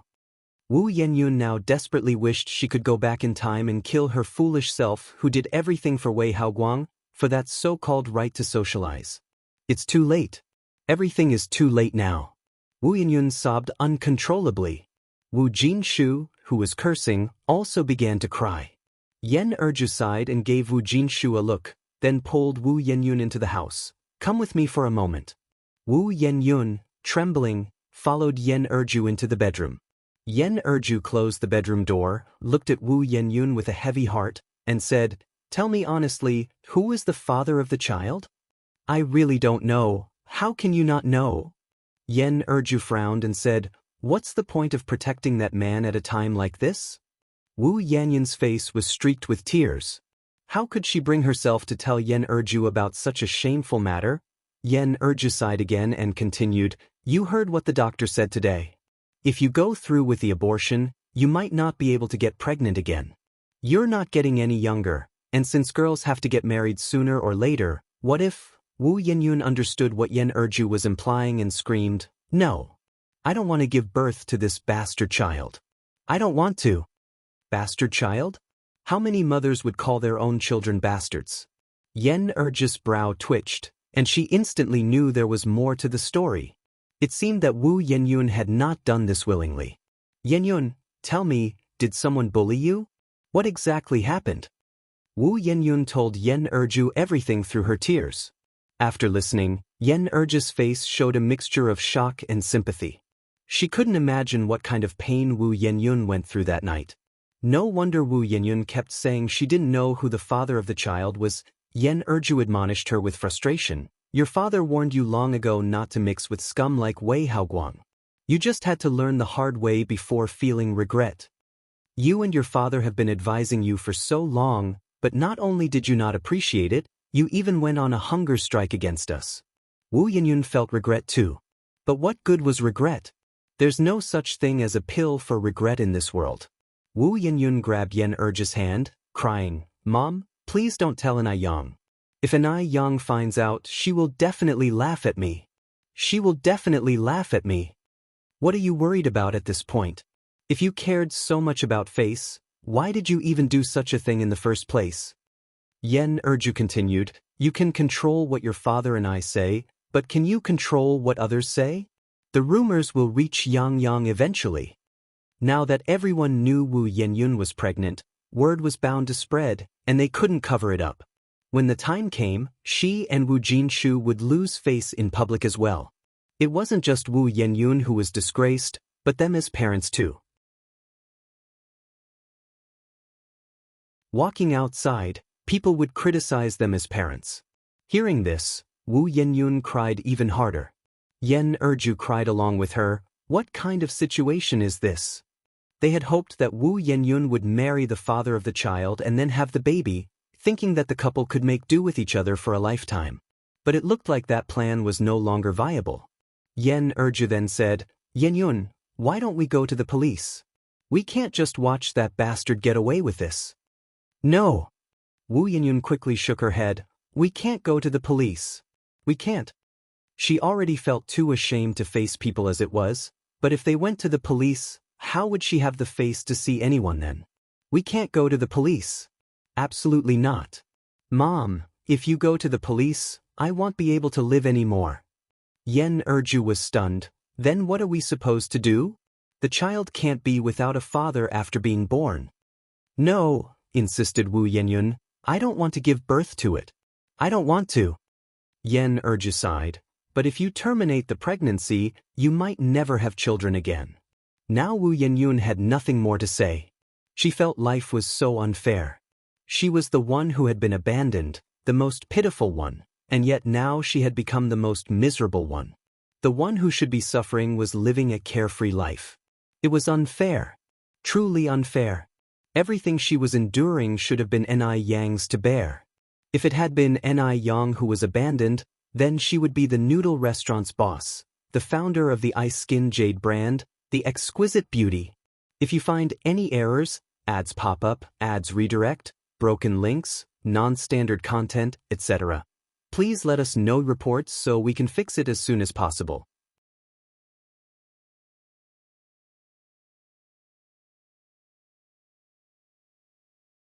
Chapter 1088 Reap What You Sow _3. Everything was taken from her by Ni Yang. It was Ni Yang. It was all Ni Yang's fault. After Yen Erju left Wu Yanyun's room, she discussed the situation with Wu Jinshu. Wu Jinshu sighed, I always knew that Yen Yun, this child, wouldn't grow up without experiencing something. But I never imagined that the price for her growing up would be this great. What path should they take in the future after such an incident? It's too late to talk about this now. What about the baby in her belly? What to do? What do you think we should do? To give birth to it is not right, to abort it is also not right. Wu Jinshu was also troubled. Shall we ask Yang Yang for advice? Suggested Yen Erju. Ni Yang had advanced medical skills. She might still be able to help Wu Yenyun solve this problem. Wu Jinshu shook his head. This time, Yang Yang has truly given up on Yenyun, let's not bother her anymore. Ever since Duo died, Wu Jinshu knew that the sisterly bond between Ni Yang and Wu Yenyun had come to an end. Not to mention Ni Yang, any other person probably couldn't tolerate Wu Yenyun. In this world, who would do thankless tasks? What should we do then? Yen Erju was extremely anxious. Wu Jinshu sighed again. Yenyun is not young anymore. She's already of age. We as parents can only give her some advice. The final choice is up to her. No matter what, they would respect Wu Yanyun's decision. The next day, Ni Tsuehua heard about Wu Yanyun's situation. When she got home, she talked to Ni Yang about it. Yang, do you know about Yanyun's situation? Ni Yang's face didn't show any extra emotion, just a faint nod. Call her cold-blooded or heartless, but right now she didn't want to get involved with Wu Yanyun's affairs at all. She was not capable of repaying evil with kindness. Ni Tsuehua sighed. That child is really too pitiful. Pitiful? Ni Yang looked at Ni Tsuehua. I don't think she's pitiful at all. Every effect has its cause. She brought this on herself.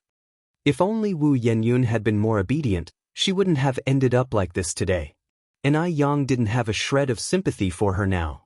Mom, from now on just pretend you've never had this daughter, and stop meddling. Even if you help her, she won't be grateful to you at all.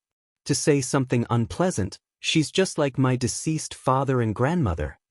Upon hearing this, Ni Quihua's brows twitched, because she felt that Ni Yang was quite right.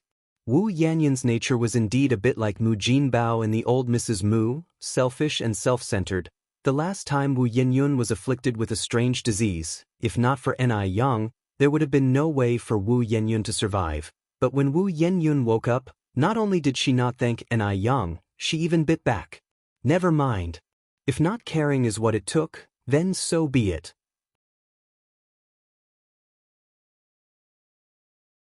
Caring too much would just add burdens to Ni Yang, just like back in Dam Village. If she had woken up sooner, then Ni Yang wouldn't have suffered so much for nothing. A life for a life, the Ni family's debt to Wu Yenyun had been repaid. Having figured this out, Ni Tsuehua felt much lighter. 7 days later, the couple took Wu Yenyun to the hospital. While queuing for surgery, Yen Erju held Wu Yanyun's hand tightly. Yenyun, have you really thought it through? Uh-huh. Wu Yenyun nodded her head. In just 7 days, Wu Yenyun seemed to have aged several years. The marks of time were evident.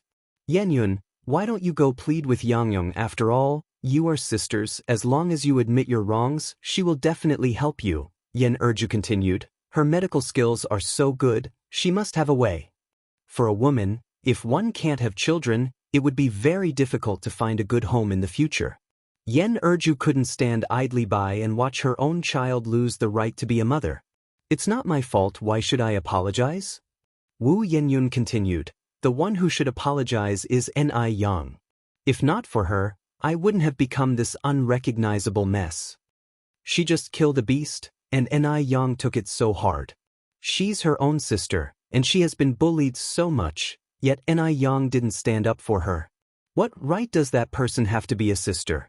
Yen Erju sighed helplessly. You're so stubborn, it'll be you who suffers later on. Wu Yenyun didn't speak. Yen Erju went on. As long as you've thought it through, that's fine, I can't control you anymore. If you find any errors, ads pop up, ads redirect, broken links, non-standard content, etc., please let us know reports so we can fix it as soon as possible.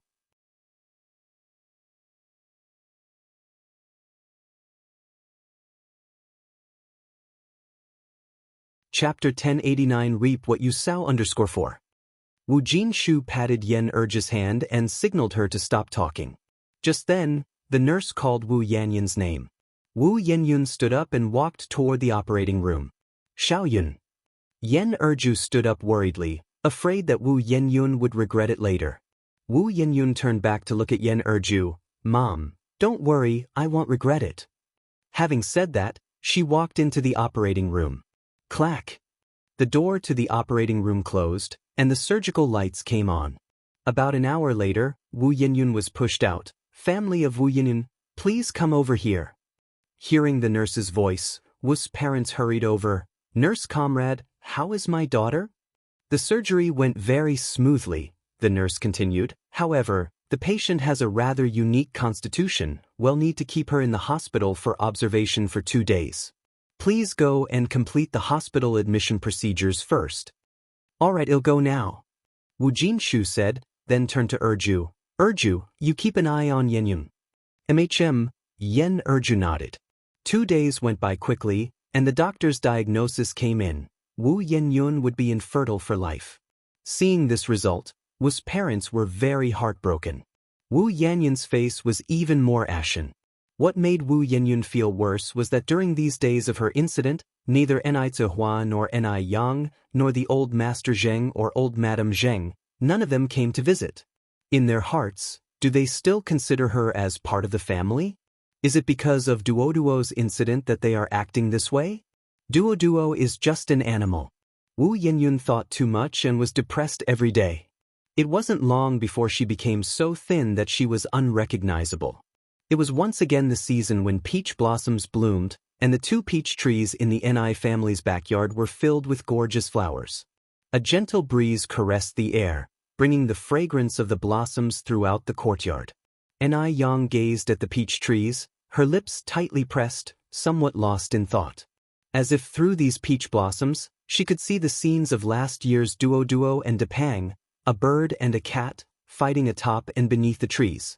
This sight and sensation conjured a poem in her mind. Last year, this day at this gate, the human face and peach blossoms reflected each other's red.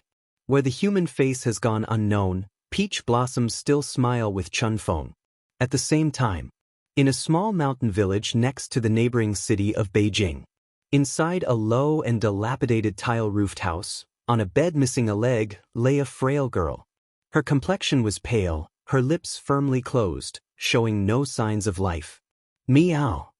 A large yellow tabby cat hopped onto the bed, patting her face with its paw. Seeing no reaction from the girl, the tabby cat patted her face again. Just then, voices suddenly came from the doorway. A plump and a thin woman walked in from outside. The tall and thin woman said, "Your sister-in-law, it's been 2 months now, and your younger sister-in-law surely won't make it.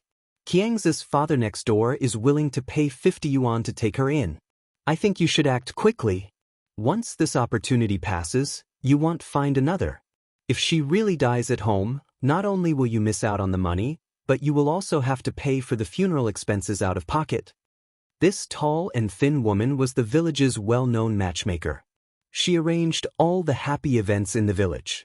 Hearing this, the plump woman hesitated and said, "But I can't bear to part with our Yu." The tall and thin woman secretly sneered in her heart, "With how things are, you're still talking about can't bear to?" She never treated Zhao Yu nicely when things were fine. Not to mention nicely, she almost treated Zhao Yu like an animal. Now putting on this act here? It's sickening. Sister-in-law, didn't the doctor say? Your younger sister-in-law is now just a living dead person without sensations. Alive or dead, it's all the same to her. At this point, the tall and thin woman became a bit impatient. "Just give me a straight answer. Do you agree or not? If you don't agree, you'll look for someone else." Hearing this, the plump woman became anxious and quickly said, "I agree. I agree." That was 50 yuan. The plump woman could never have dreamed that such a useless person could bring in so much money. The tall and thin woman smiled satisfactorily. "That's right. I'll go notify Xianxia's father right away."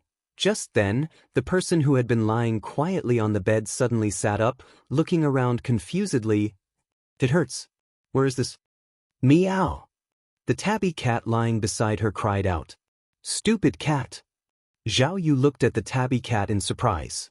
If you find any errors, ads pop up, ads redirect, broken links, non-standard content, etc., please let us know reports so we can fix it as soon as possible.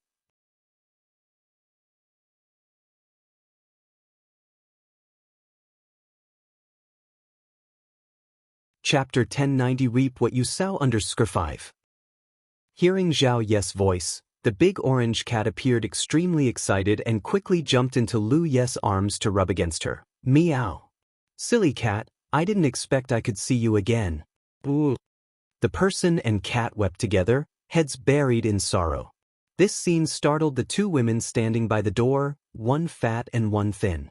Who could have thought that someone who had been comatose in bed for 2 months could wake up?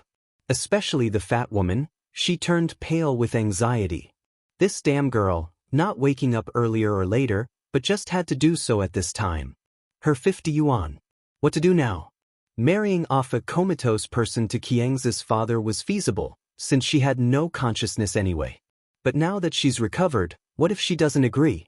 At that moment, the tall, slim woman pulled on the hand of Lu family's sister-in-law and whispered, "Sister-in-law, come outside with me for a moment." Okay. The two women stepped outside. The tall, slim woman handed Lu family's sister-in-law a small paper packet. "What's this?" Zhao family's sister-in-law looked puzzled at the fat woman. The tall, slim woman glanced around to make sure no one was there, then whispered something into the ear of Zhao family's sister-in-law. Upon hearing it, Zhao family's sister-in-law went pale. "What did you say? Can this really work? What are you scared for? Her big brother isn't at home anyway, and besides, everyone in the village knows that Zhao Yu has been bedridden for so long with no hope of recovery. If anything really happens, no one will suspect a thing. All Xianxia's father wants is to take a wife. In this remote and impoverished area, it's not unusual for someone to fall ill and never recover." The tall, slim woman had been dealing with human traffickers in recent years, and some traffickers specifically targeted young and pretty girls, feeding them drugs so they couldn't talk, making them easy to dispose of however they wanted. Once you get used to doing certain things, you become numb to them, which is why the tall, slim woman, upon seeing Zhao Yu awaken, immediately handed Zhao family's sister-in-law a packet of medicine.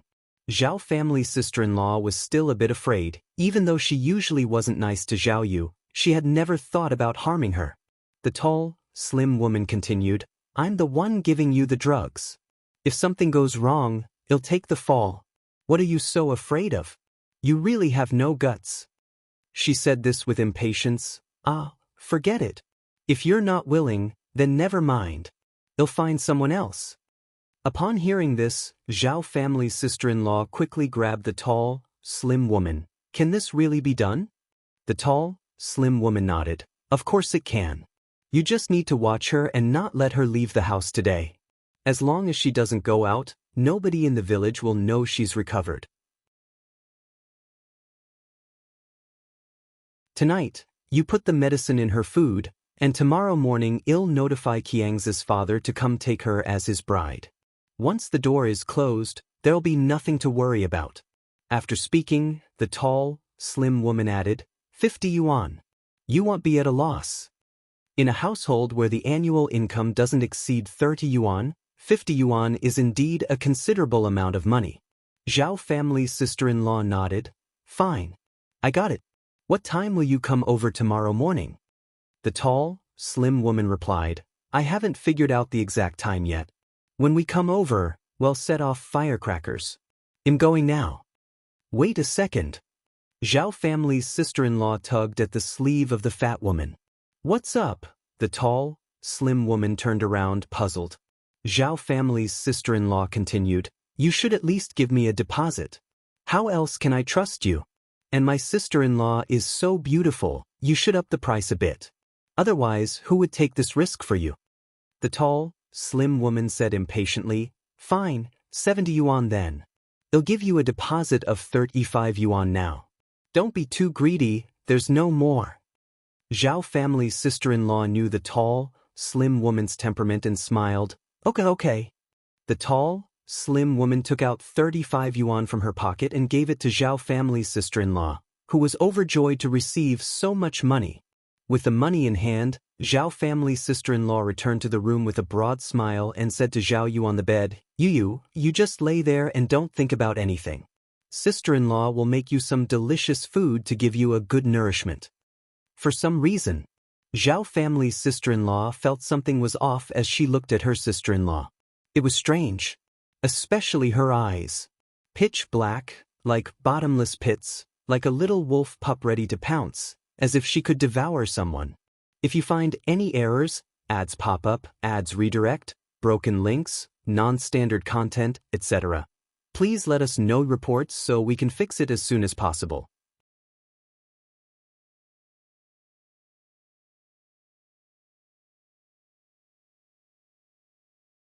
Chapter 1091 Reap What You Sow _6.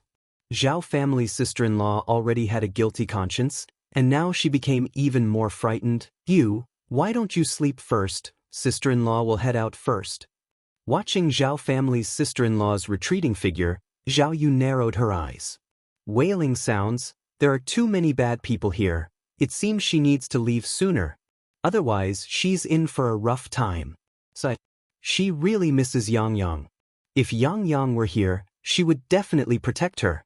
Indeed, the body of Zhao Yu in front of her actually harbors a shameless and narcissistic bird spirit.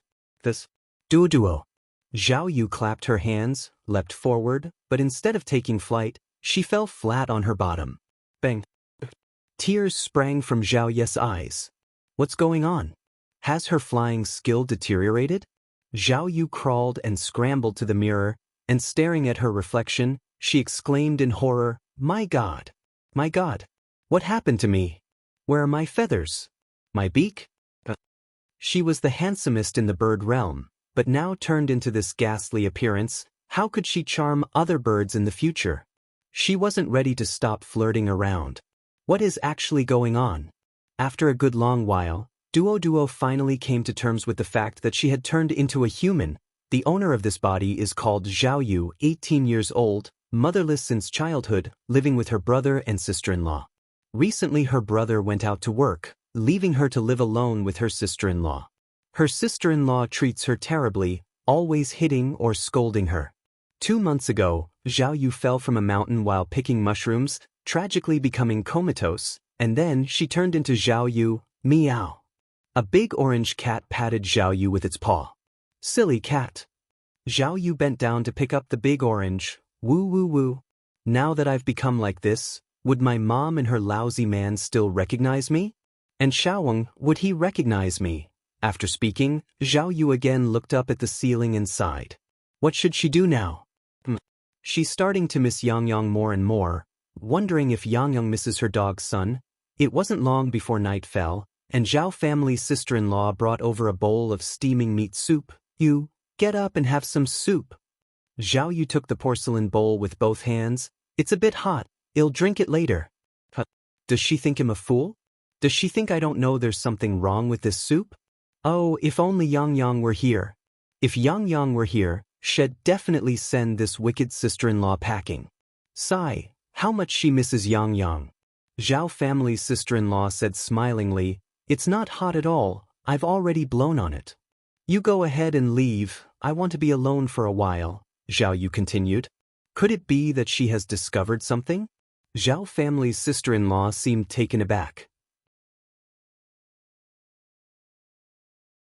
Zhao Yu looked at Zhao family's sister-in-law. Big sister, why are you insisting on me drinking the soup?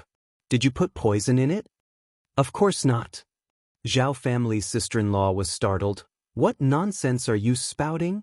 Why do you sound so defensive? Zhao Yu challenged. After a pause, Zhao Yu said with a grin, Big sister, I'm just kidding with you. You've been so nice to me, how could you bear to poison me? Go ahead and leave, I'll drink the soup in a bit. Initially, Zhao Yu wanted to beat up Zhao family's sister-in-law, but then she looked at Zhao family's sister-in-law's build, and then her own, and eventually gave up the idea. Zhao family's sister-in-law must be over 200 pounds, and how much does she weigh? Certainly, no more than 90 pounds. She's just a picture of malnutrition, how could she beat Zhao family's sister-in-law? Better to outwit than confront. Hearing this, Zhao family's sister-in-law breathed a sigh of relief. Then drink it quickly and go to sleep, I will leave now. If you find any errors, ads pop up, ads redirect, broken links, non-standard content, etc., please let us know reports so we can fix it as soon as possible.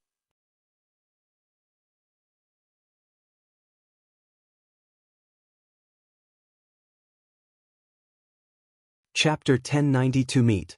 After Zhao Ye's sister-in-law left, Zhao Yu sat on the bed, thinking about how to escape this den of wolves.